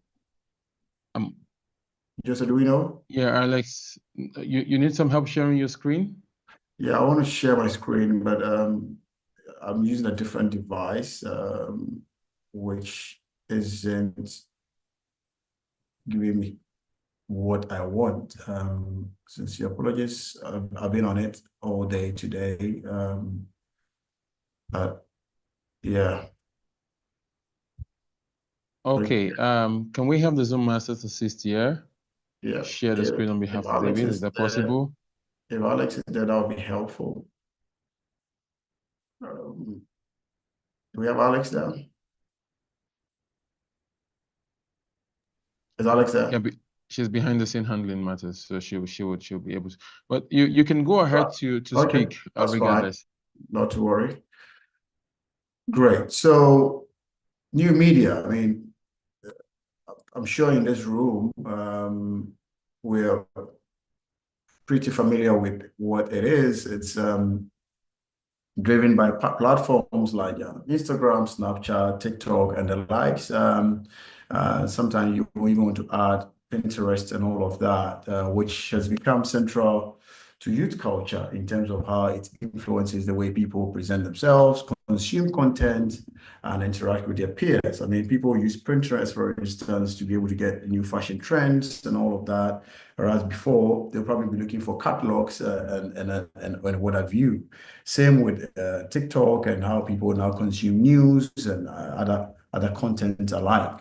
And as exciting as the new media has become, it's also presented a few challenges. And I want to share a few of the challenges that we have now. Now we have pressure on our youth to be able to conform to certain ideals, which may not necessarily be true if you came into contact with them in a real sense. So you have young people, particularly those of us in the global south or in Africa, often we feel pressure to conform to certain beauty, lifestyle, success ideals, which are projected by influencers on these platforms. And these can create some feelings of inadequacy and lead to unrealistic expectations and emotional traumas. What people don't realize is that sometimes a picture you may see of a certain influencer could have been airbrushed however many times and for you to look the way it's looking. And so, like we say in our joking parlance, what I ordered versus what I got is sometimes what pertains in that space.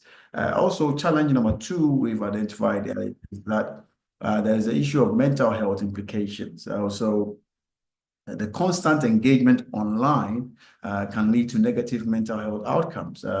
There is a lot of good health reasons for people interacting socially face-to-face.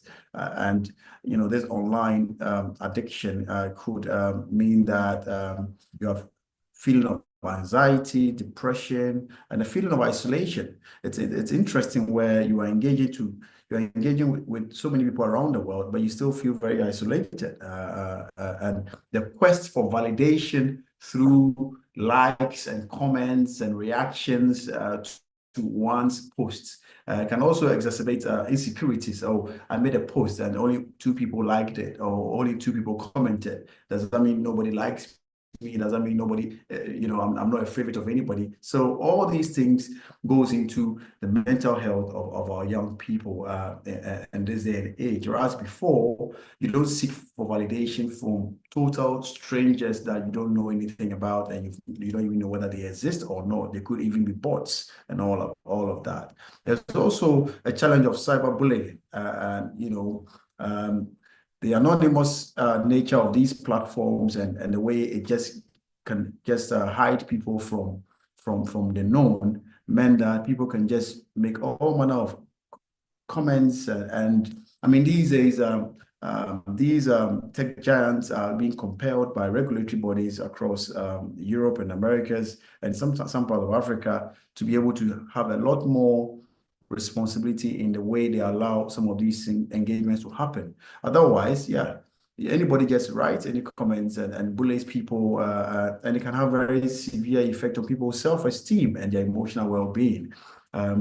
And this is something that it's coming up as new trends where people are there are even instances of harassment, even offline harassment that are happening because people saw people online and then they try and track them down and have all these atrocities. So these are some of the challenges that we've identified, but we're not going to leave you with just the challenges and walk away, but we have some solutions here that we think that going forward, there should be a lot more education about the responsible use of social media.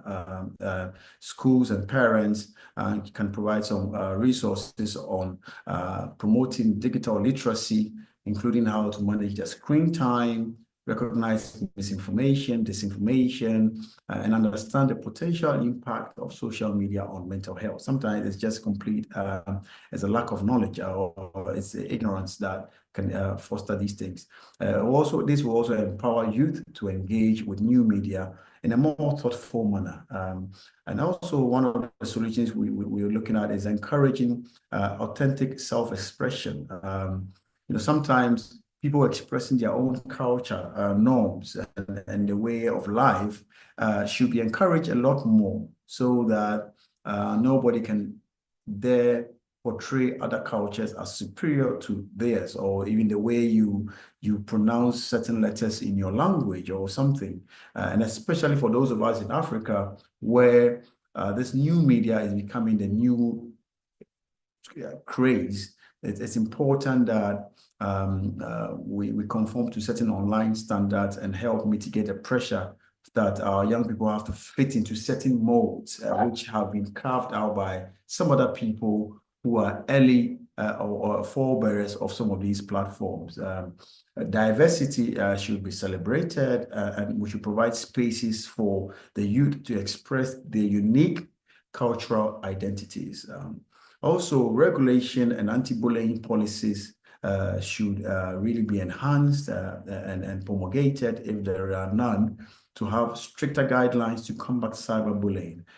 Sometimes these days, people can use even things like nudity to harass people, to say, look, because I've got your nudes, I'm going to post them if you don't give me this or give me that, or if you don't yield to this and all of that. So we think that governments and policymakers alike should collaborate a lot more with these tech giants companies to enforce some of these policies to protect our youth from this online harassment and ensure that incidents that are reported are really dealt with to the best conclusion, where punishments that are required are meted out. That will serve as a deterrent for others who want to go the same way. There are some emerging trends that I wish to share with us, which is now we're seeing a lot more of Afro-centric content and representation, where there's a growing trend among African youth to create and promote Afrocentric content. Platforms like Instagram and TikTok already are buzzing with some of these content, and it's great to know. But like we've all agreed in this room, we need to even create our own platforms in addition to these existing platforms, so that we can even promote these better. Now you find a lot more African culture, music, fashion, and all of that. Now the youth are also seeing content creation as a business. That's a new trend that is also coming up, where now people are creating content as a new line of business, and they see content creation and the monetization of it as a career, and that's also good for job creation, and it's also good that people see positive avenues in content creation for these new media platforms. Also, we are seeing that there's a lot more African influencers coming on stream and using their platform to promote not only products and trends, but also they are also using that to even promote political ideas and political discussions, and which is also a good thing, because if we're going to continue to enjoy democracies as we all want it, then there has to be avenues for people to have these discuss, and it's good that these platforms are also being used to champion some of these things. I mean, we saw the likes of End SARS movement in Nigeria, and was prominent because of new media. There's also the hybrid identities, where with global connectivity, African youth are navigating hybrid identities. They are balancing modernity, global trends with traditional local values. And that's a very interesting trend that we're seeing, because even as we push for more towards modernity,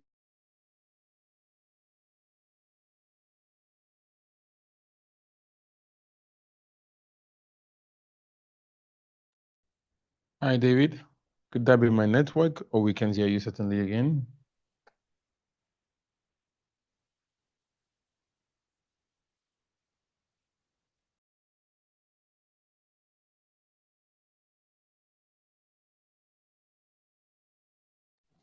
Okay, it seems we lost David shortly there.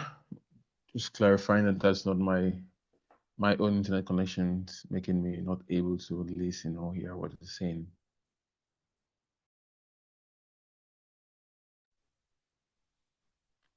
Hi, David.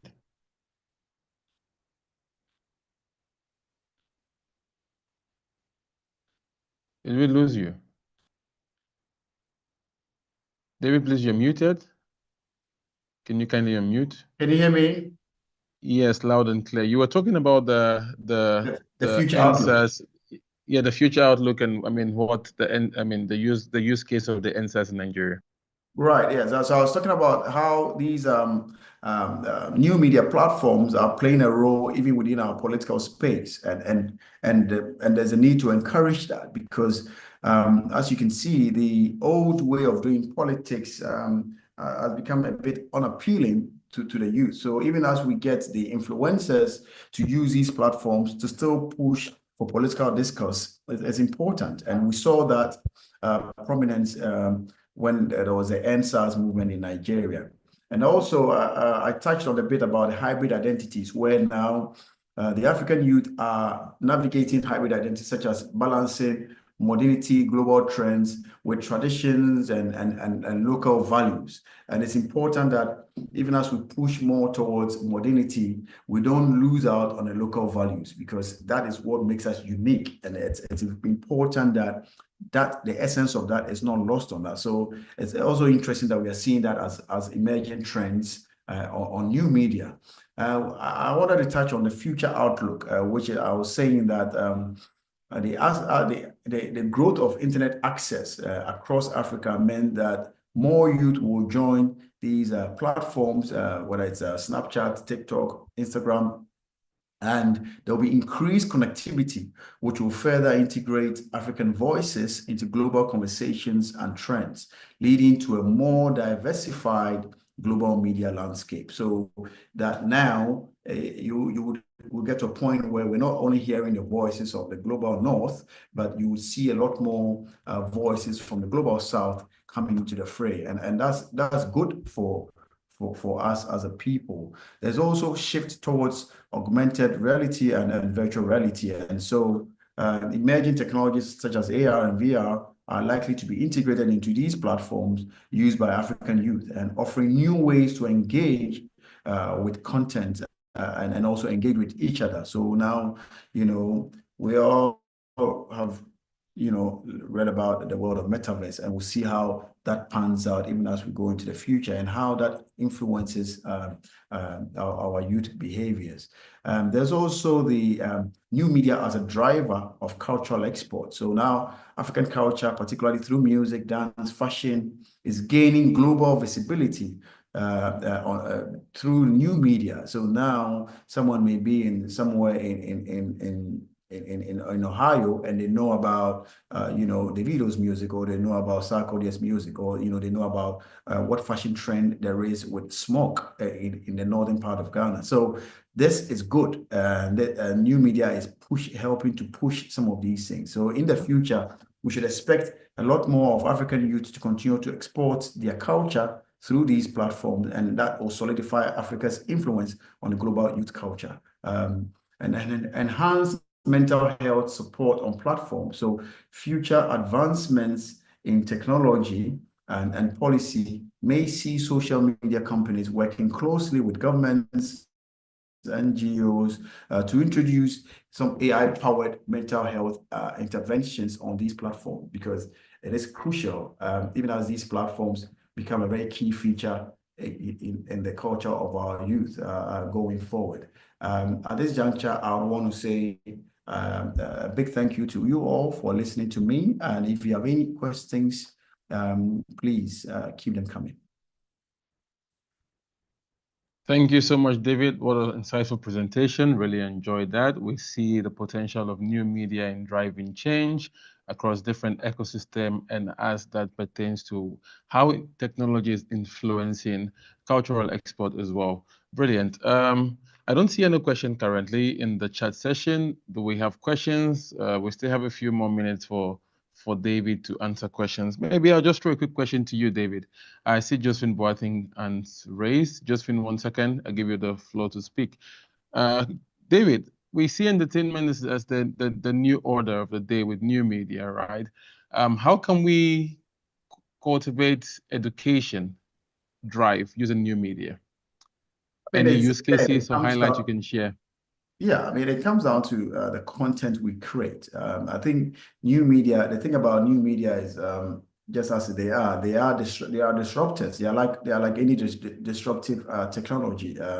So the growth of whatever you produce is exponential. And so if you have content, and I know that, I mean, some of us, I'm sure all of us are aware that the likes of TikTok, the original algorithm really was for education in China. So because they have vast country, vast population, and how do you educate huge numbers of people in record time on same content? And that's why TikTok came to rise. So it's what content we put on, and again, as it presents that opportunity for the growth in education, it also has the potential risk where, you know, again, it's garbage in, garbage out. And so if we put on the wrong content, then we also risk, you know, if you like, escalating some of these misguided content to a huge number of people. And you can see these days that the influencer culture where somebody latches onto a certain misinformation or disinformation and they're running with it, and you have so many people buying into it in record speed and record time. And so if we are able to make sure that we regulate what content that we put on these platforms and they are really educative materials, then we are really in to win in that regards. Yeah. All right, thank you so much, David. I'm going to yield the mic now to Josephine to ask a question. Josephine, please unmute yourself and go ahead.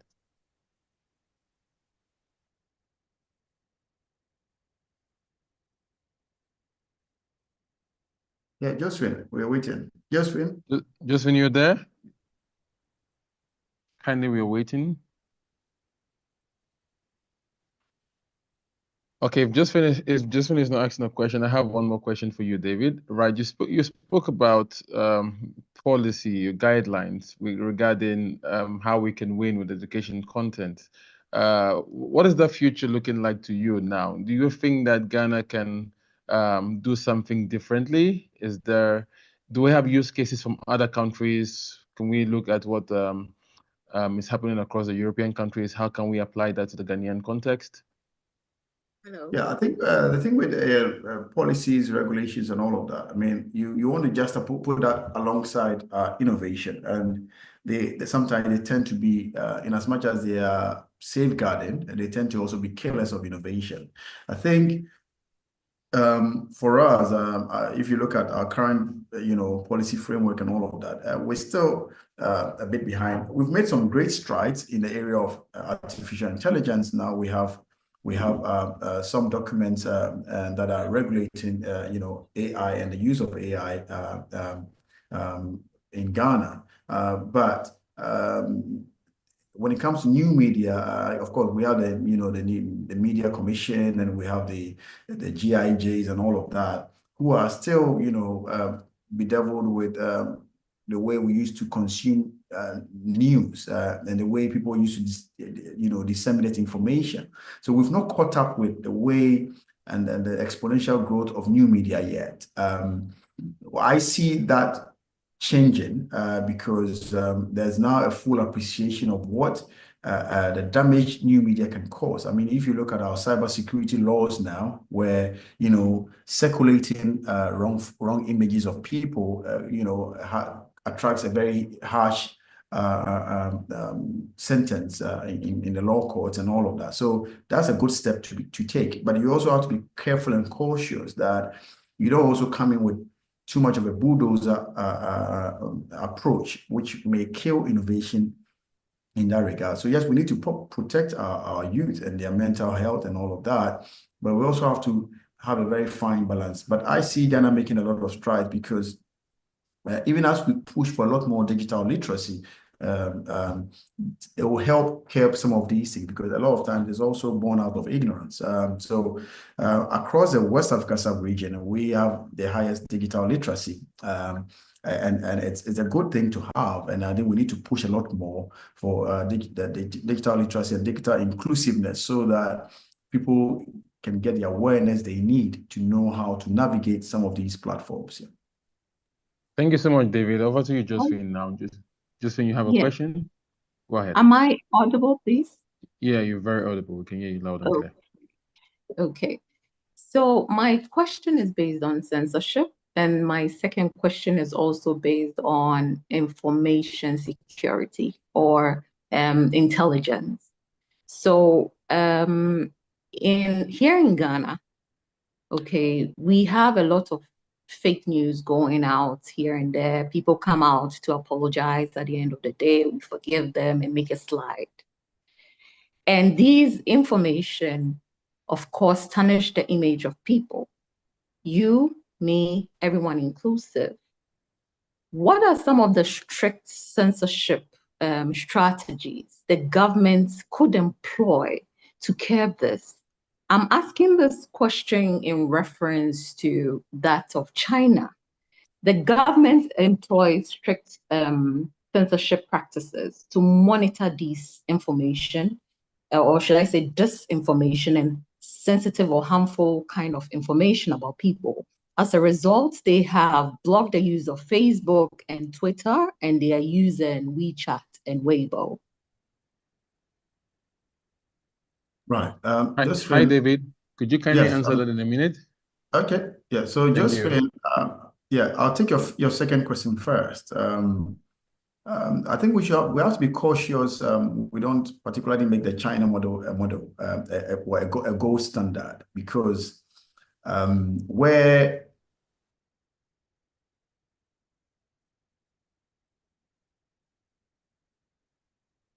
Hello. Okay, I think David is going on. It's breaking off. Hi, David. Are you there? Yeah, I'm here. Welcome back. All right, go ahead quickly. Can you hear me? We can hear you now. Yeah, I was saying that we have to be careful we don't make the China model the gold standard, because in there has its challenges. You see, governments are there to help pull us or rein us in when things are going wrong. But when sometimes you give them too much powers and you have the wrong people in power, they can use that same thing to really oppress the people. And so if you noticed, there was a massive push for trying to almost, as it were, tag citizens across the world when there was COVID. But there was a massive pushback, because yeah, you may want to think that is a good thing, but it just falls into the wrong hands and we're all doomed. So you have to find a balance. China really not allowing some application from the global north into China is also really sometimes it also borders on their own way of governance. Them only allowing WeChat is also based on the fact that they want to control the data that comes out of China and all of that. I think when you're talking about liberalization of that space, then you don't want to really make the China model a good model. But when it comes to censorship and what we're doing as a people to prevent that, I'm sure, Josephine, if you've noticed these days, when people make live videos on any of these new media platforms, the next moment they're quickly picked up by the security agencies. Exactly.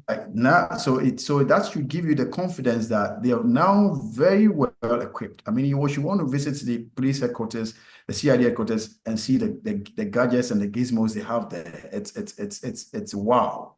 So now, wherever you are within the confines of Ghana, you make any video that is out there to spite somebody, any misinformation or disinformation, you can be picked on, and you can be picked on in real time, because they have very, very sophisticated and advanced systems to now detect and pick these things up. If you circulated any video, or if you circulate any video of somebody unwarranted, I mean, look, they can detect and know even the source and how it all started, and you'll be picked up. So we should take our confidence in that and take solace in that in Ghana, that I can say hands on heart, that we are doing very well in that space. Our National Cybersecurity Authority is very, very, very robust in this space. Of course, we are very much on the spotlight as far as even the global north is concerned. Ghana is one of the countries that really they deem as a gateway into some of these spaces. So we are very making much strides and progress in that. I think where we're falling down is the digital literacy for the vast majority of our people, so that people are more responsible about what they put out there or what they decide to circulate out there. I think that's one of the bits that, but I will very much hesitate on the China model, because it doesn't allow. Thank you so much, David. It doesn't allow for innovation and the space to be very liberal. Thank you.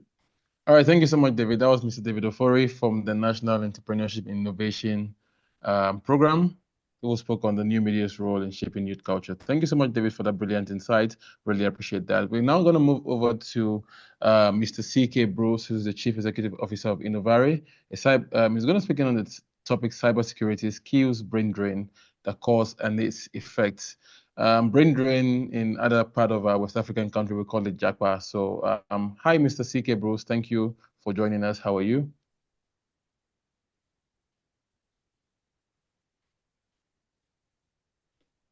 If you could kindly unmute and speak. Good afternoon. Good afternoon, Mr. C.K. Bruce. My video has been stopped. The Zoom master will work on that shortly, and in 30 seconds, you can kindly try turning that back on. Okay. Let me try and share my...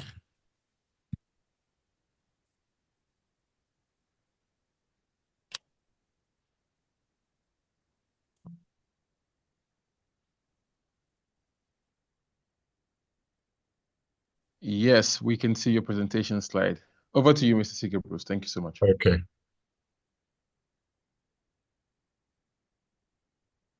Okay. Hi, good afternoon. Good afternoon, colleagues. Unfortunately, I had to go and chair a program this morning, so I've been listening since early afternoon, and I must say that it's been absolutely fantastic. I'm going to talk about this issue about our experts leaving to other jurisdictions and the impact of it thereof to us in Ghana. Since COVID, we have experienced a very rapid adoption and digitalization of a lot of processes and a lot of activity. It's been phenomenal. AI in the last year or so has driven this considerably higher. So more and more our world, is truly becoming completely digital. Okay, I was telling some business executives a little bit, I think last week, that all of us don't have an option about whether we go digital or whether we don't. We have no option. You have to use digital. Okay, I was making an example that even if you have your baby now, and you said, I don't want my child to be part of this digital world. You can't. Ghana at the moment, our birth certificates have been digitalized. So, and by law, you need to have a birth certificate. So, there's no dodging of this digital world that we're in. Now, obviously, this digitalization comes with its risks and with its side effects, which is cybercrime. And cybercrime, again, since COVID-19, has been on an exponential rise, okay?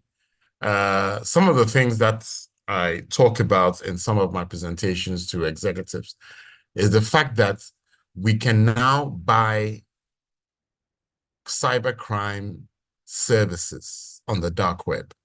So you can literally go and hire anybody to do anything for you. And maybe I should have added that slide to this presentation. And it is not expensive. $200, you can have somebody hack a phone for you, or hack a computer, disrupt a database. It is not expensive. That nefarious skill set is there to be hired. Okay. Now, we also felt in this part of the world that we are not a target, that, the cyber criminals and dare I say, Ukraine, Malaysia, Singapore, Hong Kong, they are targeting bigger fishes, North America, Europe, and little Ghana or in West Africa is not a focus. Well, I mean, that's true. But the change in the trend is the fact that our perpetrators are now local. They are in Ghana, okay? They are in Kaswa, Medina, East Legon, and recently I was mentioning these places and somebody added Kanda to it, okay? So our threats are local now. This really brings to the fore the dangers of digitalization and the risks of digitalization to us here in Ghana and in West Africa. So they are using sophisticated approaches in creating cyber attacks. And there is a lot going on. Unfortunately, a lot of our organizations are not talking about it. But our banks, our telcos are really, suffering a lot of general attacks.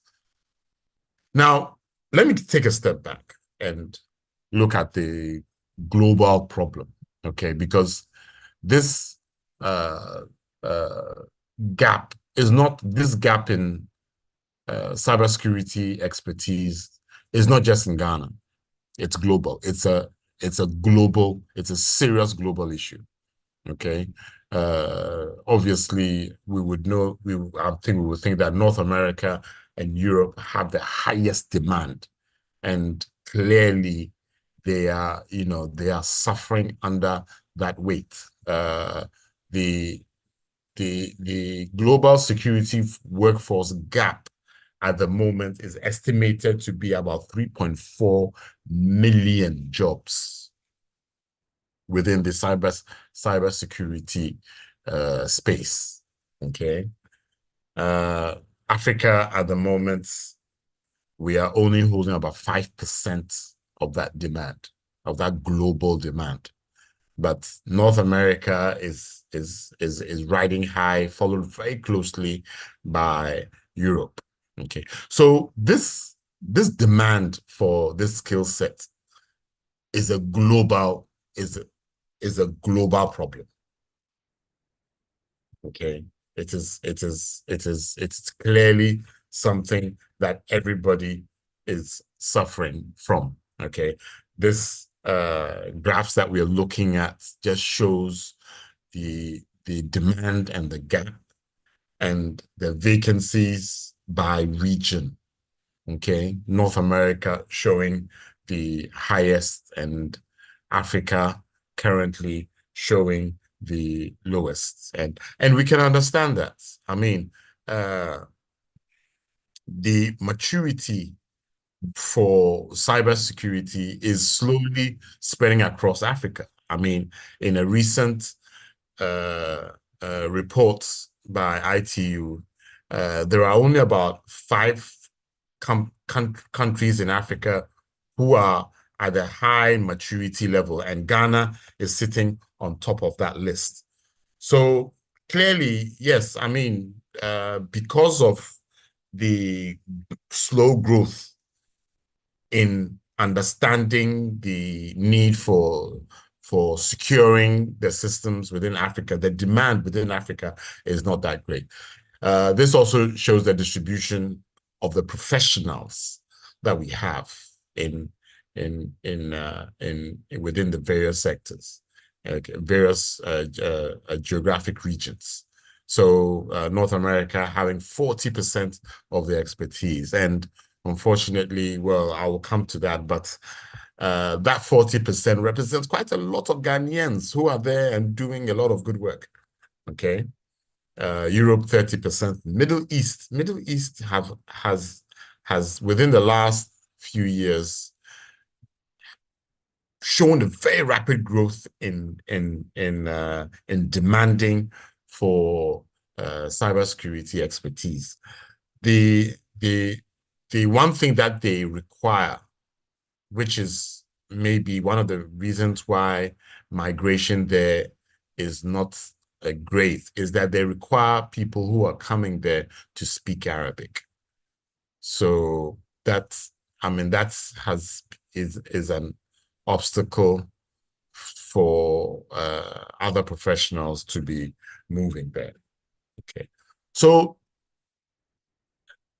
definitely, clearly, this global shortage is also translating into a global recruitment.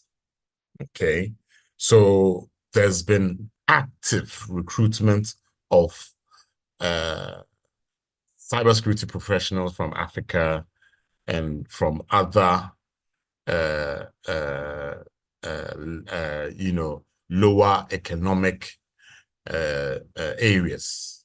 Okay, so this aggressive nature is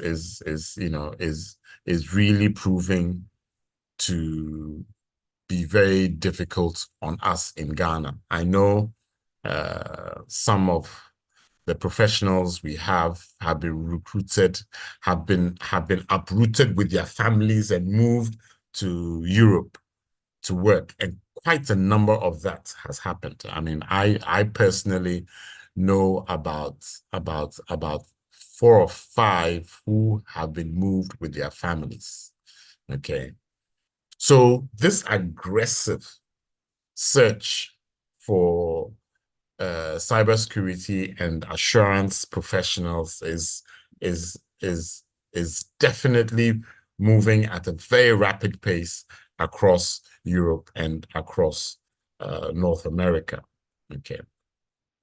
Hi, CK. We have about 5 more minutes to wrap up.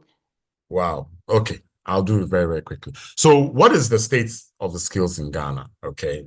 It is growing very, very rapidly. More and more people are entering into that space. I have the opportunity of being, a witness to the developments over the years.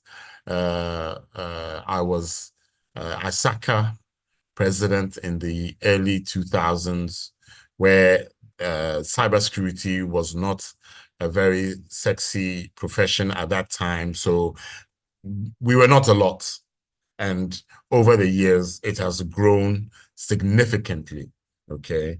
Now, in the around the 2010, I mean, I had a group of young people that I was working with, mentoring, and except for the group of them that were working in Bank of Ghana, every single one is no longer in the country.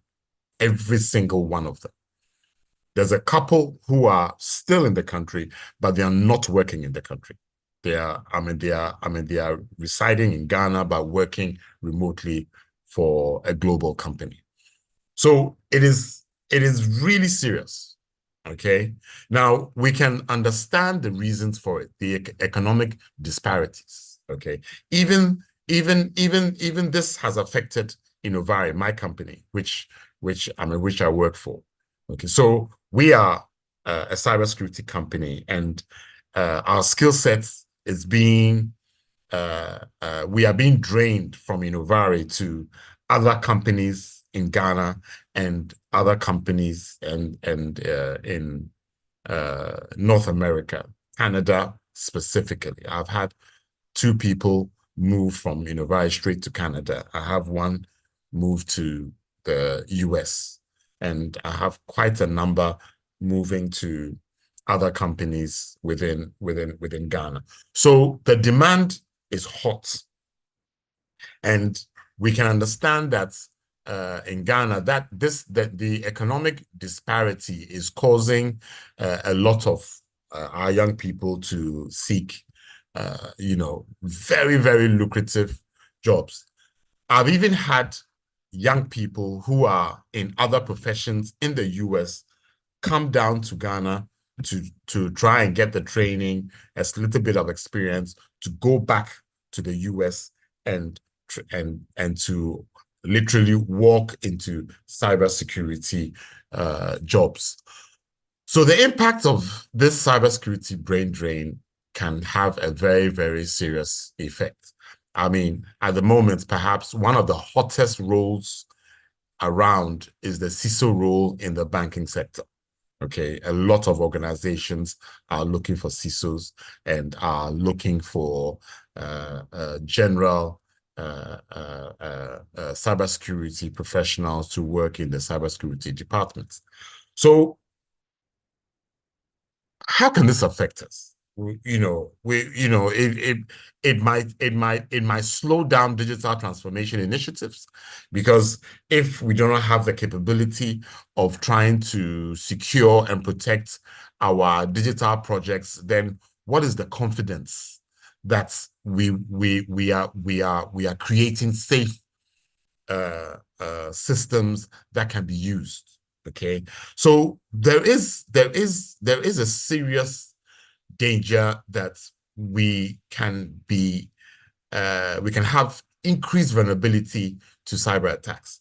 The cyber attackers seem to have a better career trajectory. Okay, so they are making the money, and it's very unfortunate to say that they are. Okay, they are making these Sakawa boys. They are really being quite successful. Unfortunately, the ease of social engineering on people is exacerbating this focus.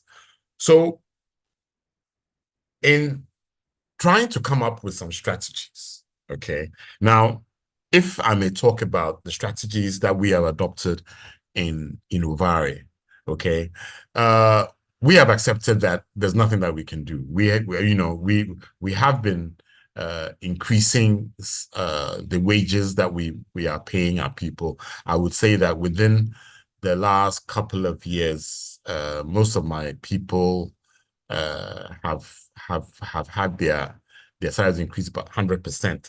But still, we are far from the capacity of the financial services company. So we cannot compete. So what we have done is that we've decided to create a conveyor belt.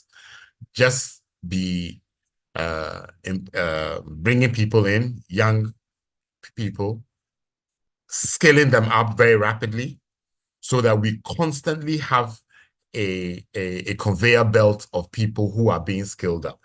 We understand that some will leave, so that we still have some constantly coming up. Now, as a country, we might need to have such a policy, because, as I said, it will be difficult to stem this brain game. It will be very, very difficult. The kind of salaries that are being offered in North America and in Europe is crazy, and it just keeps on going higher and higher because of the difficulty in getting these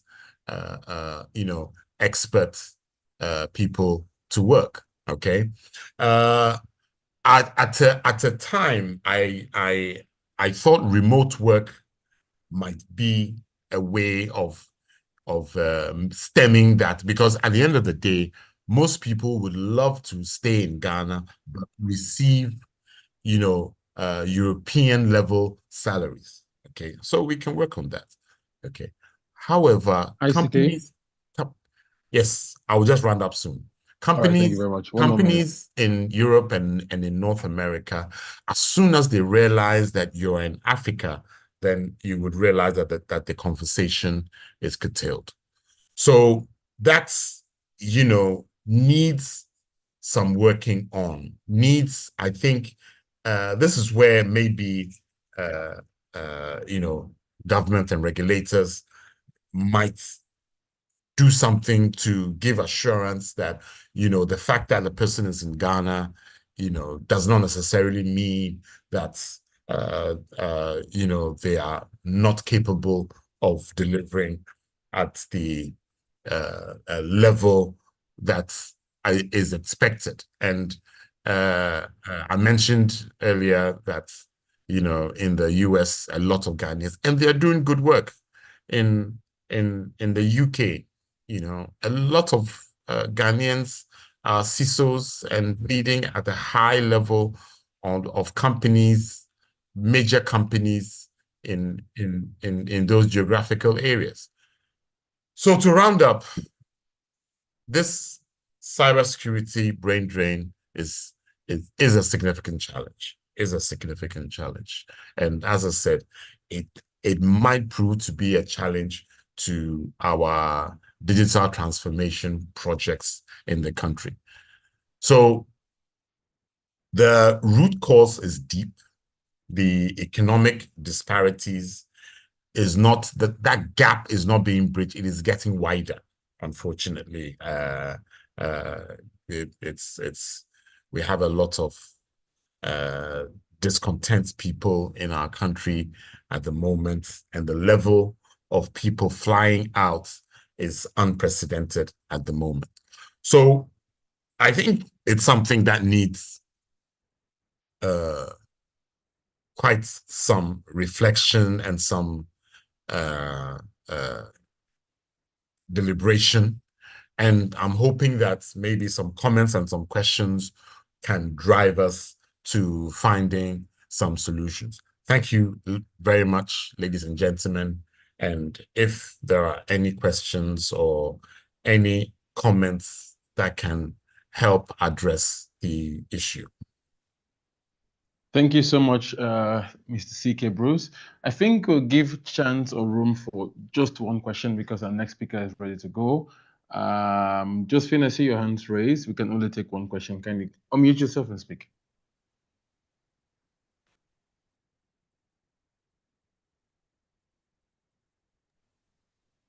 Hi, Josephine. Okay, we may have to directly email questions directly to Mr. C.K. Bruce. Thank you so much once again, Mr. C.K. Bruce, for the opportunity and for sharing so much valuable insight around the situation regarding cybersecurity professionals in Ghana. We hope that the brain drain situation will be mitigated as quickly as possible and create an environment that would enable growth in the context of Ghana. I'll be moving on now to, unfortunately, we are out of time now. Please leave the question in the Q&A session, in the Q&A box. We'll do well to address the question at a later time. We're moving on to Mr. Bernard Charles of the CIO of MTN Ghana, who will be speaking to us about the evolution of telecom IT in the age of AI. Hi, Mr. Bernard. How are you? Good afternoon. Welcome. Good afternoon. Good afternoon, Richard. How are you? I'm doing very well. Thank you so much. Mr. Bernard, over to you. You have the stage. Wonderful. Thank you very much. Good afternoon, everyone, and welcome to my talk. I'm hoping that I'll be able to stick within the allotted time for the presentation. So I'm glad for everyone to be on. Okay, so if we can jump onto the slides, I'll just take you through the presentation. The purpose of my presentation today is to really talk about IT in the telecom sector, trends within IT in the telecom sector, and how IT has changed between traditional IT and where we are today in the age of AI. Okay. So hopefully I'll do this in 15 minutes quickly, and then I'll have some time for some questions. So if we can move on to the next slide, please. My presentation has got 3 parts to it. I'll spend some time talking about traditionally how IT works within the telco industry generally. There'll be things that I will say in here that does not, it doesn't automatically imply that this is what happens at MTN. I'm presenting this in my personal capacity. Obviously, there will be things in here which pertain, and there'll be things in here which are not. On part 2, I'll then go into AI, some of the things that are happening within the telco industry, how AI has really changed the landscape, how it's making us better able to serve our customers and enhance our business. And then just to wrap up about the future of telecoms in this world. All right. So I'll go into part 1, traditional IT. Next slide, please. Okay, so just a quick overview of legacy. So historically, IT in the telecoms area has been traditionally on-premise, heavy systems, proprietary systems with proprietary vendors, a lot of interoperability challenges working between those systems and any others. Legacy software written potentially in older programming languages with its own difficulties to maintain and integrate, and lots of the work being very manual in its way.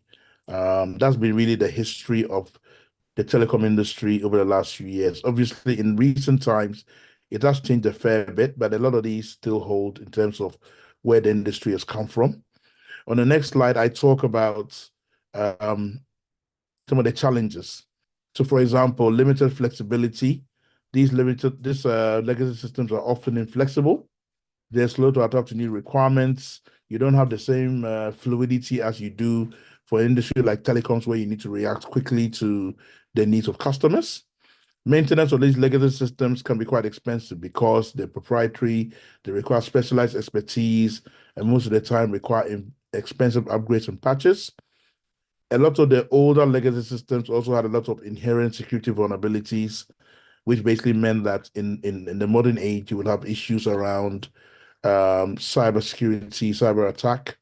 And last but not least, because of some of the technologies that these systems were based on, it made integration with them and to them quite challenging. Okay, so those are some of the challenges that historically we faced with legacy systems in the telco space.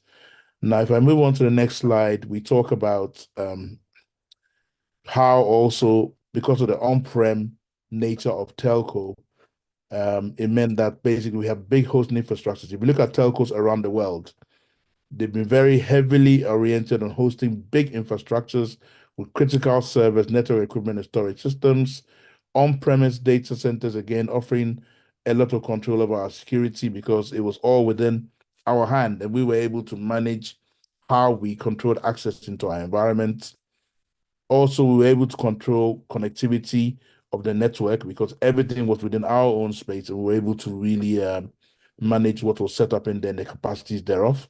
And then last but not least, we had dedicated power and cooling infrastructure to make sure that we could offer particular service levels with a very high degree of confidence. Okay. Having said that, those manual processes then come with their own limitations. Some of these are quite self-explanatory. Human error when it comes to processes being manual, that can lead to costly downtimes and service interruptions. Time consuming because of the manual nature of these processes. The scalability challenge, if you look at telco today and the fact that everything is very heavily data driven, the scalability challenge of trying to set up a manual process with a finite amount of resources, compute, and storage and memory, right? It's kind of self-evident. And then lack of visibility, i.e., being able to run proper real-time systems that really understand what's happening on your network has also been limited by the sophistication of some of these systems that traditionally we've used in telco. If I then move on to the next slide, we talk about the fact that after the manual process, we then talk about how AI has come in to really change all of that. So on the next slide, if we can move to the next slide, please. There's been a real need to be scalable in line with the growth of the industry. The fact that, as I said before, data volumes means that you need to have a solution that can really scale, okay? You need to be able to handle dynamic growth. You can't even attempt to predict the growth in your systems and the use with customers will put it. You need to be very agile in terms of how you manage your cost, okay? And at the same time, you need to be very flexible and you need to be very amenable to any security movement in your environment. I mean, the bad actors who are trying to breach your systems are forever looking at new ways. So you always need to be very flexible in terms of how you cope for that, okay? So that, in a nutshell, really talks about some of the challenges that you will see that traditional IT has had in the telco industry. Now, moving on to the AI piece, you see that there's been a big transformation in AI or in telco rising from the advent of AI. And in the next few slides, I'm going to talk about how this has really manifested itself.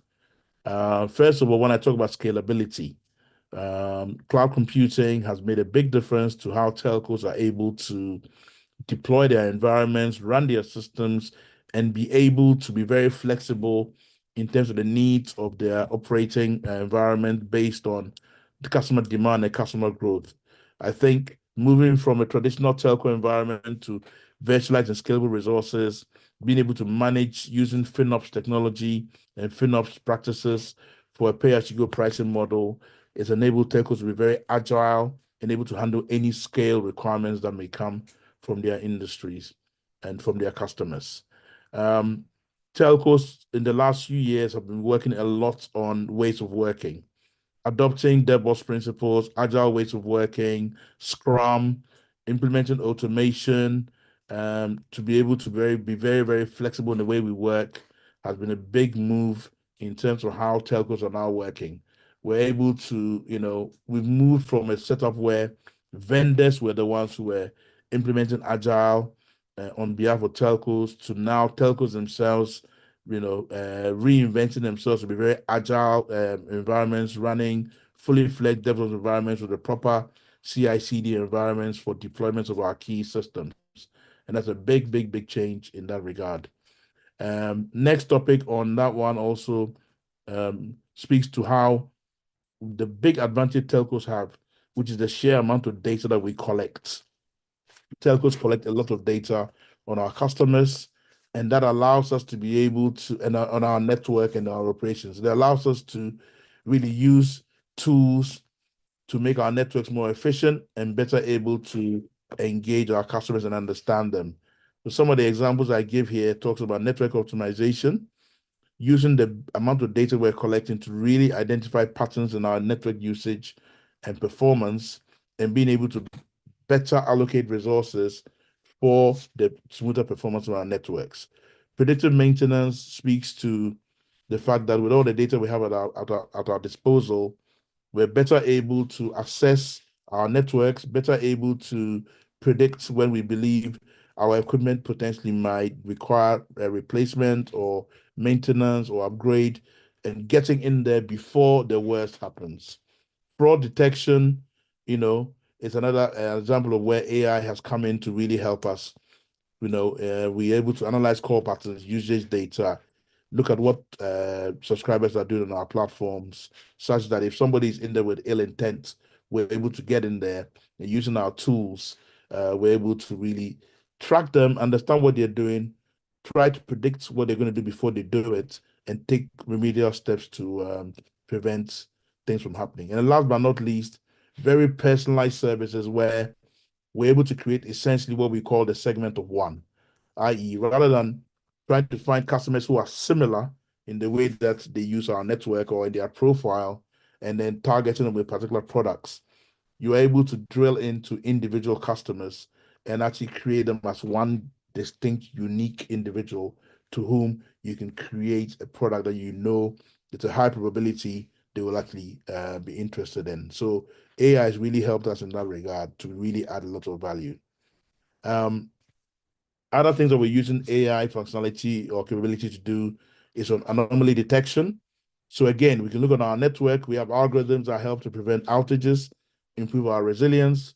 We're able to do work in a predictive way to head off issues before they arise. We're able to do automatic and automated network optimization. We analyze traffic patterns. We optimize network performance. We do tweaking and adjusting of network parameters on the fly based on the situation on the ground. So we're not waiting for an individual human being to assess and make a judgment call, because we have advanced learning software that is able to take remedial steps in that regard. Enhanced customer experience. This is probably the big area that we're really focused on in most of the telcos today, which is how do we put more power into the hands of our customers? How do we give our customers the ability to really engage with our services? Sorry, if we can go back, please. With our services, our systems, in order to be able to provide them enhanced level of self-service. Last but not least, security threat detection. A lot of AI tools to detect our ecosystem, to strengthen our posture, and make sure that we're able to provide a high level of security and reduce the risks of any cyber incidents leading to a real breach of our environment. On the next slide, I speak to, if we can go to the next slide, please. This is talking about AI ops, essentially, right? So automated incident response, we have AI systems now that allows us to detect, go back, please, one. We have AI systems that allows us to detect what is happening in our environment and take remedial steps automatically without recourse to human. We have in our AI ops environments able to allocate resources to help in particular issues that require an enhanced level of resource. And then on predictive maintenance, as I said before, on the network, we have algorithms that use historical trends to detect and decide on how to intervene on the network to make sure that we can prevent outages. And similarly on IT software environments in terms of storage, memory, potentially you need to allocate more. We're able to do that with AI ops functionality. Okay, if we can move to the next slide, please. I then speak to the specific topic on customer experience.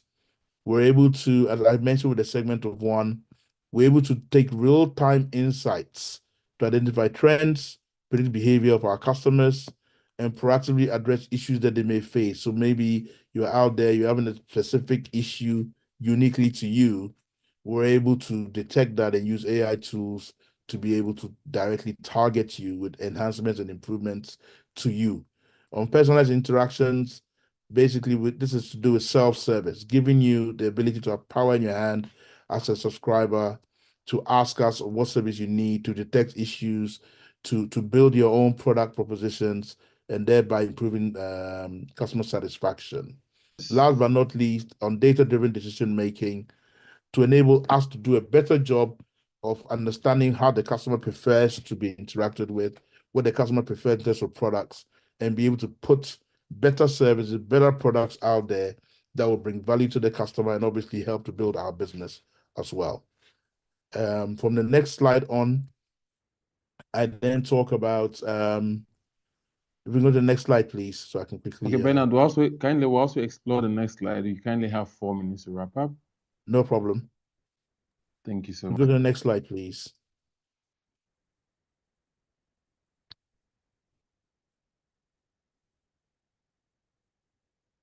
The slide's not moving. Okay, the Zoom master is currently working on that. Okay. So maybe I'll just speak to Yeah, this. can you just speak to it? And I'll just then speak we to can it. wrap Yeah. up. So after automating of IT operations, let me just quickly speak to it so that we can carry on. So the next topic was out of customer experience is about the network performance. I talked about predictive maintenance before. The next topic on there is traffic optimization. So today, using our AI capabilities, we're able to do, we run what we call self-organizing networks. So basically, we're able to, on the fly, configure the network, tweak the network automatically, detect the performance of the network, and if it's working within particular parameters, then we're able to keep it at that level. And we're always detecting if it goes outside of that range, and we're able to quickly automatically again adjust so that we're always maintaining the network within the agreed thresholds that have been defined. I talked also a bit more about security enhancements earlier on, and also about automated configuration. Essentially, these are two sides of the same coin. We're talking about how we can use AI to do threat detection, to understand our environments, to look at past history and trends, identify anomalies in our network, and blocking suspicious activity. And automated configuration allows us to do this because you minimize the chances of human error and improve efficiency on the way the network is running. So just to wrap up on everything that I've gone through, the future of AI, or telecom IT rather, I should say, is AI driven. It's agile. We're rapidly evolving towards an AI driven future. If I was to speak about us in MTN, for example, I sit on the steering committee for MTN Group for AI, and we're very, very active in some of the things that we are doing across the various markets and how some of the things that I've spoken about will manifest themselves in our markets. The big thing underpinning all of it is the quality of your data, how the data is being held and managed, and how you're governing the data, and how that and the tools you then use on top of that to glean insights that will help you to then develop systems that will add real value to our customers. So just in a nutshell, a quick run through, that is what I will say is where the future of IT is going for telecoms. It's all about AI, predictable analytics, and agile ways of work. So on that note, I'll thank all of you for your attention, and I will open the floor for any questions you might have. Thank you very much. All right, thank you so much, Mr. Bernard. That was a brilliant presentation. We have the chance to ask questions. We can take only about one question. Regardless, I did emphasize earlier that Rashida's session was ended abruptly. She couldn't get the opportunity to answer questions. Right, so if you have questions, you can please leave them in the Q&A session. We'll address that. And Josephine, the question you asked regarding advocacy has been answered. Please look in the Q&A session as well. That's been addressed. Would there be any question for Mr. Bernard? Anyone in the house wants to ask a question? Why should take the lead? So whilst we get ready for questions for Mr. Bernard, I would like to get Akosua Osei prepared for the next session. But again, thank you very much, Mr. Bernard, for sharing on the evolution of telecom IT in the age of AI. I don't think we have any questions for you. So far, so good. I don't see any hands raised.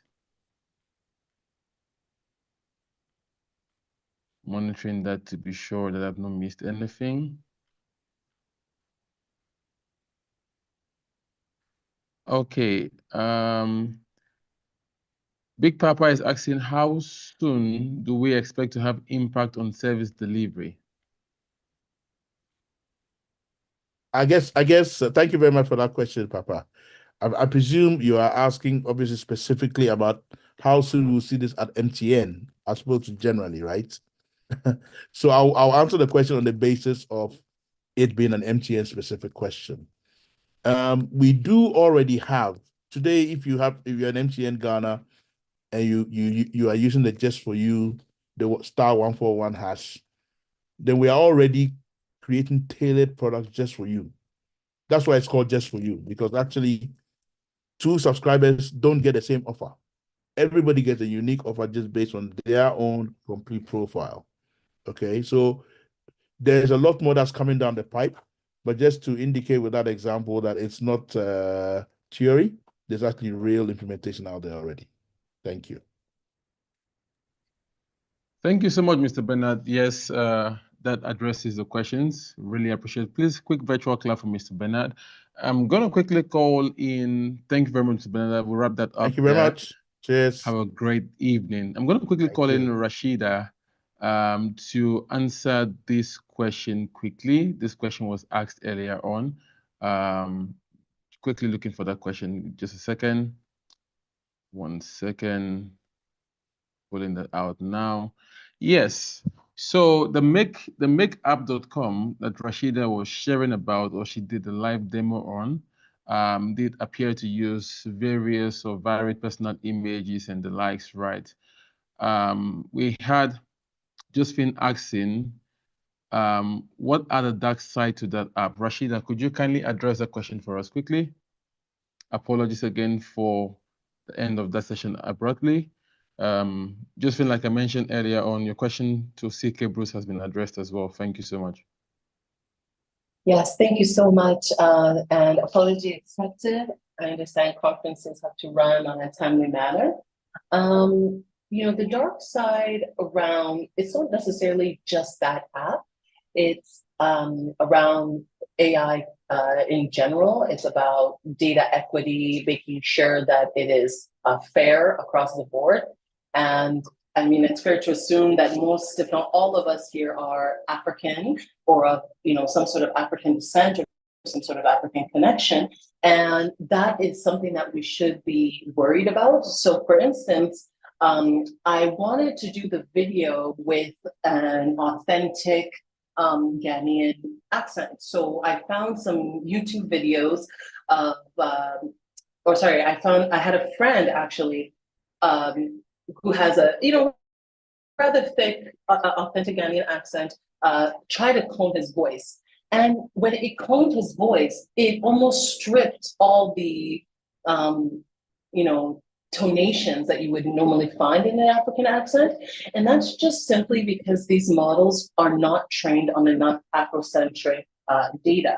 For instance, in the video, I actually had to get real stock images to depict, you know, Africa, African children in Ghana in a positive way. When I used about 2 to 3 AI to video models, and I said, show life in Accra, in an urban Ghanaian city, and it would every single time show me a village, show me huts, show me dirt roads. And that's a problem. You know, if I put in, show me an urban American or urban European city, I don't think that I would get that, right? It wouldn't automatically go to like a rural neighborhood or even poor neighborhoods in those regions. So that's just simply because there just is not enough African-centric data.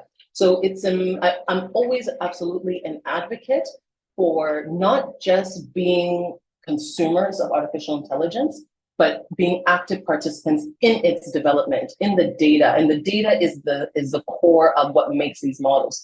Without it, the algorithm, sure, it's amazing and complex, but without the data, it's absolutely useless. So the dangers of it come when these models are deployed on a population that is not represented equitably in the data set. So that is truly the problem that is being faced the dangers of these platforms. If you noticed on the form that I showed, there's a point there that I say data consent, because it's very important that we are aware of who's collecting our data, what they're using the data for, and we have ownership over that. So I would say data is the downside or the dark side of these solutions, but we together can find a solution for it. Thank you for that, Rashida, for answering the question brilliantly. I do have one backup question for you, though. The implication on copyright. The content the AI created was definitely a scraper from already existing content. What implication does that have on copyright? Several. unfortunately, right now there is no AI governance. There's no AI governance in the continent of Africa. There isn't even AI governance in areas like Canada or the US. They just only have much stronger data collection policies.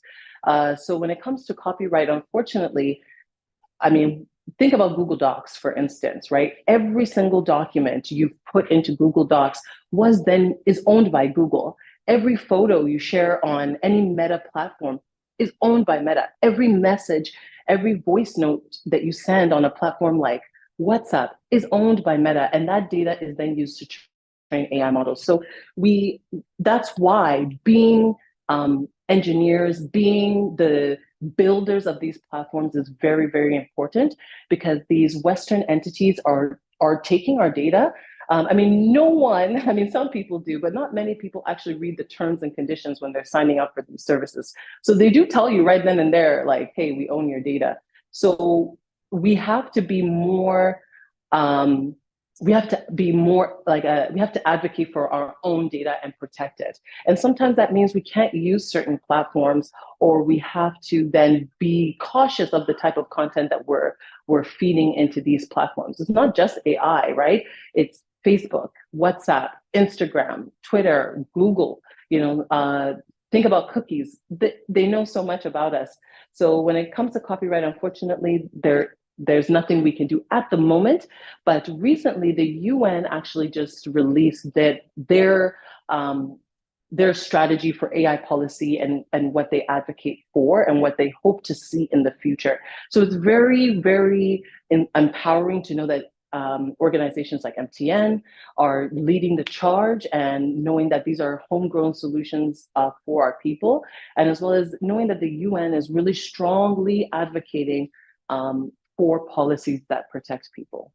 So we're not there yet, but we're getting there. Well, definitely we'll get there sometime soon. We are seeing we are leapfrogging with development, and we hopefully will get there sometime soon. I do understand that. Sorry, give me a second. Yeah, I do understand that this conversation needs to be a little bit much deeper. So definitely, Rashida, we'll be looking at engaging you further. We need to delve deeper into this conversation, really understand the moving parts and how that affects the ecosystem, and what we can do in order to either adapt, create policies and guidelines that would help shape. So we also, as people sharing information with AI, know exactly what we are sharing to protect our own data privacy.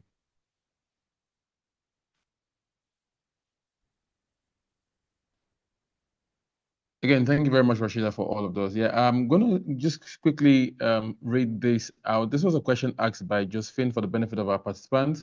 She wanted to find out she wanted to find out around advocacy and policy reformation of the cybersecurity professional, what is being done. And in Mr. C.K. Bruce's response, he will say, this brain drain problem is known by everyone, but apparently it's not necessarily being discussed. This might be the first time it's being mentioned on any forum, and nothing is being done about that. Mr. C.K. Bruce, if you would like to come up and maybe explain further, why is nothing being done about that? Is it because we can't create policies or guidelines, because we can't create enabling environment to ensure we curtail the brain drain situation?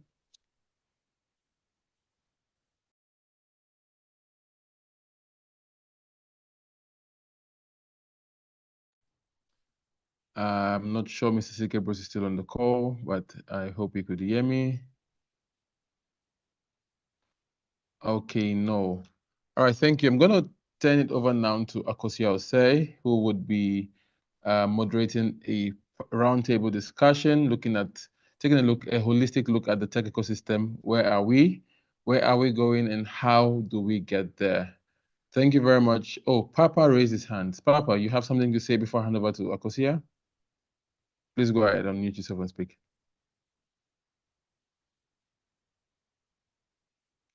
Hi, Papa.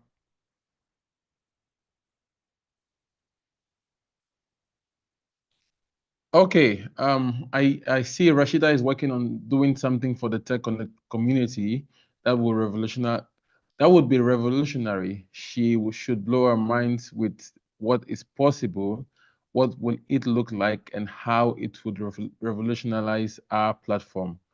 All right, super excited about what I'm hearing. Looking forward to what this would be. This is a very good icebreaker. Rashida, thank you so much for what you do for the community. We really appreciate you. Sincerely, we do appreciate everything you do, and we see the possibility of these use cases helping us in navigating what we hope to achieve as a community and ensuring we bring relevant education to our people. Now, turning it back over to Akosia. Akosia, if you're here, can you hear me? Hi. Hello. Hi, Akosia, welcome. Leaving it with you now to engage the panelists in the collaborative conversation covering the knowledge and know-how about Ghanaian ecosystem. Over to you. Okay, I'm ready. But I'm getting the notification that you cannot start your video because the host has stopped it.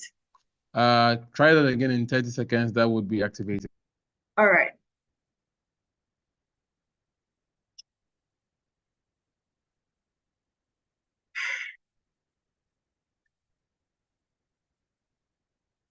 Still, you cannot start your video because the host has stopped it.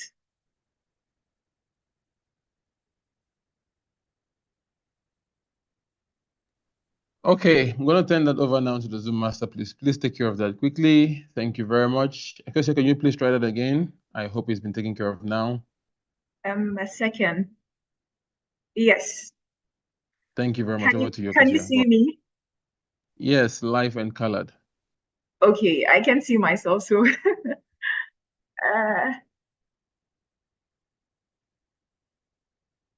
okay. But I'm doing this with my panelists, so I think you should also allow them in. I can see myself now. All right, I believe your panelists are already in. Just confirming that quickly. Hello, Rashida. If you can hear me, kindly give me a hi. Rashida is here. Hi, I'm here. Okay. Ellie, if you are here, please give me a hi. Ellie is here also. Norbert, if you are here, kindly give me a hi. And lastly, Eric. I think Norbert is not here. But we can begin certainly with Rashida and Ellie, and hopefully the other two join in and we can continue. Sure. All right. So good evening, everyone. My name is Akosia Osei. I'm the founder for the TEJONNECT. So basically, we are bridging the knowledge and skill gap between academia and industry through training, mentorship, and personal development. And our target audience are young professionals and students. It's a pleasure to be here to moderate the roundtable discussion on the topic. Please give me a minute because it's a very long one. A holistic look at the tech ecosystem. Where are we going, and how do we get there? And I'm excited to be doing this with my other colleagues in the tech industry. I have here Rashida Musa, I have Eli Bani, I have Eric Annan and Norbert Juwonu. So just to buy some time for our other two panelists, I want Rashida to introduce herself, then Eli will take it from there. Thank you. So Rashida, can we hear from you?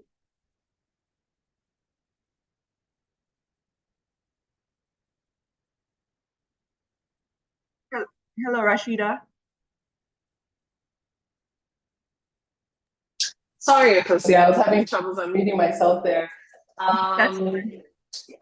Well, I did already introduce myself. Sorry, yes, Ellie wants to understand. But let me give the audience to Ellie. So Ellie, can we hear from you? Yeah.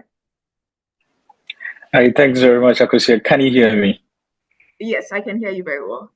Okay. Hi, everyone. Thanks. It's been great, interesting conversation so far, and I'm so glad to be here. My name is Eli Banini. I'm an entrepreneur, a tech entrepreneur. I run a digital innovation company here in Ghana. We build software for companies across industry, and this is our city here. We built some interesting stuff here in Ghana. Yes, we are the guys who stay behind the scenes to write the codes to make things work. Yeah, but I'm glad to be here to contribute to a meaningful conversation, especially one that will shape the way we view and interact with tech. Thanks very much. Okay, thank you for joining us, Ellie. It's a pleasure to have you here. So to our audience, if you have any question, there will be a time for Q&A about 15 minutes. So kindly note down your questions during the conversation. This particular section is going to be very conversational because the topic is one that I'm sure like people have been talking about among themselves and all that. Just so that we don't spend too much time here, I still have my two panelists not here, but I'm going to start with Ellie and Rashida. So I would want to break down the conversation or the discussion. We are saying that a holistic look at the tech ecosystem. Where are we? Where are we going? And how do we get there? So we are going to take the where are we, then we move to where are we going, then we end with how do we get there. So we are going on a journey. So our audience, please follow us. So to where are we? To Rashida, I know you've been, before you became so active in the space, you've had to work in other countries in your field and all that. Can you speak to the Ghana tech ecosystem?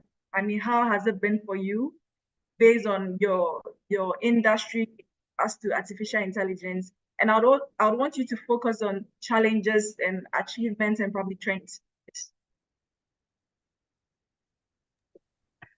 Thank you, Kosia. Yes, like you mentioned, I started my tech career in Canada, and then I moved to Brazil, where I was for 3 years, working, building digital nomadic hubs on islands in Brazil. So we were building a community and a network to connect with the other ecosystem players in Brazil. When it comes to Ghana, it has been such an amazing, positive experience. And it is just, the people are absolutely incredible. Look at us. We have, Richard, for instance, you have been hosting and emceeing since 9 in the morning. And, this is a thankless kind of work that we do. And it just shows that we are willing to give our last energy, our last breath to this ecosystem to better it. And, in Brazil, tech is more like kind of similar to Canada, whereby it's just kind of enhancing lives, whereby, in Canada, we're getting things like sensors in your hand so you can open up your door, which is absolutely incredible. But in Ghana, we are actually creating technology to truly change lives. And that's why I feel the work that we do here is so much more impactful. When, Ellie, you are too humble. You are doing such incredible work in this system. You have a team of over 20 Ghanaians and giving them an income that they won't find anywhere. You're paying them in dollars, that is just an absolute gift to so many people, especially when we're dealing with the Japa generation. I would say tens of thousands of young Ghanaians have left Ghana for better pastures, right? And they go through Brazil and walk through the jungle. And I lived in the jungle. I don't know how you guys did it, and even I lived in the jungle, and I'm telling you, I still think it's absolutely bewildered, but that just shows the level of desperation that the youth are facing. And I truly, for me, a little bit of why I got into tech was because I finished university and I got a wonderful job, but I was dealing with the most oppressive workplace racism that I had ever experienced in my life. I grew up in a very, very small rural town in Alberta, Canada. And if any of you know, it's like redneck Canada. So you got a lot, you can drive around and you'll see people with Nazi flags hanging from their cars, Confederate flags. That's the town that I grew up in. It wasn't until I went to high school that I went to school with another Black person. And in my graduating class of 1,500 people, there was only 2 Black people in my graduating class. So I dealt with racism growing up, but then in the workplace, I said, no, this is actually affecting my mental health. This is actually also tied to my livelihood. And so I was in a state of almost desperation that I needed to make money. And I turned to platforms like YouTube and Coursera to enhance myself technically so that I could make money online. So I know that tech for me was my savior. It broke the chains of oppression. And I feel that for young Ghanaians, I feel it is the same thing. We are oppressed by a system that does not value us commercially, but financially, doesn't value us even on a human level. I mean, we are dealing with Galamsey at this moment, but tech allows you to cross borders without visa.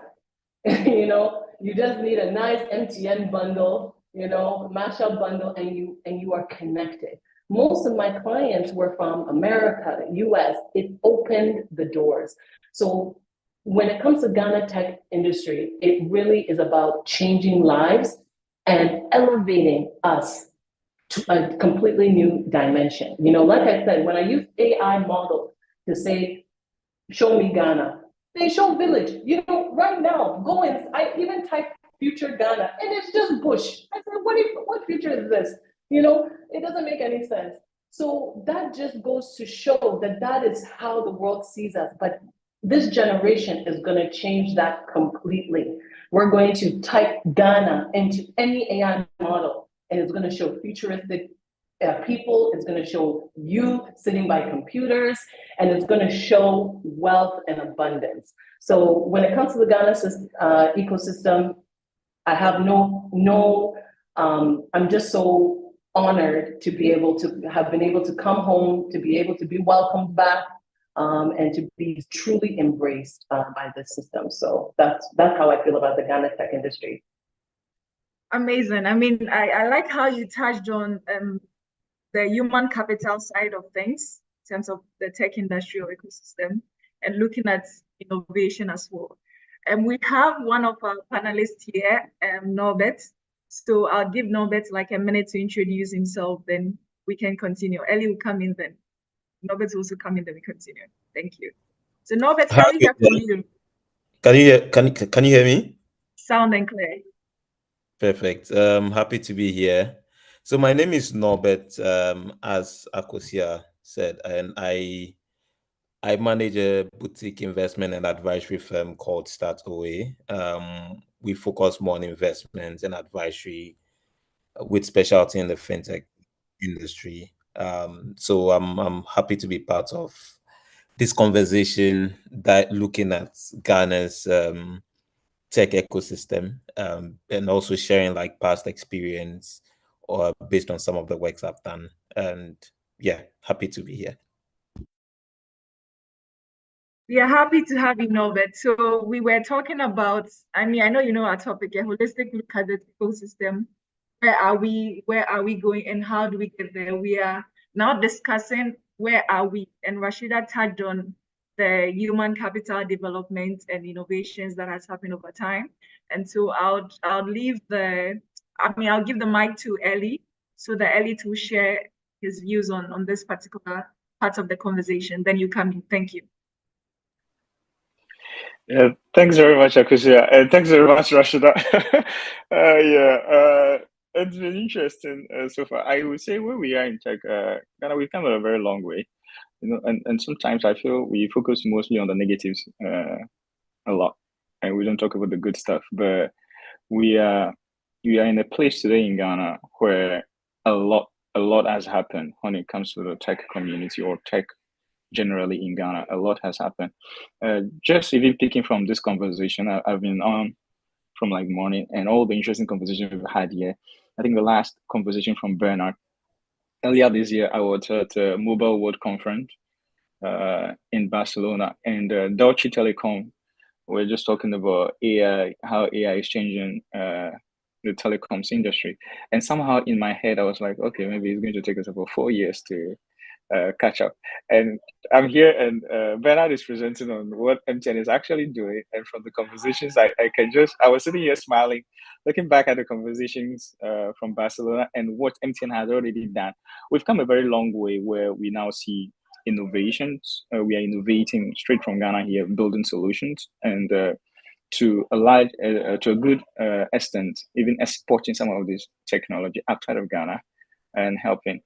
people do a lot of things all over the world. I think it's a great thing we've done so far. Of course, we've not got it all figured out, at least, but yeah, we've come a long way to change things. At least you get to see a lot of younger people. I mostly put it this way: the fact that you have a top Fortune 500 companies recruiting tech talent directly from Ghana, that's a lot. That alone is a lot. That tells you the quality of talent we have here. Maybe in some other cases we haven't fully taken advantage of that talent, but it's been a lot. And I want to, for me, anytime I get opportunity, I mostly commend everyone who played a key role in that, bringing us this far. I think personally, tech, I just enjoy solving problems, and I have a software engineering background. Okay, my video is on. Someone just asked, can we have my video? My video is on. I don't know if you can Yes, see. Ellie, I can see you. Yes, I can see cool, Ellie. Yes. Yeah, I just saw comments that my video is not. So yeah. But I have a software engineering background where I worked as a software engineer into an engineering manager role. So I understand things properly when it comes to engineering and building products. That's one of the key things we were dealing with when we come. And most of the people who we're building for, they were outside of Ghana. So it's like I was building for outside of Ghana. Then we started the company where I lead now. And now we expected to build that same standard or that same quality of software from Ghana here using local talent. And then you now have to take the local challenge, train them to understand the standards you're dealing with or the quality of product you're talking about. And from the beginning, we had a bit of this in there, but we figured it out, and it's been wonderful. If you ask me if I have the opportunity to redo this again, I will do it with Ghanaians any day, anytime. I think we have a lot of opportunities here. A lot of opportunities here that eventually we are figuring things out properly and taking full advantage of them. You have the likes of Joshua who is here. Joshua, like amazing stuff all over in IoT and AI, and a lot of interesting conversations happening around the whole block with Rashida and even Norbert, who is here. Interesting stuff, and I am just glad, at least for once, we are not like the ones who are behind the scenes, or we're not the ones who are far behind to say that, okay, fine, Ghana, we know Ghana exists, but maybe after 10 years before Ghana will catch up with the AI conversation and all of that. No, but we are actively in the middle of it, contributing meaningfully. So yeah, I'm just glad, at least, and happy to be a Ghanaian on the sport and contributing meaningfully to innovation. Thank you. Thank you, Ellie. I mean, Ellie, I want to push you on the spot. Would you want to mention one product that you guys are building that maybe people are using, but they don't know it's from your company? I mean, I know some of them, but I don't want to say. I want to leave it for the CEO. Yeah, that's always a tricky question, especially I like sometimes to be behind the scenes and do our stuff. But yeah, we built quite a good stuff.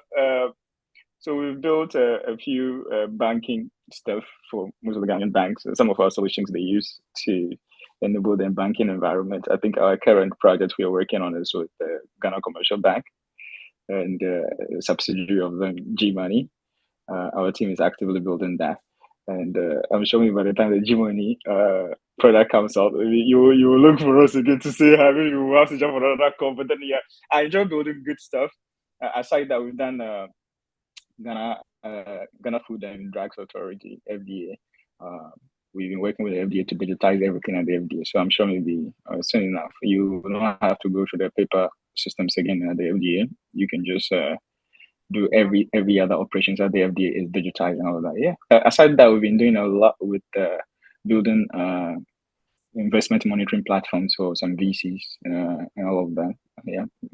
Awesome. Yeah. We just enjoy building product. I mean, the excitement is that it's a Ghanaian company building for other Ghanaian companies. We are not shipping foreigners from somewhere to come and build. So that speaks to progress of the tech industry ecosystem. So much, Ellie.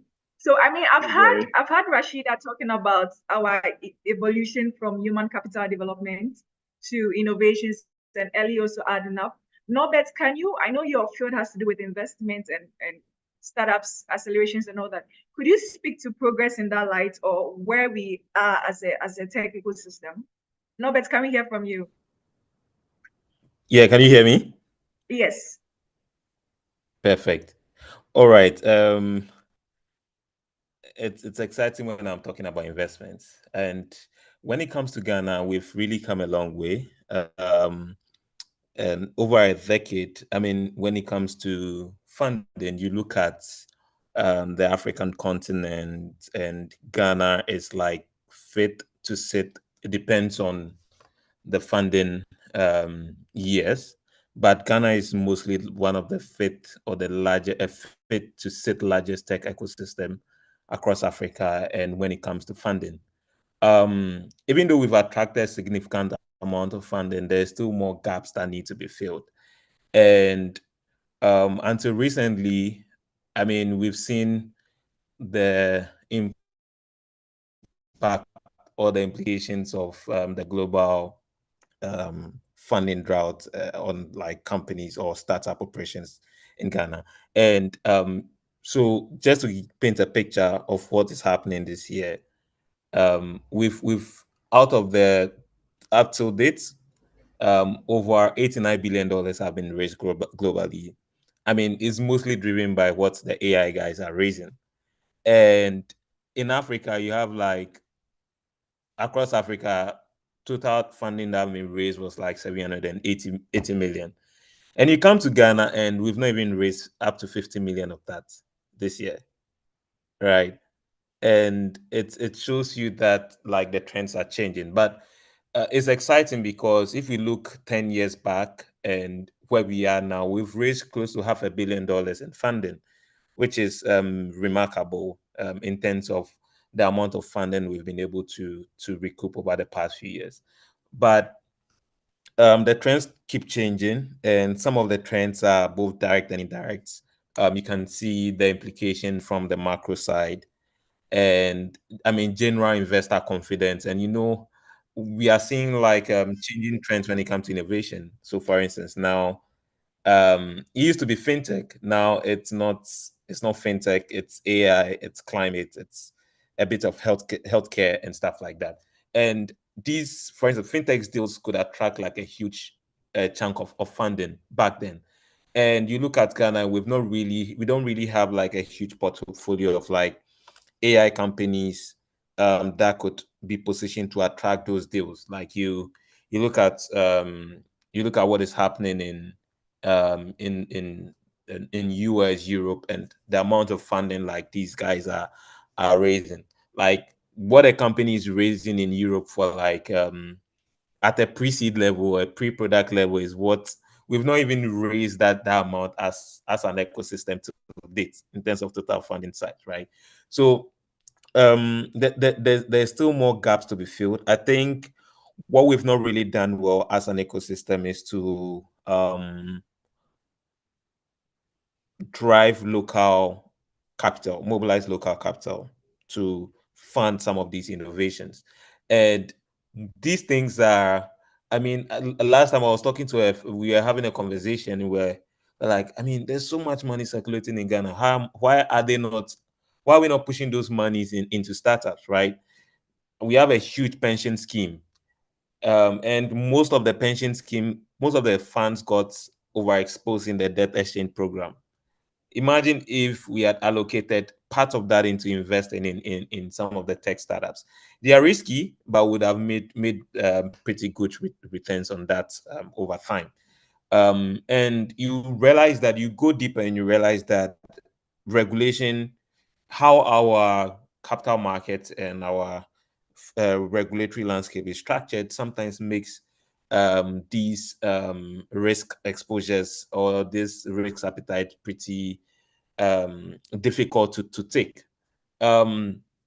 So I think until recently we are seeing steps being made by various some of the regulators to make sure that at least they are putting in place the right structures for us to drive more local investment. Because I mean, if we are raising like less than 50 million, and less than 10% of that is even coming from local investors, then that is very, very concerning. It means that if something happens and we are cut out from the global financial markets or from the global ecosystem, it means that it will be hard for us to like mobilize capital. So painting a COVID scenario, right? Imagine how that could impact a scenario like a funding situation, which we are experiencing, right? And so it means that there's that, even though it's a challenge, but for me, I also see it as an opportunity where we could rethink how we are mobilizing local capital and also local capital in our city denominated value so that we don't overexpose some of the companies that we are investing in into the dollar risk. Because, I mean, just to drift a bit, sometimes what makes it difficult for you realize that over the past few over the past few years, you've heard news about startups shutting down in Ghana. Some of them are, I mean, they are just keeping their platform up just in case anything happens from heaven, and some of them are just shutting down. Some of them are exploring like merger and acquisition opportunities. That means they are looking for companies to buy them. Most of these things are driven by what is currently happening, like the macro and microeconomic shift. You are seeing inflation. You are seeing currency volatility risk, right? You are seeing taxes here and there, and all these factors make it difficult for investors to say, okay, I mean, this is a good enough opportunity for me to bank in, right? So that's why we've seen slowed funding or slow investor appetite into the Ghanaian market. But just to say, I'm also very optimistic because, as I said, Ghana is, when it comes to other indicators, Ghana is fifth. We are one of the largest tech ecosystems on the continent. We'll still remain to be one. For me, I want to say somewhere and 2-3 years down the line, I mean, we are one of the largest and biggest ecosystem across the continent. And I think along the conversation, would look at how we can get there. But presently, there's still more room to be filled. The regulatory dynamics keep changing too. I also want to touch a bit on that.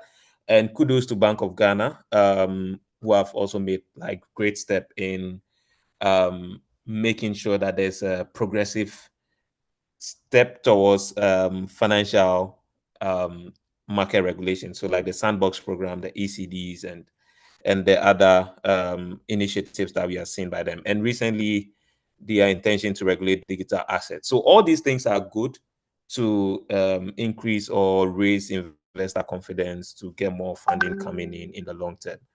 I'll leave it here and would zoom in along the line. Thank you.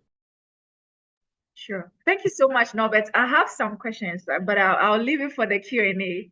But moving on, Sure. So we are quite behind time. This conversation is getting interesting, but we are working within time. So it looks like we'd probably have to hasten the discussion. So we are moving on to where are we going? Now, I would want us to touch on future possibilities, innovations, potential disruptions in the space, sorry. So Rashida, can you come in here?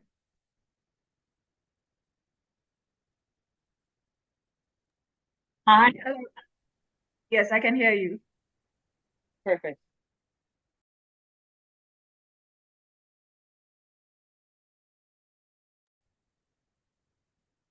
Could you touch on some future possibilities or innovations, trajectories, disruptions coming up, all focused on the Ghana tech ecosystem? Oh, well, I think, from an AI perspective, I really do see the localization of data sets really truly being a game changer, whereby we are now the owners of our own data, for instance, language data, right? That is really, really shaking up. There's several right now, local owned organizations that are really pushing that. So I think in a few years, we could get a ChatGPT in Tree, in Hausa, in Ga, and Ewe that is incredibly comprehensive and also accurate in its responses, or its output rather.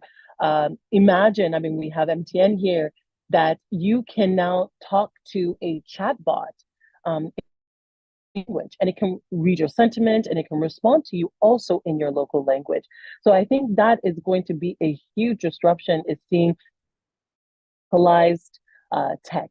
And I believe large organizations are going to realize that if you want expansion and if you want adoption, you cannot just be delivering in high resource languages like English, French, Spanish, Portuguese. You have to reach the people where they are.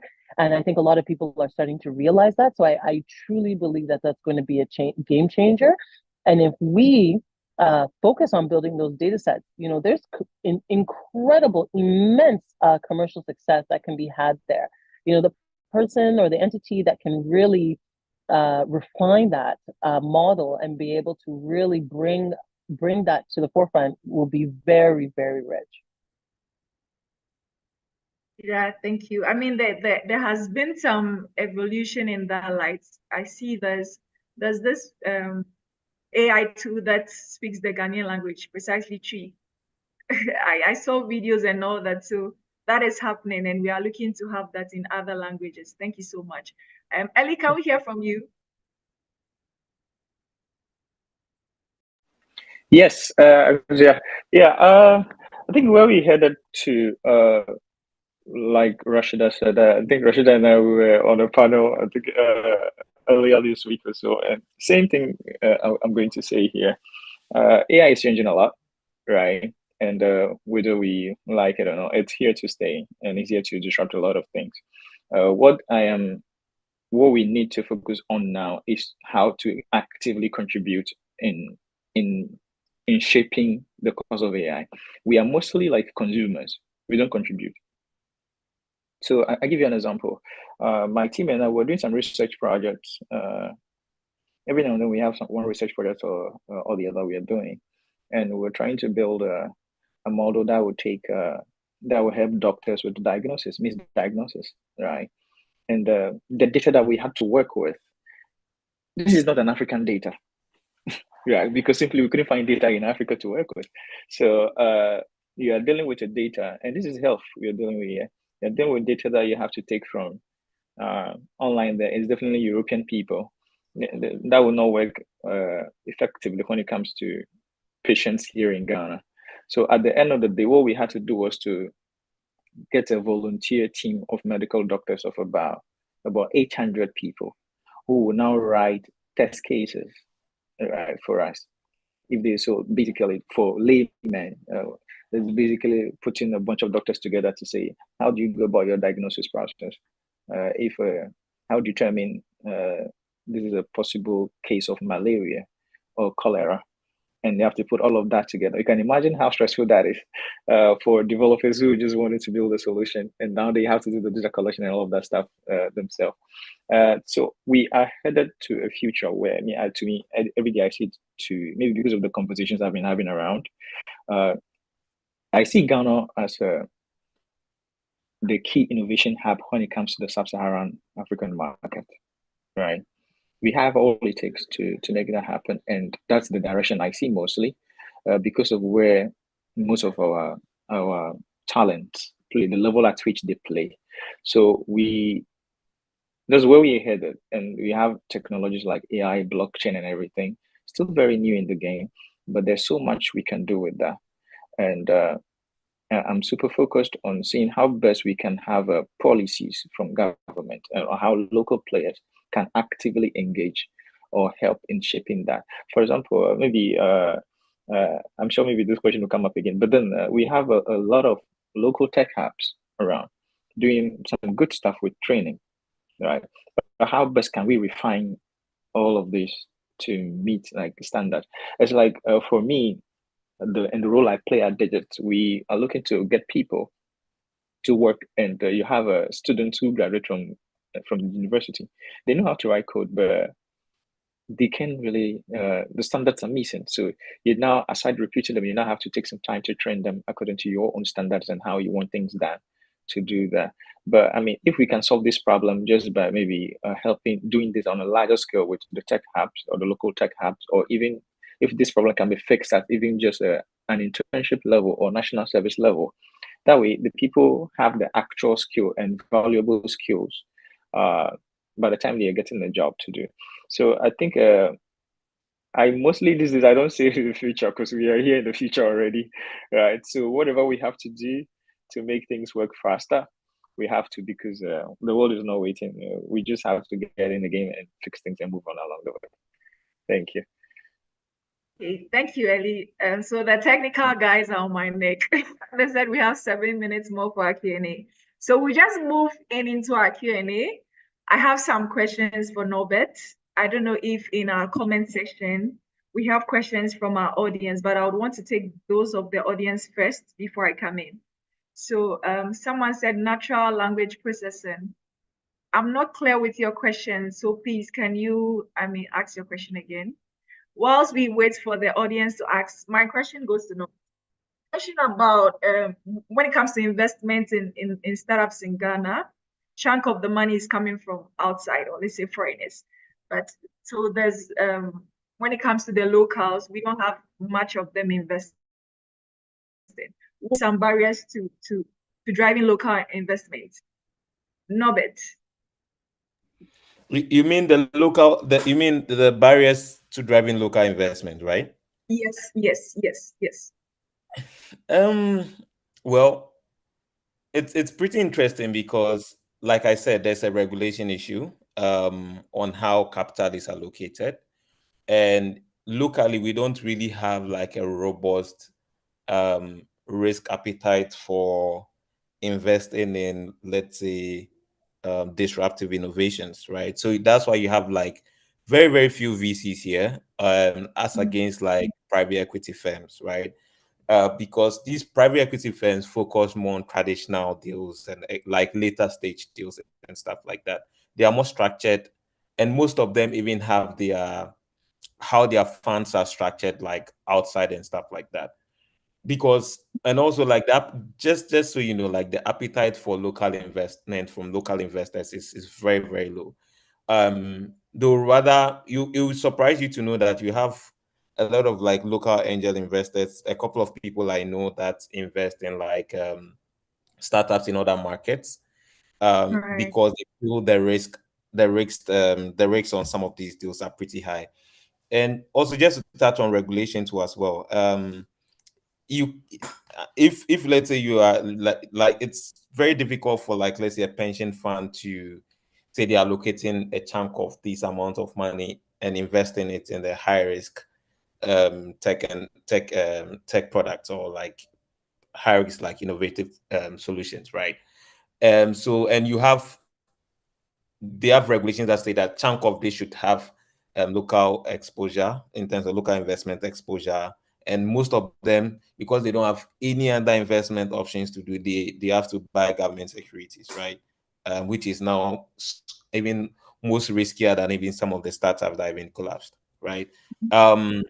So it's an issue of risk appetite for the local investors, and it's also an issue of regulation.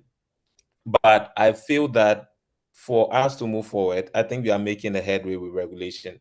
And for us to also move forward, we also need to have a lot, we need to have like very good success stories in Ghana, right?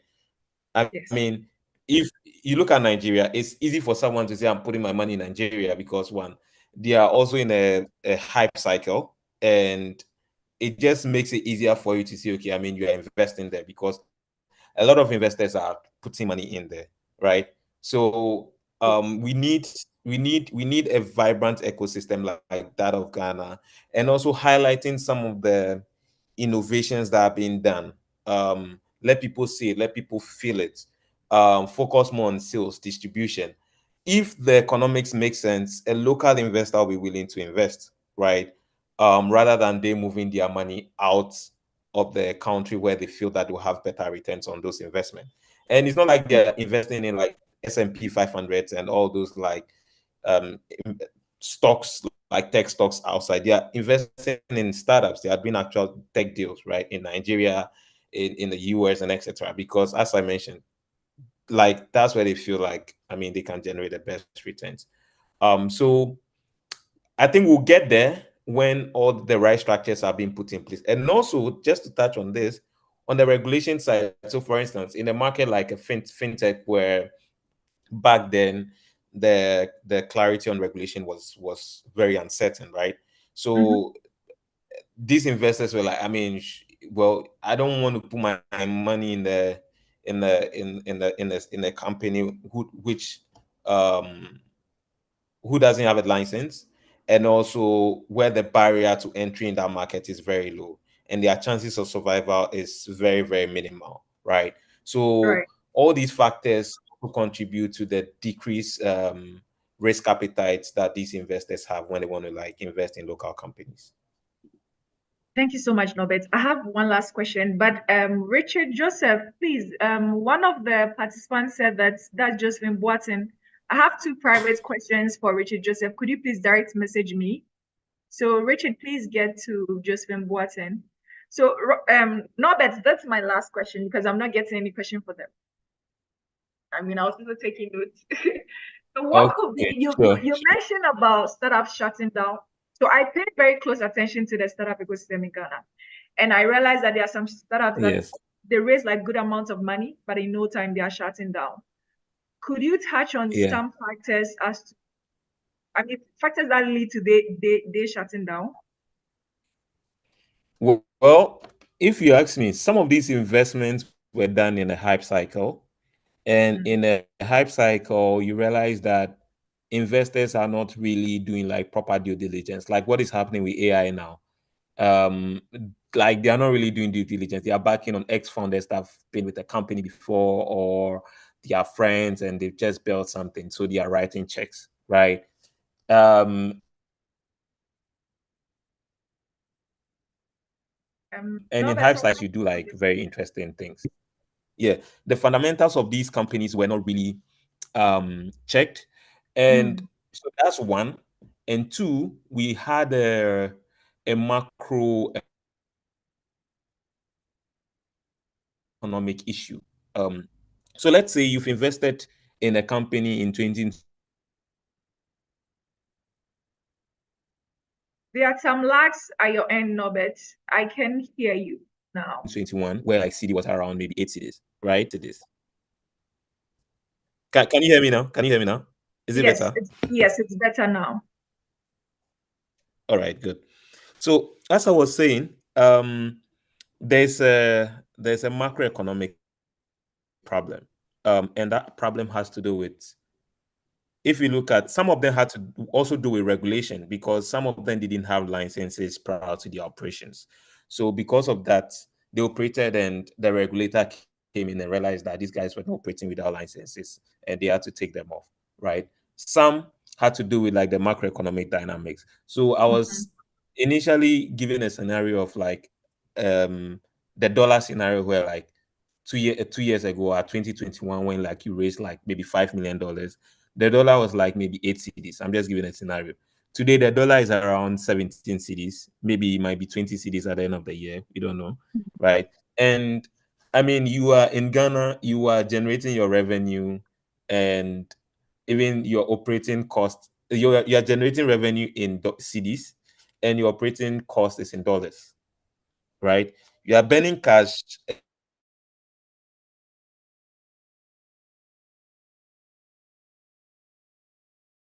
Norbert, I missed you. Good enough revenue to back you realize that the revenue they are generating and the amount of cash they are burning, like there's a huge mismatch, right? So at the end of the day, the reporting doesn't really make sense to investors, and these guys cannot raise money at maybe the next valuation, or they can't actually raise money anyway, right? And they have spent all their cash, and the only option left to them is, and no one would really want to buy like a technology. No one is willing to buy like a platform, right, where that they can easily build now, right? So the only option is to just shut down, right? So there's that economic there's that macroeconomic problem which affects like the cost of operations and risks on return to investors too as well. So these are the few dynamics: regulation and macroeconomic dynamics, especially on the FX exposure.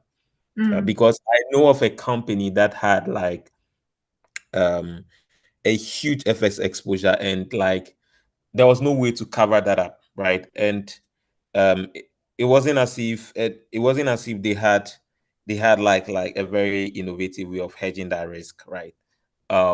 So these are some of the issues that are leading to why companies are shutting down. And also like the business models, like the business model that could work like maybe yesterday or last year can't work in this current dynamics, right? Right. Yeah, probably 2 years ago people were saving, right, a lot to be able to afford all the products that you offer as a fintech or as a startup. Now people are rather sort of saving money and spending it on necessities, and some people might not even be saving at all, right? So there's shifting business models, and some of these companies, it's very hard for them to adapt because of how their company was built, right? So there's that lack of business model adaptability, and if you don't have that, your company will crash, right? Right. Right. So these are some of the dynamics. Yeah. Interesting. Thank you so much, Norbert. So time is up because the technical team is on my neck. So time is up. Thank you all so much for joining our roundtable discussion. It was a pleasure moderating this section, but I also recommend that if you want more information on the Ghana tech ecosystem, you could check the Ghana Innovation Journal by Innovation Spark. I'm sure the organizers of this event will share resource materials to those who registered. But it's been a pleasure hosting. Amakosi Osei. Thank you and have a good evening. Bye.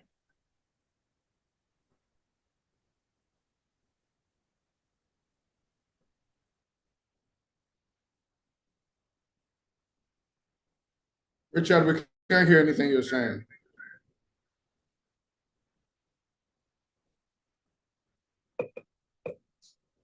You're so silent. Or is it just me? We can't hear anything you're saying.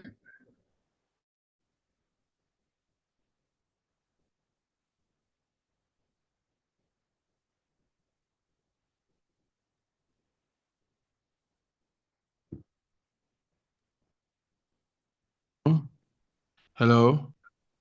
Hello, Richard, is that you? Yeah, that's me. Can you hear me now? I can hear you now. All right. Apologies for that. Figured I had an issue with my microphone. I was saying thank you so much to Akosia of TEJONNECT for guiding us through an insightful conversation, helping us understand where we are, where we are moving to, and how do we get there. Together with the panelists, Ellie, Rashida, and Norbert, your insightful contributions has shaped our minds. And we believe our participants understand where we are going to and how we will navigate. Getting there. At this point, I'd like to invite Papa to draw the curtains on what would have been or what has been quite a long day, but we've had insightful conversation which is shaping mindset, I believe, and very educative one so far, so good.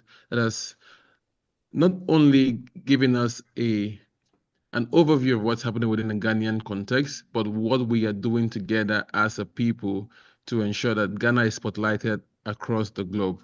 Papa, whilst you come in, there are two questions in the chat box or the Q&A session, which I'd like for you to address. The first one is, why did TechConnect not touch on Web 4.0 and quantum technologies and system as part of the presentation? And the second question is, if is TechConnect a part of industry? Is it a research-intensive body where one could join and share knowledge through writing? And Papa, I'll leave those questions for you whilst you draw the curtain on the conversations today. Thank you very much, Papa. Thank you very much. Regarding your first question, Web 4.0. So the idea was to, and I'm going to touch on the ecosystem that we've identified. So the idea was to get experts to speak on the key ones. We did not cut across all the areas that we were going to speak on. So we basically asked from our extensive community those who wanted to speak, and we basically lined up the agenda based on those who are available. We obviously didn't have enough time to cover more than 14 speakers. Even the 14 speakers were quite a stretch. So now that you've raised it, we'll be looking into it. Now, regarding being open to research-intensive expertise, what we've told you is we want to drive tech. We want to make sure that it's inclusive. We want to make sure that it's collaborative. So whatever it takes to make that happen, we're open for that. We just started bringing on board a lot of our academia counterparts and colleagues, and we're definitely looking at expanding and ensuring that we have information that allows or helps us to drive and make the right decision. So definitely what you've mentioned, we'll take note of that, and we'll keep looking and growing and expanding. At this point, I'll just go ahead and I hope that answers your question. At this point, I'll just go ahead and wrap up. I first want to say a few things, and after that, maybe those of us who are left, don't run away yet, we'll take a picture. And Alex, I don't know if you're on the line, but if you're on the line, if you could take a note of those participants that are still here, I think we need to do something special for them, especially for them staying this long. And beyond that too, after that, we'll just play some music, and those who want to hang out can hang out. Digital party, if you will. So thanks to all our incredible speakers. I'm very excited about what you did and what you have shared with us and the insights. And there's a lot of unpacking to do beyond this conference. Dr. Foley, Kofi, Blankson, CC, Nana Jemfia Dubois, Dr. Ohina Asante, Blaze, Joshua, Rashida, Charles Solibo, Dr. Nefi Poblampo, Nikia Carter, David Ofori, CK Bruce, and Bernard Aqua. Thanks to the team working diligently in the background, Alex, Blessing, Shandolph, Enoch, and your whole team, and all the others behind the scene working hard to make this happen. Thanks, of course, and your panelists, Rashida, Ellie, Norbert, and those of you who have joined the ecosystem. We've seen you. I've seen that a lot of you have joined the link that we gave you, and we're definitely going to be engaging with you. And those of you who stayed, like I said, we want to have something special for you. Alex, let's please take note. Please put your names and numbers down so we can connect with you and show our appreciation. Now, our ecosystem currently, as we identified, is made up of artificial intelligence, and machine learning, artificial intelligence, which a lot of people use in their presentation. But beyond that, cloud computing infrastructure, cybersecurity, Internet of Things, blockchain and distributed ledger technology, big data and analytics, 5G and next generation connectivity, augmented reality and virtual reality, quantum computing, edge computing, software development and engineering, digital transformation, enterprise solutions, e-commerce and digital payment systems, fintech, health tech and biotechnology, just like Dr. Ahene spoke about, autonomous vehicles and transportation tech, smart manufacturing and industry 4.0, energy tech and sustainability, human-computer interactions, satellite and space technology, education technology, which I think about 2 or 3 of touched on, agricultural technology, which wasn't touched on, legal technology, fashion technology, food technology, real estate technology, prop tech, which we actually had a speaker to speak on, but unfortunately, we were maxed out in our speakers, and you're going to see how tech is representing the real estate industry. Is going to be phenomenal. So look forward to the podcast sessions. Gaming and esports, reg tech, which is regulatory technology, environmental technology, advanced materials, advanced wireless technologies, and media and entertainment technology. So the ecosystem is vast, and it's important that we understand where tech is going and what tech means these days. And it's important that you're a part of this. Now, if you're an expert in any of these areas, and you are a decision maker, which means head of IT or owner or founder of an organization, high level, we'll definitely want you to be a part of this, be a part of the core ecosystem. But we're also building the extended ecosystem where everybody can get information and be a part of this. So it's very important. Please get in touch, regardless of who you are. Once you're excited about the future and you're excited, let's talk. It's also time to start about conversations following this conference in terms of action. So like we said, we're going to be doing a 32 to 52 week podcast series where we're going to be engaging some of these experts that you saw, people like Rashida, people like Bennett, people like CK, people like Dr. Ahene, and so forth and so on, giving them that space to stretch out their conversations what are the trends, what is the future makeup, and what's to be expected, especially for our students. A lot of you are choosing or making career choices based on where the noise is or where the buzz is. So if it's not as sexy as data, if it's not as sexy as data analysis, if it's not AI these days, or if it's not cybersecurity, you're not looking there. But like I mentioned, there's a whole huge. We don't always have to wait for the noise out before we adopt. We can start and contextualize and work on our market. So it's important for us to look forward to that. I believe this was a very successful virtual conference, and I look forward to many more dynamic engagements going forward.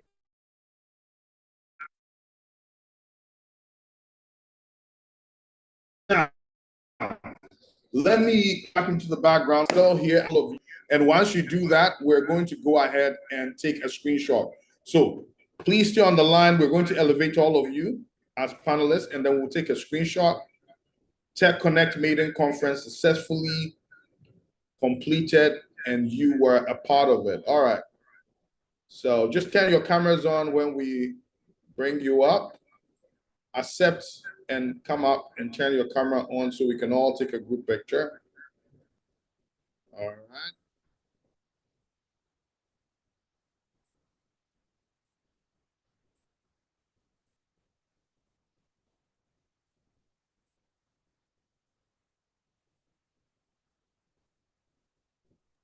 Okay, whilst we have Papa elevate people, can we have some background music playing and just get ready for the after party mode?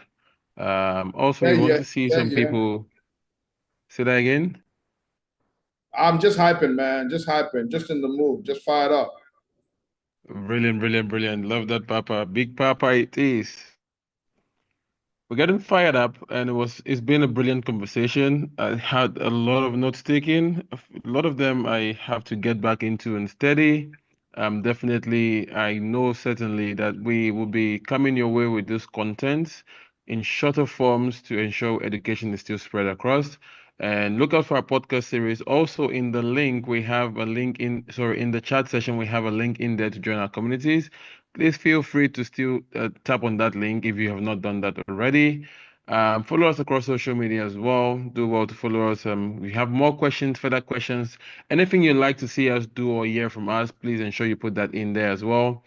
And there is still a poll that would share across to. Please do well to fill that in. Rashida also left a link in an AI form. Please don't forget that. I'm going to be pasting that again for our own benefit so that we can contribute to that form. I'm doing that right away. Yes. So please do well to fill in the AI form Rashida shared, and feel free to send your LinkedIn profiles for connections in the chat sessions as well. We want to connect with as many people as we can connect with. My name is Richard Joseph, and I work for Africa Discuss Channel, and I was very much privileged to host the TEJONNECT Maiden Conference. Thank you so much, Papa. Thank you so much, the team, for everything. I was playing it cool. Denied my love for you, like I got soulmates falling from the sky. You were standing right here all alone. Life was too loud to hear your song.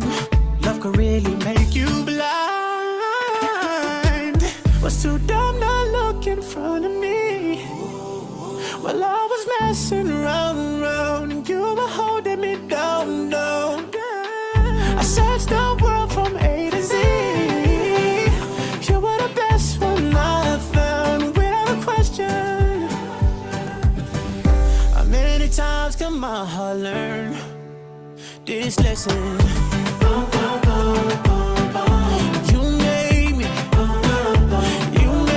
We're still waiting for some people to come up to panelist level. Yeah, we're holding on to that as well. We want to see everybody come on. Let's take a quick photo together. Papa, could you maybe reduce the volume of the music in the background so they can still hear us? I see people connecting. Please do what's connected. That's very much important. We need to build a very cohesive ecosystem. We need everybody involved. We need to work together towards ensuring that growth happens in the ecosystem. Thank you very much. So please do also share connection details, and let's reach out to each other. And don't forget to click on the link to join the TEJONNECT platform. Please, Alex, could you kindly put in the link again in there in the chat session?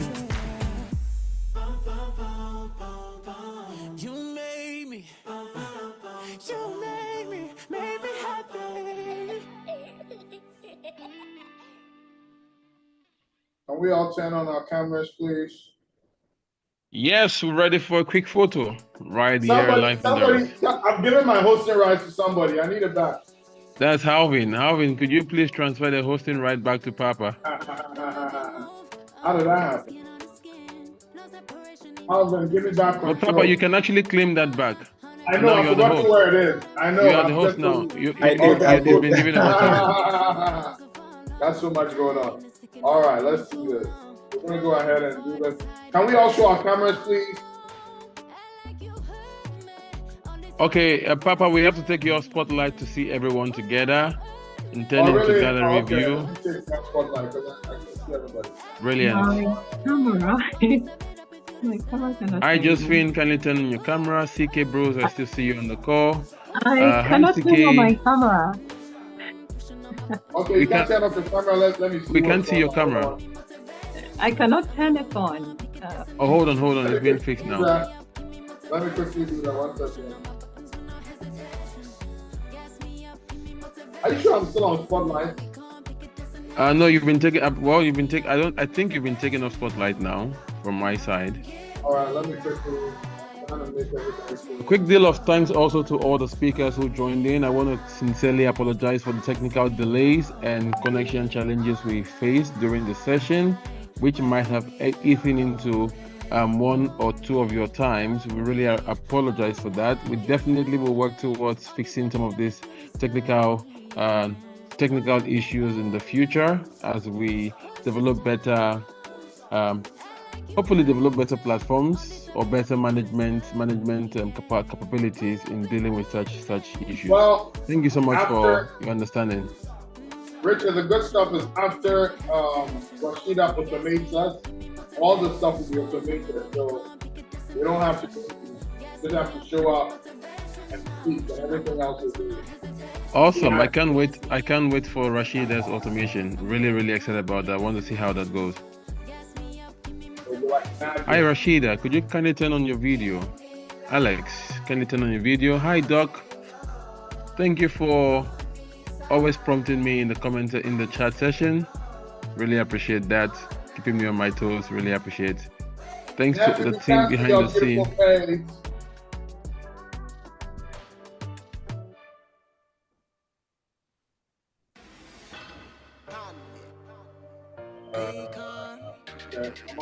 I'm almost done giving everybody permission. Just a moment.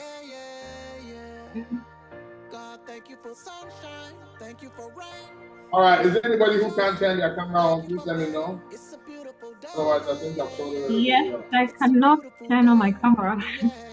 Give me your name, please. Josephine Watson. Yeah, Josephine, our co-host, a virtual co-host. Thank you so much. Josephine. You still can't turn on your camera? You should by now, because I made it co-host. No. Try it. Still? So let me take it off.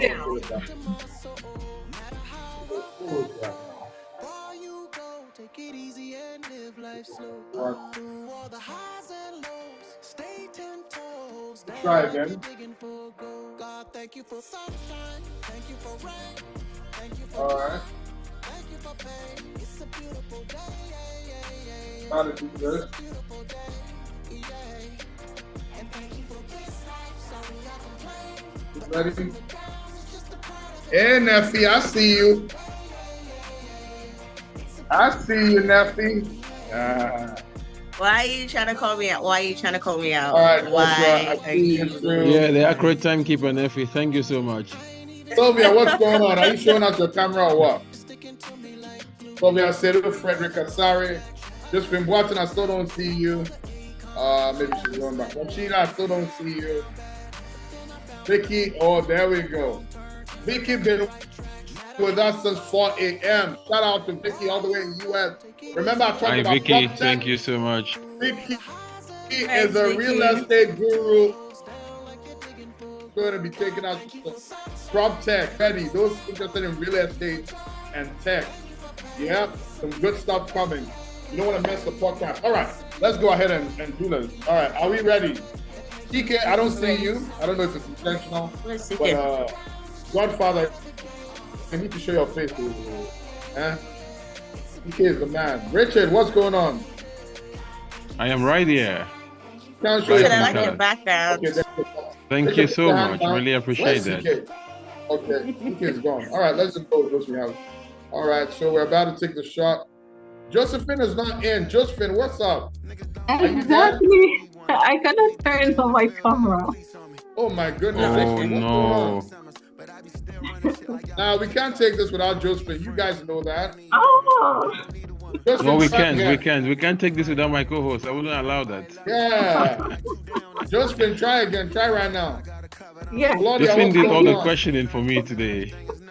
Thank you. Literally, she was my assistant note taker. We should make you an Josephine, AI, right now, Josephine. you Maybe tried. Did it work? Rashida could implement, could write a few commands that would, generate some prompts. Rashida, always killing me with that smile. All right, all right. Oh, Josephine, it's still not working? Still not working, unfortunately.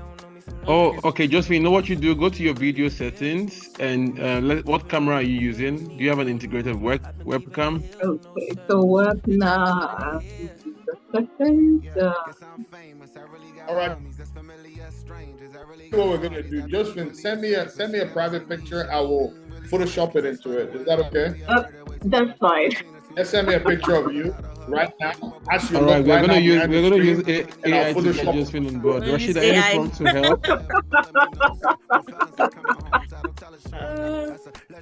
That'll be interesting. All right, people. First and foremost, this is your chill pose. Are you ready? We go. Yep. All right, next, I'm gonna crank up the music, and then you're gonna give me your funky pose. Your music. Yeah, TEJONNECT. Yeah. Quite excited already. Yeah. I don't know how to dance to save my life. I'm gonna try to dance already. Anybody can dance in a chair. Yeah, I know, right? That's true. I like Rashida's mood. Rashida, kindly apologize again, okay? Thanks for putting you in.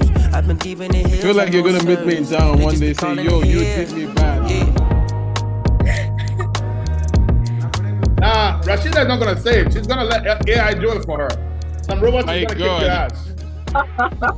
Okay, I need to look into my privacy then. Oh my goodness. All right, let's see. Wichita, Ottawa, I'm a hard nigga. I'm a Edgewood, Glenwood, East Side nigga. Guns don't tell jokes, goofy ass nigga. This the home of the Braves. Richard, what did you say? I said you were performing for us. I forgot to mention that. So the intro music we had on this call was made by Papa, and they were performing live for us as a way to end the session. Oh, thank you very much, Papa. You didn't announce. It's Come on, done. give me the microphone. Give me the microphone here. This is Papa. water by Tyler. Tyler. All right. Yeah, come on. Okay. Shake your head. That's right. Are we ready? Come on, everybody have to dance a little bit. Come on now. I could keep my cool, but tonight Hey. Rashida has gone off. Oh my God, no, don't end Rashida, now. don't see that. Come on, Rashida, you can't do a dirty like that. Thank you so much, guys. Really excited to have you guys on. Papa, do we have the photo now? Where's the photo? Do we have the photo? to show me that you understand how I like it. Did we do the photo? Papa, do we have a photo yet? You got some moves, okay. Vicky has some moves, man. You don't look like you've not slept at all. Seriously, guys, make sure you're on the link that was reposted. your friend, tell a friend, tell a friend, tell a friend. Let's go. Second. Right? To make money in I need to do 419 to change the narrative. Dog, am I lying? Can you not make money in real estate? You have to do 419 to survive.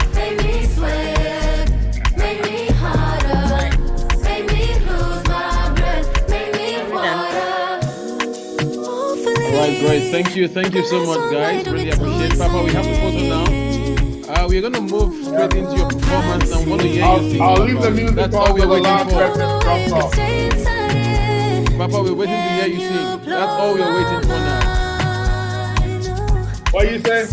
We are waiting to hear you sing, Papa. That's all we are waiting for. Please. You want to hear me sing? Yeah. Well, here it is. Right, see. We got Rashida, we got Nephi, we got Joshua, we got everything. It's all good. Connect with me. It's all. It's right. That's right. Come on, elaborate to the right. Yeah. To the right. Give it up. Put it up. Okay. Put it up. Put it up. They tech connect. Put it up. Put it up. Put it up. Put it up. They tech connect. Put it up. Please. Get ready. Get ready.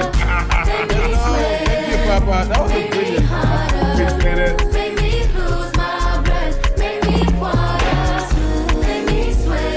That's awesome. Say a very big thank you to everyone once again. Do have a great evening. Have a great weekend. Please don't forget to sign up using the link. If you can hear me, just go into the chat session, look for the link, and sign up. Connect with our panelists, connect with your colleagues, connect with everyone who has shared the link. Please do want to fill in or fill up Rashida's link to the AI platform. We want to collect insight and see what automation can do for us in the future. Thank you very much, Doc. Thank you, Joshua. Thank you, Vicky. Thank you, Chris. Thank you, Alvin. Thank you, Rashida. Thank you, CK. Thank you, Claudia. Thank you, my co-coordinator. Claudia says the link is not showing, please. Papa, Right above when she said it. Right above it.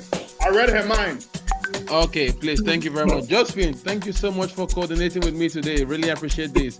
Thank you for all from me to everyone. Really appreciate. Have a good evening.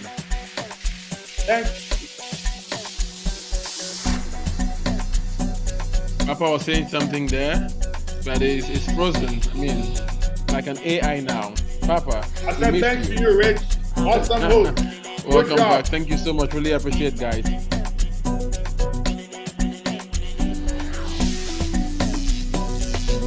Hi, Vicky. I think you should go get some rest now. Thank you so much for sticking and staying all through the day. Really appreciate. It was brilliant. Thank you. Vicky's pumped up and ready for her podcast. I think we'll go in November. Either first we can get ready. That's fine. Never stop going. Keep going.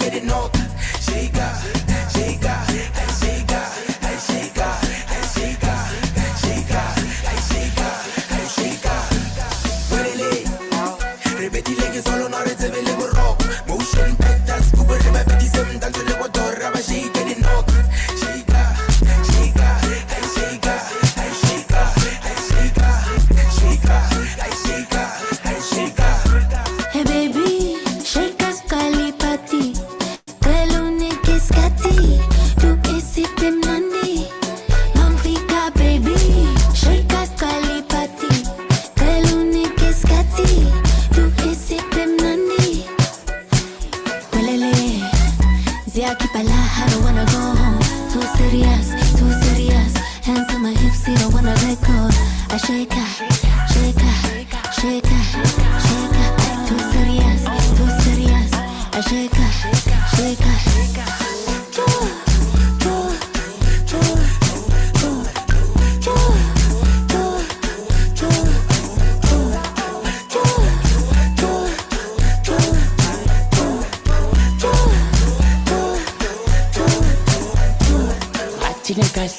Cineka slap, pete gangan, pete maliam. Cineka slap, pete gangan, pete slap, cineka slap. Engiti bat cineka lako, pete gangan,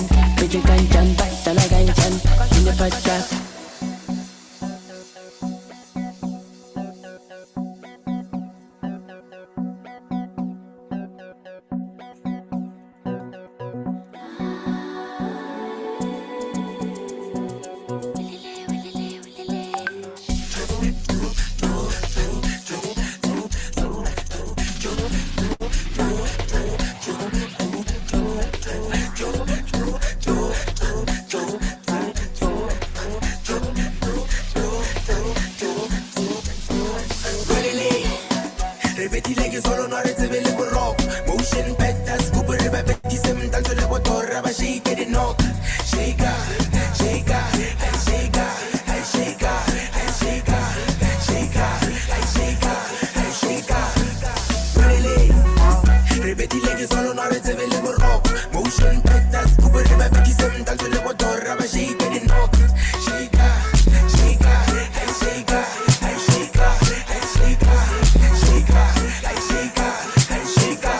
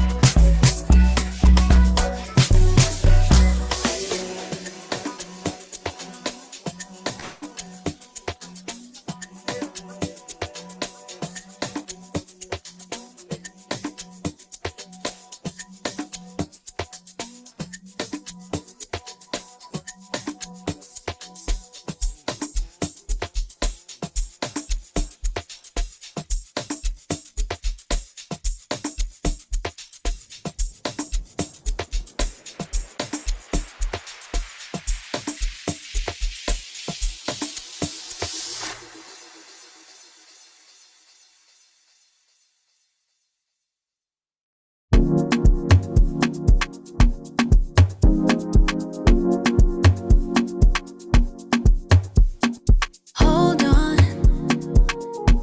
Did you say you're on your way? Why now? When you just went MIA. Message received. Oh, now you want me back. I know the procedure. Trying to come to my place. Turn around. It's so far away. Too far gone.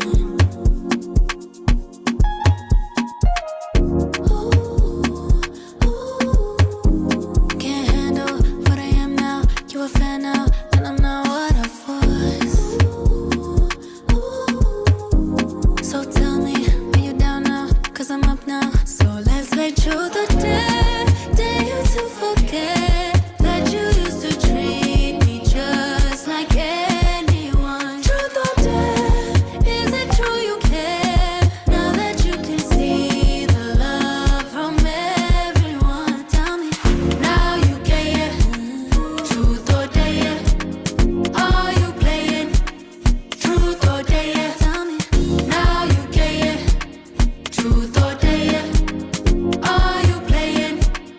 Truth or would you still want me if I didn't have it all?